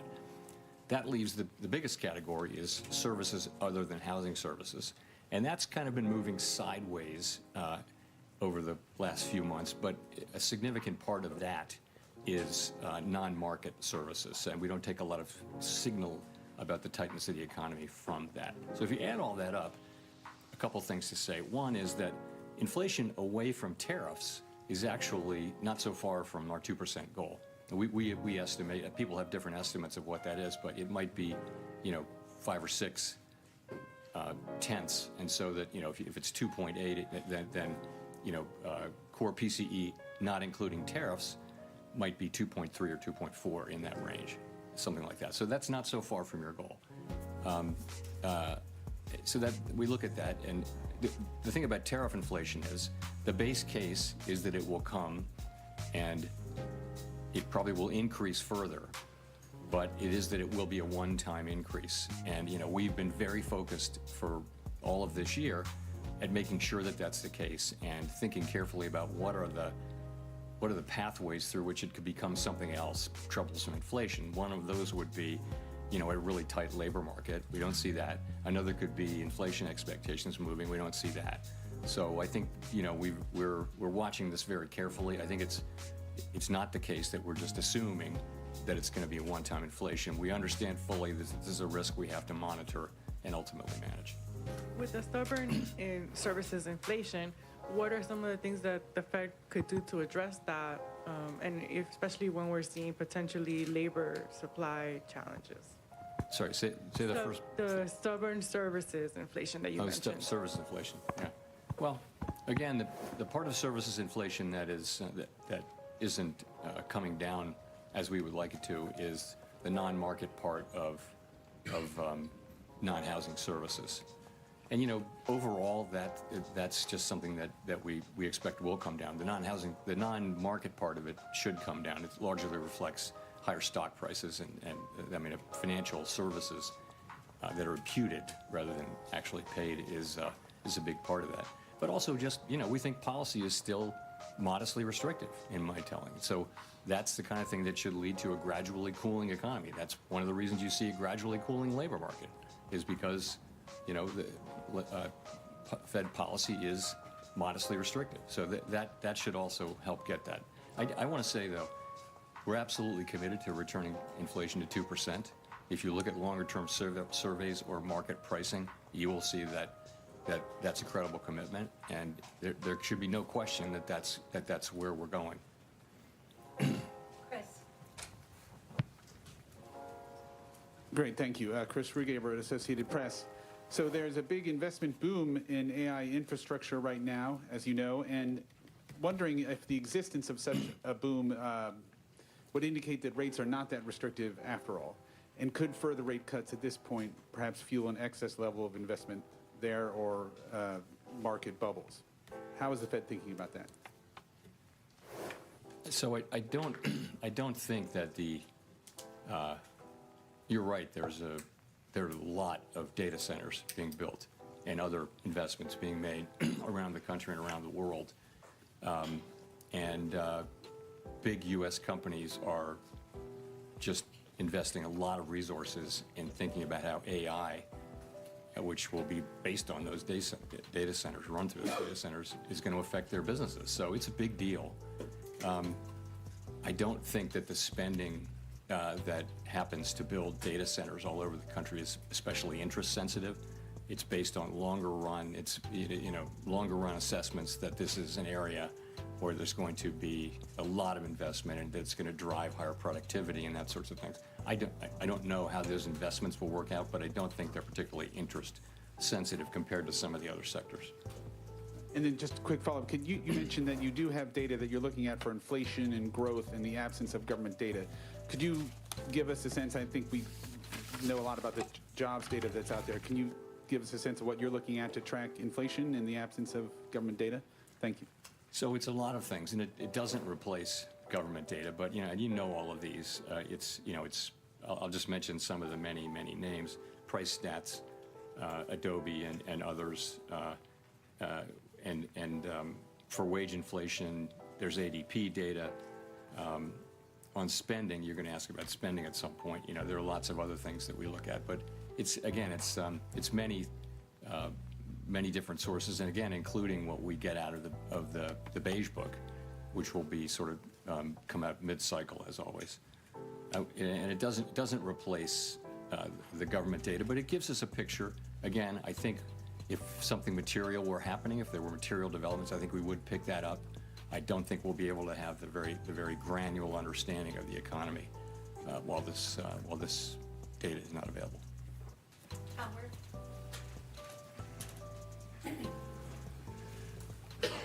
Howard Schneider with Reuters. Thank you. I just wanted you to elaborate a little bit on what you said a moment ago about a continued shutdown, making it more difficult to make a move in December, and that may make you more cautious. To the degree you are relying on private data that isn't the gold standard, or that you're relying on your own surveys of the Beige Book, do you worry at some point you're going to have to start making policy by anecdote? This is a temporary state of affairs, and we're going to do our jobs.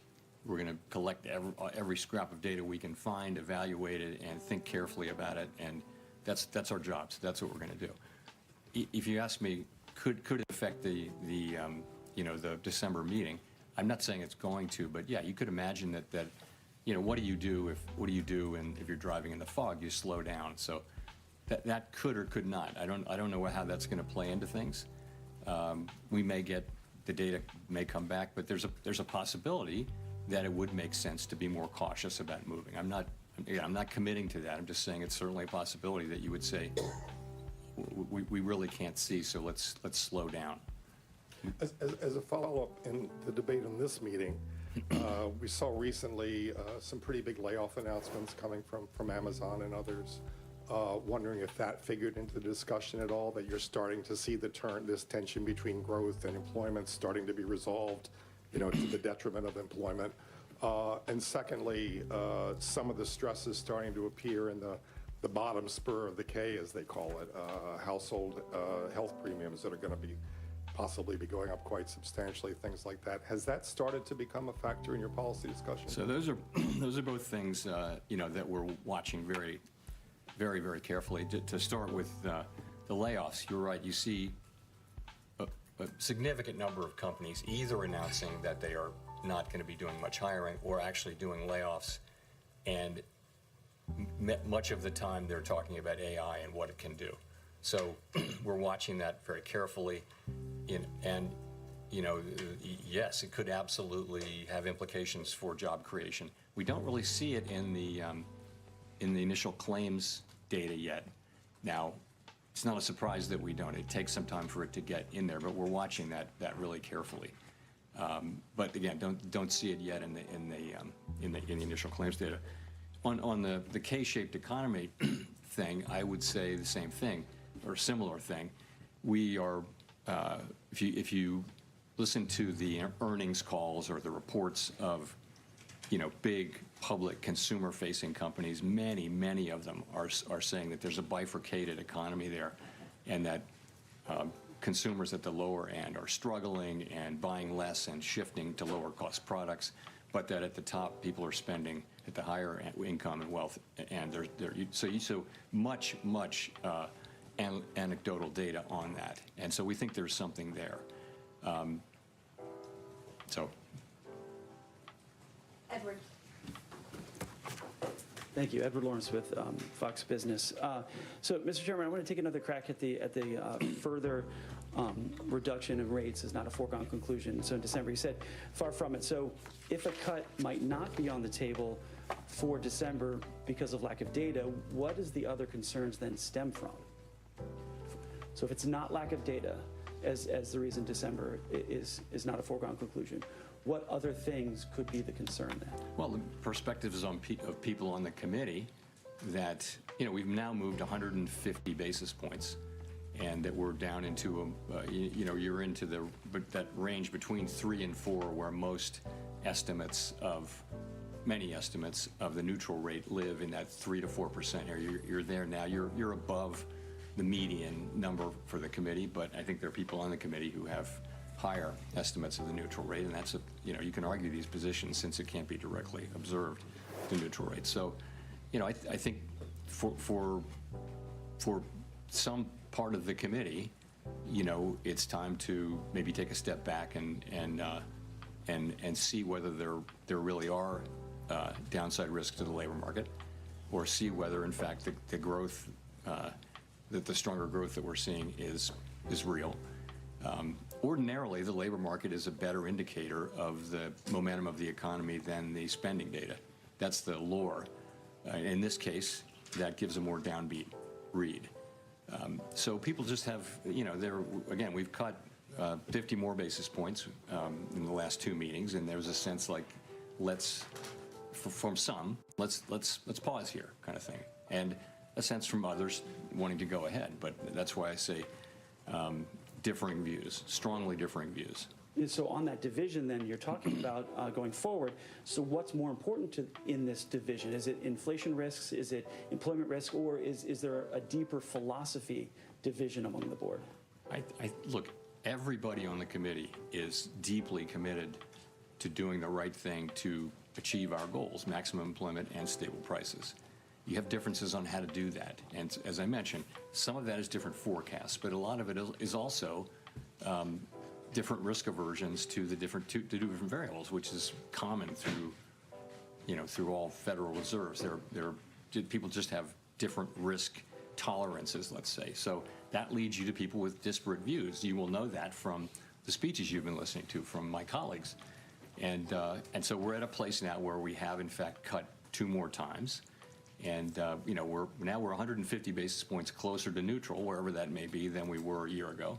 And so there's a growing chorus now of feeling like maybe this is where we should at least wait a cycle, something like that. That's what it is. It's just what you think it would be.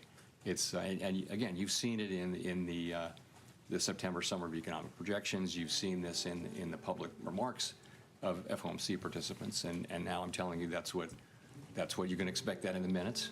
And I'm just telling you that's what happened in the meeting. Elizabeth. Thank you so much. Liz Scholze with ABC News. What is your explanation for why the job market is weakening right now, and what will this rate cut do to improve the job market? So I think there are 2 things affecting the job market, and one of them is just a dramatic reduction in the supply of new workers. And that's 2 things. That's declining labor force participation, which is a cyclical thing. And then there's declining immigration, which is just a big policy change that actually began in the last administration, and it has been accelerated now. So a big part of the whole story is that supply side story. Okay. In addition, labor demand has declined, and the unemployment rate has gone down, meaning that demand for workers has gone down a little more than supply.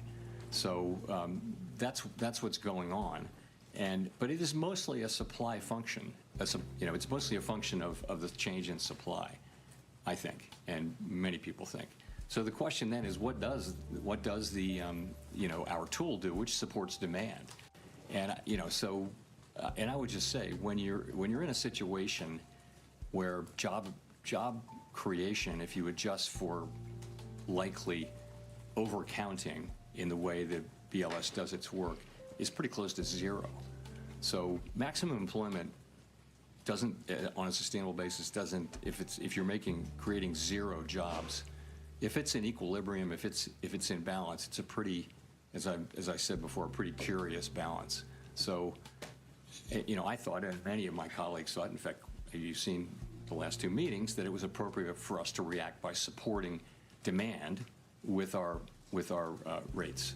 And we've done that. We've reduced so that rates are looser. I wouldn't say that they're accommodative right now, but they're meaningfully less tight than they were. And that should help so that at least the labor market doesn't get worse. Though it's a complicated situation, and some people argue that this is supply and we really can't affect it much with our tools. But others argue, as I do, that there is an effect from demand and that we should use our tools to support the labor market when we see this happening. You also talked about tariffs causing a one-time price increase. Should American household consumers expect that inflation will continue to go up this year because of those tariffs? So the basic expectation is that there will be some additional increase in inflation because it takes a while for tariffs to work their way through the production chain and finally get to consumers. And we see this now from the tariffs that were put in place now many months ago. We see those effects, but if you put tariffs in effect, and they've been coming into effect consistently in February, March, April, May, and that's all happening. So that'll continue to happen for some time, probably into the spring. These are not big increases, though. These are a tenth or so on inflation. They may be big increases on a particular product that's been tariffed, but overall, these are fairly modest. I think some projections go, we're at 2.8% inflation. You might get 2 or 3 more tenths or 4 more tenths maybe. But then, as all of the tariffs are in, they stop generating inflation. You've had a one-time price increase. As long as you're not, at least this is the theory. This is how we believe and hope that it will work out. Once the last tariff is put on something, at that point, it becomes a higher price level, but it stops going up, if you will. Prices stop going up. They'll just be at that level, and then measured inflation will come back down to non-tariff inflation. As I mentioned, non-tariff inflation is not so far from 2% now. Now, consumers are not interested in that story. Their prices are higher. More than that, the reason they're so unhappy about inflation is the inflation that we had in 2021, 2, and 3. Because you can say that prices aren't going up as much, but that doesn't mean people aren't feeling those higher prices from the inflation we had 2 or 3 years ago. They are, and that's, I think, a large part of why the public, if you sample people, inflation is still very much making people quite unhappy. Even, and it's nice that, that prices are not going up as fast as they were, but they're still much higher than they were. And it'll take some time for that effect to wear off. As real incomes rise, it will feel better over time, but that's going to take time. Michael Pickey from Bloomberg Television and Radio. Do you have any concerns that equity markets are or are close to being overvalued at this point? We don't look at any one asset price and say, hey, that's wrong. It's not our job to do that. We look at the overall financial system, and we ask whether it's stable, whether it could withstand shocks, right? So, banks are well capitalized, while some households are clearly under stress. In the aggregate, households are in good shape financially, relatively manageable levels of debt. At the lower income spectrum, you are seeing rising defaults, particularly around subprime auto, but nonetheless, in the aggregate, pretty good. You don't see too much leverage in the banking system or the financial system. It's a mixed picture, but it's not an overly troubling picture. And again, I'm not. It's not appropriate. We don't set asset prices. Markets do that. Well, you must be well aware by lowering interest rates, you're contributing to additional asset price increases. And I wonder how you balance the idea that lowering rates would help the labor market with the reality that it seems more likely to be stimulating increased investment in AI, which is the rationale for thousands of job cuts that have been announced in the last few weeks. Yeah, I don't think interest rates are an important part of the AI, of the data center story. I think, you know, people think they're great economics in building these data centers, and they're making a lot of money building them, and they think they have very high present value and all that sort of thing. It's not really about, it's not, you know, about 25 basis points here or there. You know, we use our tools to support the labor market and to create price stability. That's what we do. That's our two jobs, right? So we're here to, by lowering rates at the margin, that will support demand, and that will support more hiring. And that's why we do it. Now, no 25 basis point or even 50 basis point hike is going to be a dispositive thing, but ultimately, you know, lower rates will support more demand, and that'll support hiring over time. And of course, we also have to be careful about this, which is what we've been doing, because we know where inflation is, and we know that, you know, I've told you the story. It's a complicated story, but this is the best assessment that we can make. But you know, because there's uncertainty around inflation and the path ahead for inflation, that's why we're going. That's why the pace we're going has been a careful one. Victoria. Hi, Victoria Guida from Politico. On AI, I'm just wondering, you know, it seems like a lot of the economic growth that we've been seeing is fed by investments in AI. So how worried are you about what a sudden contraction in tech investment would mean for the overall economy? Is there enough strength in other sectors? And specifically, are there any lessons that you take from the 1990s in how you might approach what's happening right now? Yeah, this is different.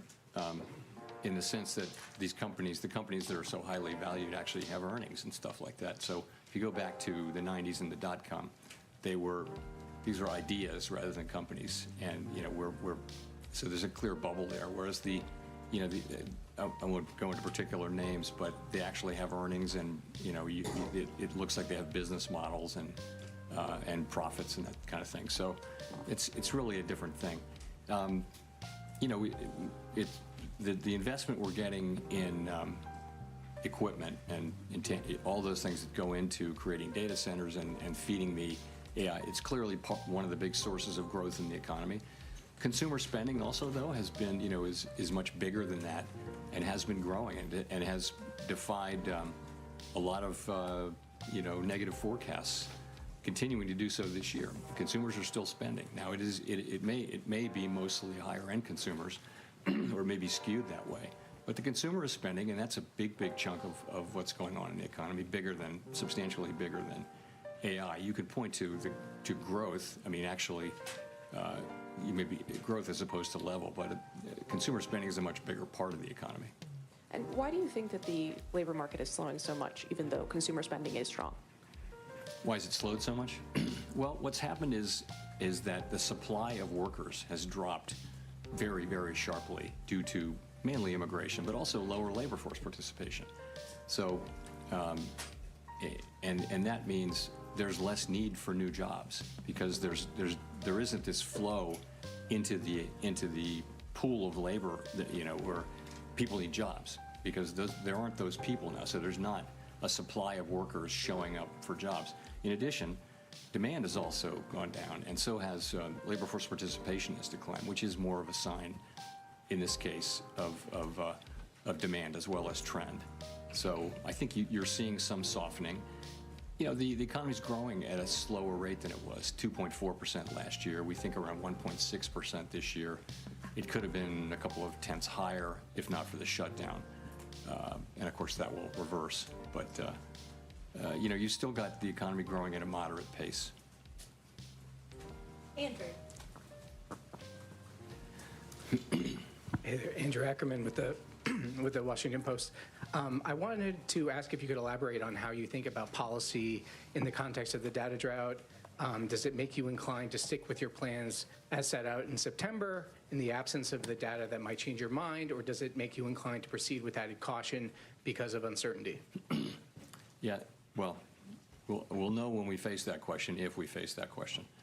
It'll probably be argued both ways, right? But I've said a couple times here that, if you really aren't getting information you really don't know, and the economy looks like it's solid and stable and hasn't really changed, there will be an argument. I don't know how persuasive it will be, but there will be an argument that, you slow down when you can't see as far ahead.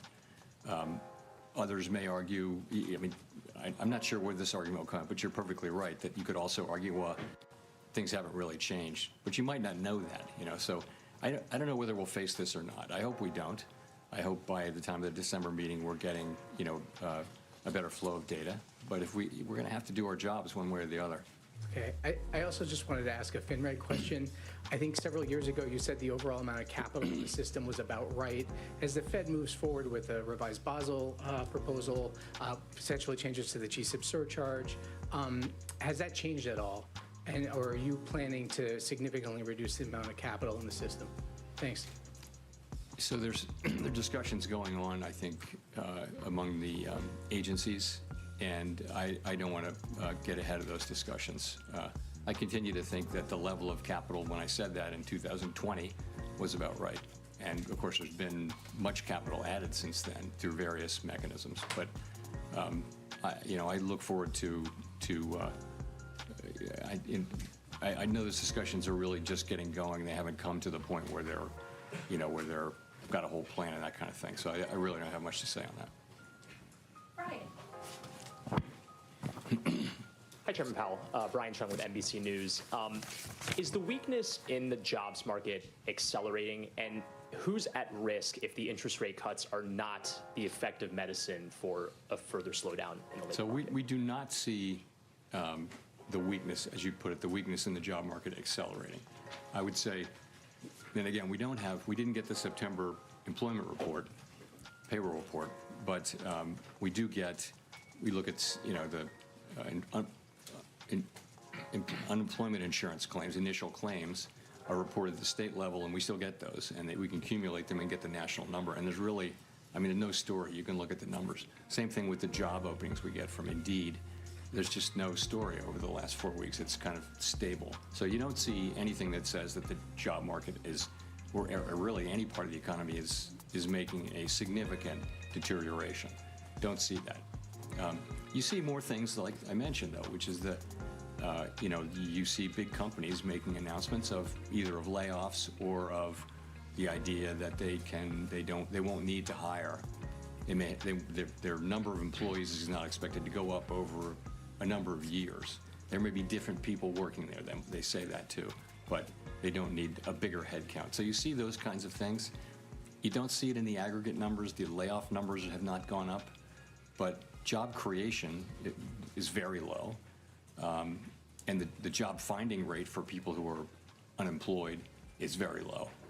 But the unemployment rate is very low as well. 4.3% is a low unemployment rate. So as you make these cuts, is it the lower income workers that you're thinking about, or those who might have their jobs automated? Is there a particular section of the labor market that you're particularly? So we can't, our tools don't allow us to target any demographic or any income level and that kind of thing. I do think that people, we saw this during the global financial crisis and the long recovery. If you have a long period of very strong labor market conditions, it benefits people at the lower end the most. The last 2 or 3 years of that long expansion, people at the lower part of the income spectrum were getting the biggest benefits, and lots of things were happening in that space demographically, which were very constructive. And we're not at that place right now. But so, yeah, a stronger labor market is the best thing we can do for the public. It's also part of our job. It is half of our job, but it is absolutely the best thing we can do for people. Along with keeping prices stable. Those two things. Inflation also hurts people on fixed incomes more than other people. Courtney. Hi, Chair Powell. Courtney Brown from Axios. As you know, the 12 Reserve Bank presidents' terms are up for renewal at the end of February. I'm wondering if you can give us a timeline for when the board will consider those reappointments and whether we can expect everyone to be re-upped or if we can expect some changes. So it's a process that we go through under the law. The way the law works is we have a reappointment process every 5 years for all of the reserve, each of them and all of them. We're in the middle of that process, and we're going to complete it in a timely way. And that's really all I can say. Okay, thank you. Daniel. Daniel Davis, Agence France Presse. You've now had dissents in 3 consecutive FOMC meetings, but in this meeting you had dissents going in both directions, and you've just mentioned there's strong disagreement over the future path of rate cuts. Have these disagreements complicated your role presiding over the FOMC meetings, and if so, how? I wouldn't say that, no. I think you have to take what comes, and what comes right now is a pretty challenging situation where we have, first of all, we have 4.3% unemployment. We have an economy that's growing close to 2%. So, overall, it's a good picture. It's a good picture. But in terms of our policy, we have upside risks to inflation, downside risks to employment, and this is a very difficult thing for a central bank because, one of those calls for rates to be lower, one calls for rates to be higher. We can't do both, so we have to balance the two. And so it's a challenging thing, and as we have worked our way through this process, you would expect that there would be a range of views across the committee on what to do and the speed with which we should do it. And that's what we have. That makes a lot of sense to me. All of these people are, people who take their jobs very seriously, work very hard at this, and just want to do what's right for the American people, but they have different views on what that is. And, it's an honor to work among people who care that much. It is, but I don't feel that it's unfair or anything like that. It's a time when we're making quite difficult judgments in real time, and I believe we'll get through this. And I think we've done sort of the right thing so far this year. I think it was appropriate for us to be careful about this. I think it would not be appropriate to just ignore or assume away the inflation issue. At the same time, I think the risk of higher, more persistent inflation has declined significantly since April. And if we do wind up resuming rate cuts at some point, we will at some point. I think we're trying to get to the end of this cycle with the labor market in a good place and with inflation, on its way to 2% or at 2%. So that's all we're trying to do, and we're doing it under, quite challenging circumstances and doing the best we can. We'll go to Jennifer for the last question. Thank you so much, Chair Powell. Jennifer Schonberger with Yahoo Finance. Both regional and large banks have taken losses on loans given delinquencies on subprime auto loans. JP Morgan CEO Jamie Dimon warned, when you see one cockroach, there may be more likely. I'm curious how the Fed is looking at these loan losses and if it poses risks to the financial system or the outlook for the economy. Is it a warning sign? So, we're obviously we watch these things very carefully, credit conditions very carefully. You're right. You've seen rising defaults in subprime credit for some time now, and now you've seen a number of subprime credit, automobile credit institutions having significant losses, and some of those losses are now showing up on the books of banks. We're looking at it carefully. We're paying close attention. I don't see at this point a broader credit issue. It doesn't seem to be something that has very broad application across financial institutions. But we're going to be monitoring this quite carefully and making sure that is the case. And then separately, many, you yourself have said that we're in a bifurcated economy right now with high net worth individuals continuing to spend with the lower income pulling back. How much of consumer spending continuing hinges on the stock market remaining strong? In some odd way, does the market help keep the economy buoyant? So there's some relationship there, but remember, the more wealth someone has, the lower an additional dollar of wealth matters. So your marginal propensity to consume declines quite dramatically as you reach levels of stock market wealth. So, the stock market. It would affect spending if the stock market went down, but it wouldn't drop sharply unless there were quite a sharp drop. in the in the stock market. People at the lower end of income and wealth have a much higher marginal propensity to consume of an incremental dollar of income or wealth, but they don't have the stock market wealth. So I think it's certainly a factor supporting consumption right now. And you would see it if you saw a material correction in spending, but it wouldn't be. You shouldn't think that it'll dollar for dollar stop consumption, because that wouldn't be the case. Thanks very much.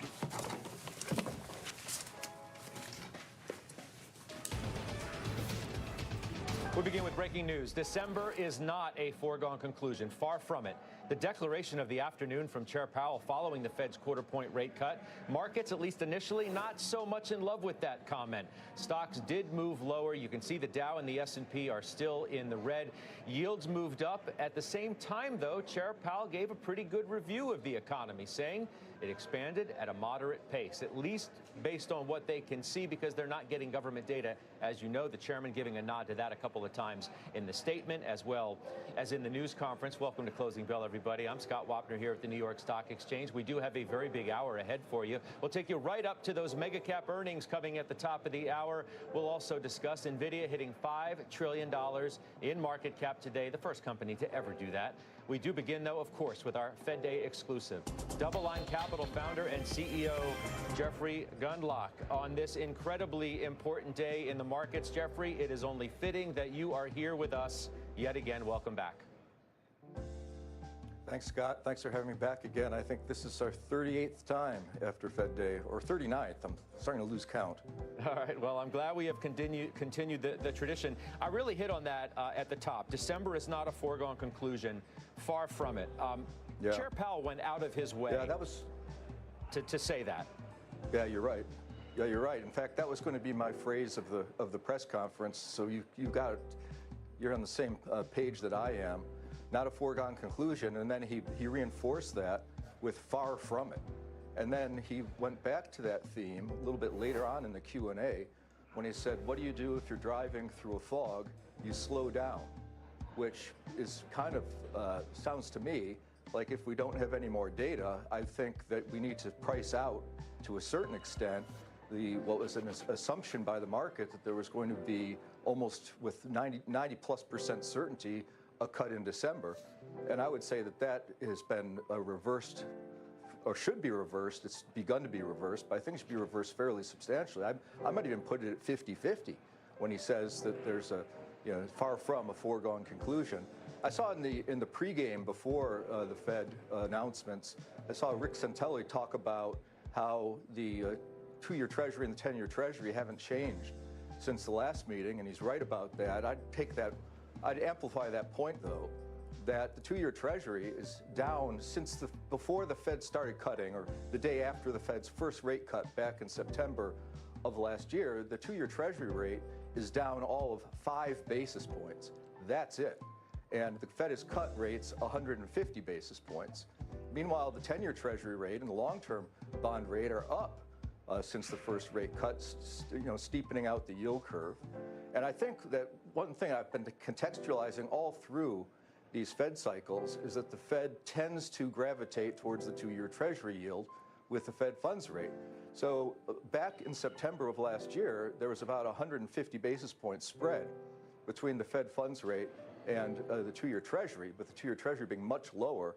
But now that the Fed's brought the rates down, they're very much in the context of the 2-year Treasury now, with only about a quarter point difference between the two. So I think what's really happened here, of course, is that we've seen tremendous rallies in financial assets this year. I mean, everyone's focusing on the stock market in the United States, but Europe's done well as well. Emerging markets have done even better. And bonds have done surprisingly well versus most people's expectations. This is actually, for the investment grade bond index that is most commonly followed, out of the last 49 years, this is the 11th best year, following some pretty terrible years, particularly in 2022. So I think that we're looking at the possibility for a steeper yield curve. I think it's interesting. They're going to let the maturing mortgage-backed securities, they're going to reinvest them in T-bills. And he mentioned in his comments, Jay Powell, that they want to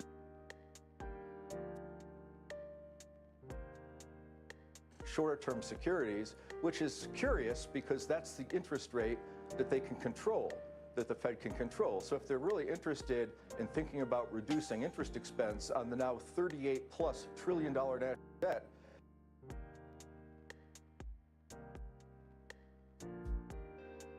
securities, and then you can do QE again if you need to. And I think that they may ultimately manipulate mortgage rates lower by possibly doing quantitative easing when the environment calls for it to get mortgage rates down. One of the biggest problems Jay Powell correctly talked about, and the inflation level has come down, but the price level is still very, very high versus 5 years ago. That also bleeds over into housing affordability, which is really bad compared to where it was 5 years ago. Home prices have gone way up, and mortgage rates are also higher than they were. And so it's just possible that they might want to buy mortgage-backed securities and get them to an even lower yield versus treasuries.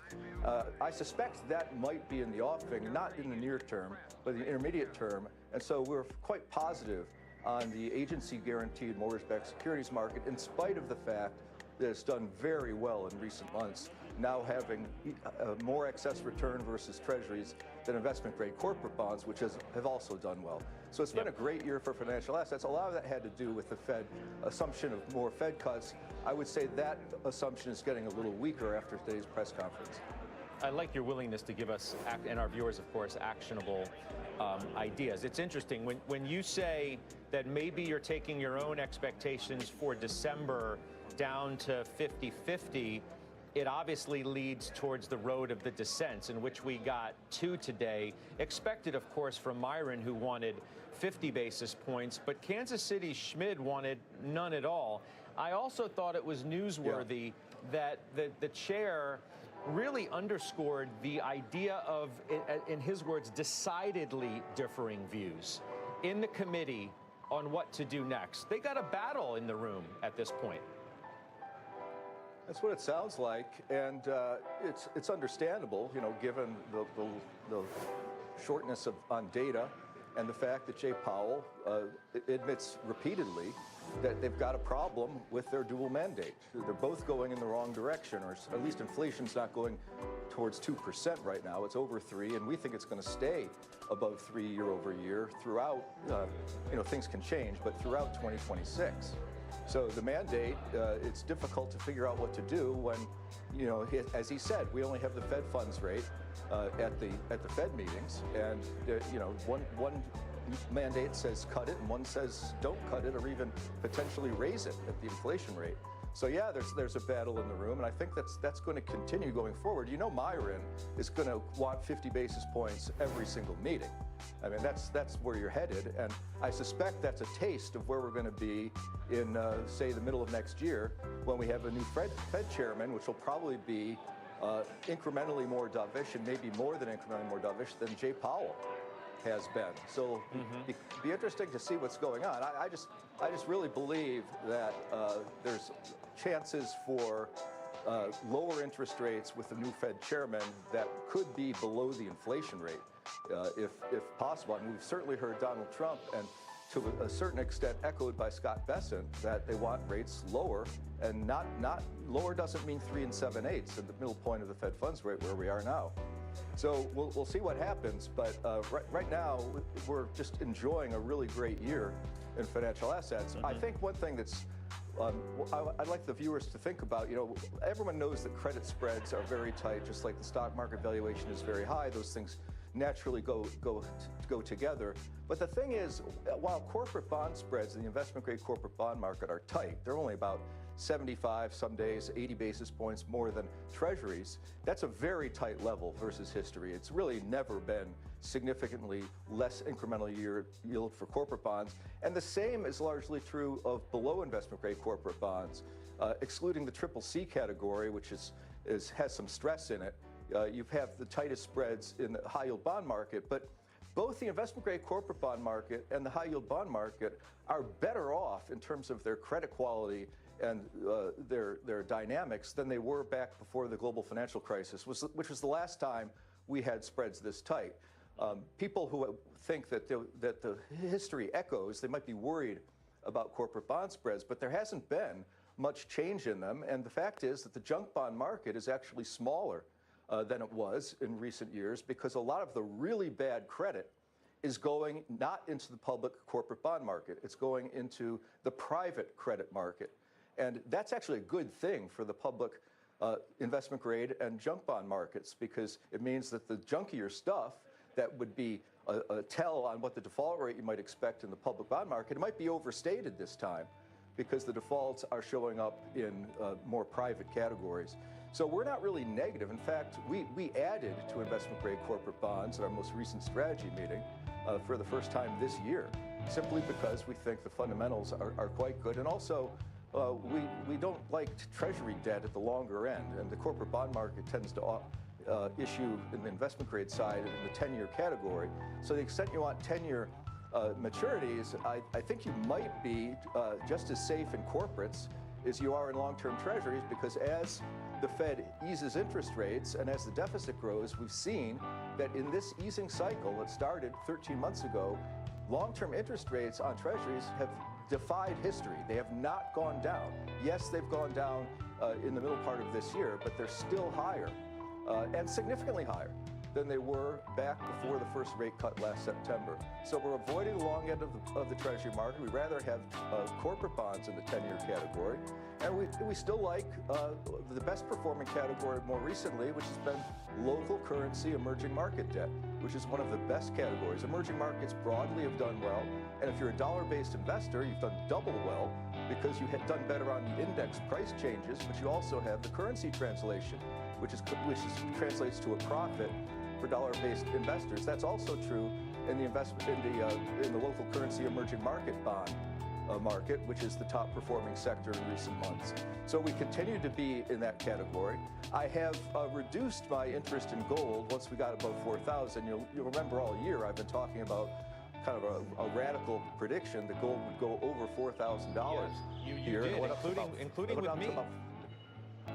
Yeah, and it's gone up. It went up to almost $4,400, which is really nosebleed levels. I mean, there are sentiment indicators called Market Vane, a service that polls investors on whether they're bullish or bearish on various categories, and you almost never get a bullish reading that's above the low 90s. But the gold reading a couple weeks ago was at 95, which is just unheard of. So last time we spoke, I talked about having 25% of a portfolio in gold or other types of hard asset things, which sounds high versus most people's recommendations, but it worked out pretty well. But I don't hold that any longer. There was somebody on the pregame that said what I think is now very timely investment advice, and that is, with all these market moves, you really want to think about rebalancing. Rebalancing is a very powerful tool. So you want to take things that are at nosebleed levels, like gold was a couple weeks ago, and if you had 25% gold, it probably turned into 35% of your portfolio. It was time to rebalance back down. Right now, I think gold has to correct further. We've seen about a 50% correction, maybe 40% of its big up move. But I would put gold now in my portfolio down to 10%. And I would have 5% in other commodities, just a commodity index. So you'd end up with a little bit more than 10% gold and about 5% commodities. I still like 45% in stocks. You'd probably be higher than that now. You have to rebalance that because stocks have outperformed bonds. But I still like having some local, a dollar investor in emerging market equities. I still like that, and I like non-U.S. equities from a valuation perspective quite a lot. I like 25% in bonds, and it's the same game plan that we've been talking about. It's been working pretty much through the course of this year, and that's intermediate term bonds, maybe 2 years out to 10 years, with more in the 5 years than the 10 years. But also, not a lot of long-term treasury bonds. We own very, very little of long-term treasury bonds. We think the curve's going to steepen. And then we like these asset-backed securities and some commercial mortgage-backed securities, which I believe the market is starting to accept even office commercial mortgage-backed securities. We're seeing interest. New York, there's always interest in Manhattan office, but we're starting to see better performance and better acceptance of Chicago office, and surprisingly, even some rumblings for San Francisco office.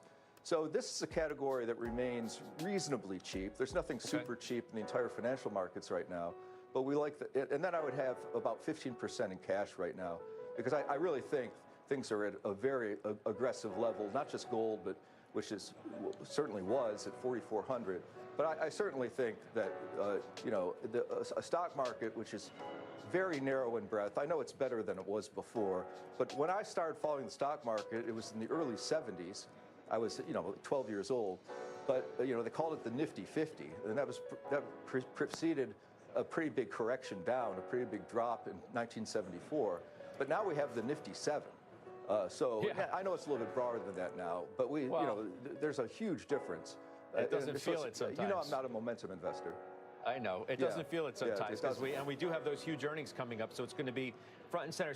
Hang on with just a second. Steve Leisman's come out of the room, Jeffrey. And Steve, I want to bring you in, because I have to say, I don't remember a more forceful, I don't know if you want to call it rebuke, maybe it's just a pushback on market expectations like we got today from Chair Powell, who went out of his way to underscore December is not a foregone conclusion, adding far from it. What do you think? I agree. He not only went out of his way to put some doubt into the December trade, but he noted that he was going out of his way to do that. It was pretty unusual. And it was in the prepared comments as if, I don't know if the committee agreed to have this statement said, but let's listen to what Powell had to say about December. In the committee's discussions at this meeting, there were strongly differing views about how to proceed in December. A further reduction in the policy rate at the December meeting is not a foregone conclusion. Far from it. Policy is not on a preset course. So, Scott, what's happened to the probability of a rate cut in December is it's gone down. The last read I have, I'll give you one more here, 65%. It had been 85% going into this meeting. And January is sort of off the table as well. Actually, it's more in January now than it was in December. The direction is down when it comes to rates. I think that's pretty clear. The pace is something that Powell wants to reserve for the committee and the Fed as to how quickly it gets there. You could have listened to what Powell had to say today. Let me give you three things he said. Inflation is higher than target. They expect it to come down, but it remains, and it has accelerated for this year. That's one. And two is that he does not see further weakening in the job market. So in that regard, it would appear that the Fed is close to having bought the insurance policy that it wants against job weakness. So maybe not all the way there.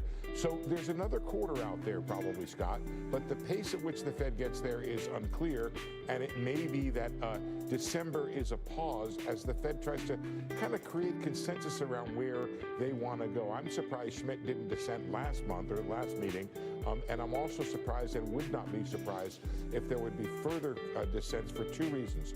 One is the lack of data, and two is the idea that if the Fed keeps cutting with the inflation rate above target, it's going to create the possibility or the concern that the Fed is off of its 2% target and does not want to be there.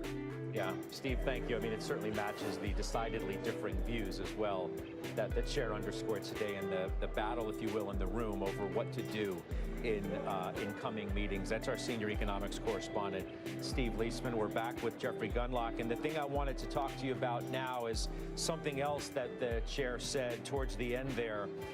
I don't see a broader credit issue, is how he answered a question regarding private credit. You've had some of the issues around subprime auto, obviously, that we've all been focused on, wondering because of what Jamie Dimon said, there's never just one cockroach. You told me like 13 months ago that you were concerned, and this was out at Future Proof out in Huntington Beach. If you recall the conversation we had then, where I asked you, as everybody was talking about the prospects of a private credit bubble, you said you saw one. I'm wondering whether you now see the first cracks in it. Well, there sometimes is one cockroach. I mean, that Silicon Valley Bank, that was sort of a one cockroach situation. A lot of people thought that was the beginning of something, and I was suspicious that I thought it might be contained, and it turned out that was the case. But we are starting to see weaker activity in parts of the lower tiers of the credit market, and there's been more than one sort of write-down or default scenario that's already occurring, and they seem to be occurring kind of in a cluster. It's not like there's one and then 6 months goes by and then you get another write-down somewhere. They seem to be happening in a cluster, kind of like the layoffs are starting to happen in a cluster. So I think that private markets broadly have stopped outperforming public markets. That's certainly been the case in recent times with the public markets doing so well.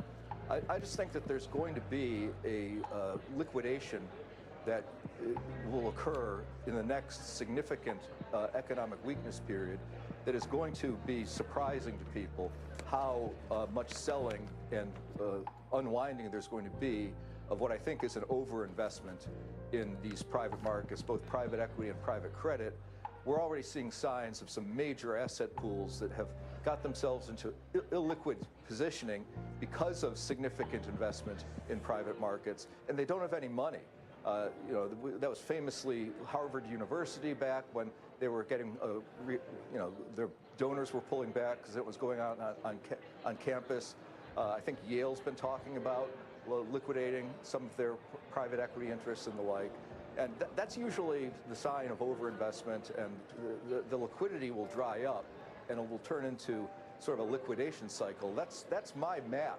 I don't think it has to happen this week. Right. But it's been a process that's been developing over the course of this year. But I think that's going to be at the foundations of the next kind of financial problem that we have in the United States, and perhaps beyond the United States borders. Yeah. But certainly, there's a lot of investment in that category. So I caution investors. I think if you have liquidity options, some funds, they allow a liquidity option. They'll give you a mark periodically on their private credit book, and if they allow a partial redemption and you don't see any degradation in the marks on the private pools, I would take advantage of that liquidity function, because I think you're going to be getting out at a better level than you'd be able to get out at in future quarters. So I'm very focused on private credit being an issue. Okay, we'll follow that. There's certainly a lot of focus on it. You've given our viewers a lot to think about today and plenty of actionable ideas. For that, I thank you, and I look forward to our next conversation, which will be after the next Fed meeting, which now, who knows? Now what seemed to be a foregone conclusion, Jeffrey, is going to be anybody's guess. I look forward to being with you then. Thank you. That's Jeffrey Gundlach out in California for us. We're now in the closing bell market zone as we look ahead to these big tech earnings, which are really just 10, 15 minutes or so away. In overtime, Julia Boorstin watching Meta, Mackenzie Sigalos on Alphabet, Steve Kovac on Microsoft, New Edge Wealth's Rob Sechin owns them all. We're going to get this big setup. We have Big Technology's Alex Kantrowitz, CNBC Senior Markets Commentator Mike Santoli. We got a big group because it's a big moment. Julia, I start with you to set the scene on Meta. Well, Scott, expectations are high for Meta, given its beat on revenue for 12 straight quarters and earnings 10 times in a row. Those beats showed how Meta's AI investments improved user engagement and ad results. Q3 revenue growth is expected to hold steady at around 22% revenue growth. Meta did warn that growth would decelerate in Q4 on tough comps. So the question now is whether Meta's ramping AI investments will continue to pay off for its chatbot and Vibes AI video sharing platform. The key number to watch is CapEx. Meta last quarter raised the midpoint of its full-year capital expenditures range to $69 billion. Now we're watching to see how much higher the CapEx guide is. Analysts expect 47% growth in CapEx next year to $97 billion. And overall, analysts are bullish. 87% have a buy rating, with the stock up 28% year to date. Back over to you. All right, Julia, thank you so much. Perfect setup as we go to Mackenzie Sigalos now on Alphabet. Hi, Mac. Hey, Scott. So investors are zeroed in on how Alphabet's core businesses are navigating the AI shift, especially search and cloud. So search remains the biggest pressure point. Google rolled out AI overviews and a new AI mode tab in Q2, but there's still no clear way to monetize it, and ads don't appear inside Gemini yet. Wall Street, though, is optimistic. JP Morgan says early data on AI mode shows growing query volume and stronger engagement, which could lift advertiser ROI despite fewer paid clicks per search.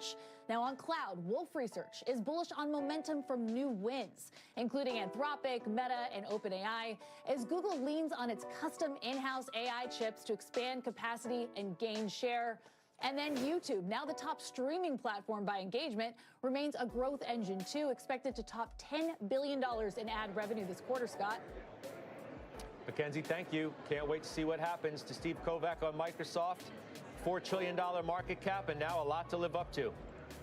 Yeah, and also on a day, Scott, when the Azure cloud service is down, it's actually took down Microsoft's IR website. But anyway, the key thing to watch here is Azure and the growth that has been fueled by AI. Yesterday, we got that OpenAI deal, and we know there's going to be that $250 billion commitment from OpenAI to spend on Azure Cloud. The difference with that deal and so many others that we've heard, this is a contracted deal. It's not nebulous like other deals OpenAI has done with companies like Oracle. So let's put away some of the worries about AI CapEx slowing down. I'll give you an example. I was in Wisconsin just last month looking at Microsoft's new data center being built, and right next door, before this one even opens, they're building another more expensive one. And Microsoft told us just a few weeks ago they still can't meet all the demand, and they're in fact turning away customers so they can support their current customers. Now, CFO Amy Hood 3 months ago in the last call originally predicted they would catch up to demand this year. That's now pushed into next year.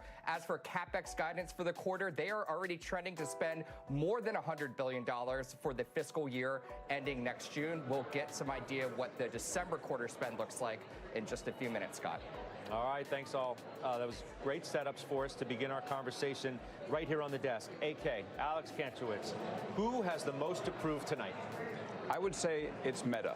And, you know, it's one of those things where we'll see quarter to quarter, Meta will turn in some advertising, really impressive advertising results. But what I really want to hear from Mark Zuckerberg on the call today is some vision around his AI plan. Remember, he's invested billions of dollars in talent. He's reorganized his AI division many times. There was just a report last week that they're letting 600 people go. Is Meta just building another chatbot? And if so, how defensible is the money that they're making today? Because I would say Meta really faces a challenge long term as people decide that they want to become friends with these chatbots as opposed to mitigating their friends with humans through the online social media platforms. That is an existential threat for Meta. I really believe so. And we're going to have to hear something from Zuckerberg about where they want to go. You feel the same way, Rob, as you own, as we said, all three stocks, this being Meta, the underperformer of late in the group.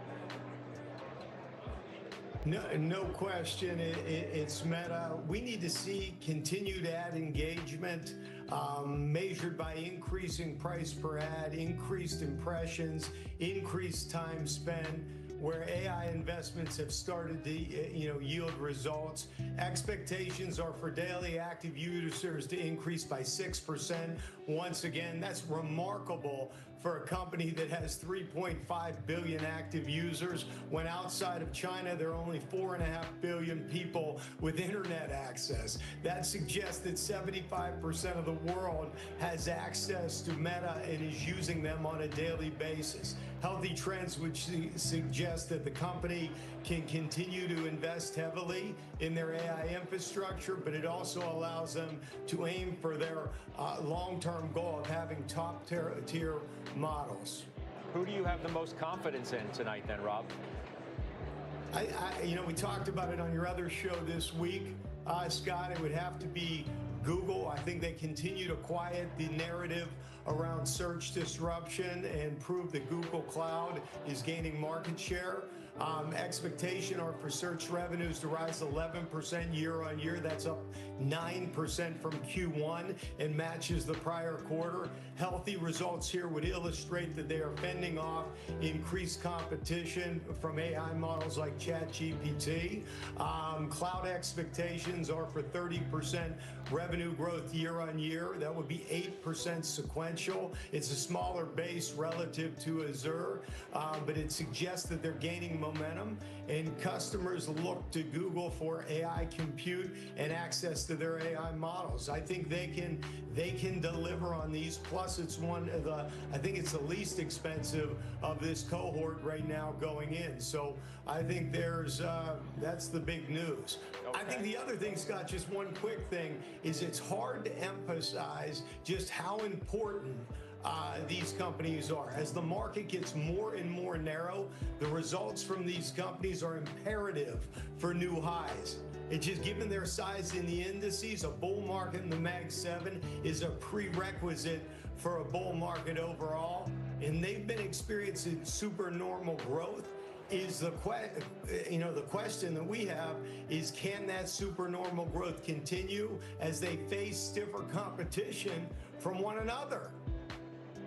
We hear you, and it's a perfect segue to bring Mike Santoli into the conversation, because nobody sees the big market picture as well as you do, to tell us what's really riding on this. Now, if you say, well, rate cuts might be in question moving forward, does that make these all the more important now? Well, just look at the market action today, and it implies the stakes have risen for this segment of the market, kind of as Rob was saying. So after we got that, admonition from Chair Powell that, hey, don't count on a December rate cut, whether in fact we take that and run with it or not, you see home builders down 3%. You got regional banks down 2% on the day, and you have extreme negative breadth in the overall market, even as the S&P 500 is slightly green because NVIDIA is up, because semis are up 2%. So I do think it's about market reaction to what are generally going to be good numbers. And, I would kind of agree with Alex in terms of Meta. If there's going to be one company where the market will express impatience about the strategy or the volume of spending or the character of the spending, it might be Meta. On the other hand, in terms of field position, Google's way extended out there. I mean, the confidence that Rob and a lot of investors have in the story is getting reflected in the stock. It's up 90% from the April low. It's up 10% in a week. Why is that? Well, it got too cheap. And so I think the question is, do you still have a valuation buffer in Alphabet? But in general, yes, the market has become more narrow and top-heavy, and the very fashionable trade of last year going into 2025 of say, hey, rotate into the equal-weight S&P, it's on the dead lows against the market cap-weighted S&P, unfortunately. AK, what do you make of what Rob Sechan had to say, the most confidence in Alphabet at a time where we are questioning where their search leadership is going to end up based on some of the announcements that we have already gotten? Is it misguided, or is he just right? Well, we know that Alphabet, they're going to grow double digits. We're about to hit the 3-year anniversary of ChatGPT, and everybody believed that this would at least be some hit to Google search. We're starting to see that actual search behavior and conversations with generative AI are starting to diverge a little bit. They might be two separate behaviors. And by the way, Google has the model with Gemini, so they're going to be able to capture both. Then they have a story in terms of capital expenditures. Last quarter, the real story around Google was, they're going to spend more to meet this demand around cloud.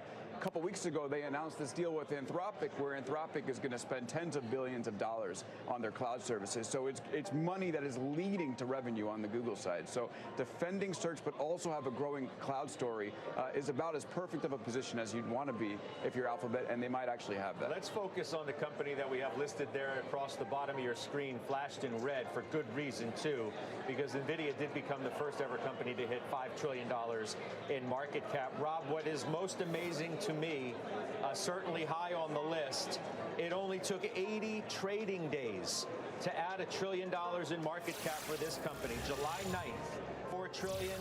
Here we are late in October, and we've gone $1 trillion higher. It's hard to imagine that there's any more important company in the entire world than NVIDIA. Look at yesterday, 70% of the S&P 500 stocks were down on the day. The average S&P 500 company was down 1%, and yet the index was positive thanks to the contribution from NVIDIA. when you have an environment where less than half the stocks in the S&P are trading above their 50-day moving average, that's usually a cautionary sign and tells us that there isn't much support for the market if we lose the leadership of the biggest AI and secular growth companies. You know, this virtuous cycle has to continue to deliver. You mentioned on your show earlier today a lot of the cuts that we're seeing in other parts of the market, Scott. Right. You know, you That's need good. this to Rob, deliver. I'm going to move on to Mike Santoli. I appreciate you joining us. I want to give Mike the last word because that's what he gets. Yeah, well, I tell you, I appreciate it, but it's honestly just the irresistible brute force of the actual revenue trend that is almost more remarkable than the capitalization of it in the market cap. Because if, in fact, it's going to be $500 billion in revenue in 5 or 6 quarters, we've never seen anything like that. It's moving so fast. They are collecting the free cash flow of the rest of the industry, and the market's happy with it. The market's fine with it. They have 50% margins on it. At some point, again, it's a source of instability at the top of the index.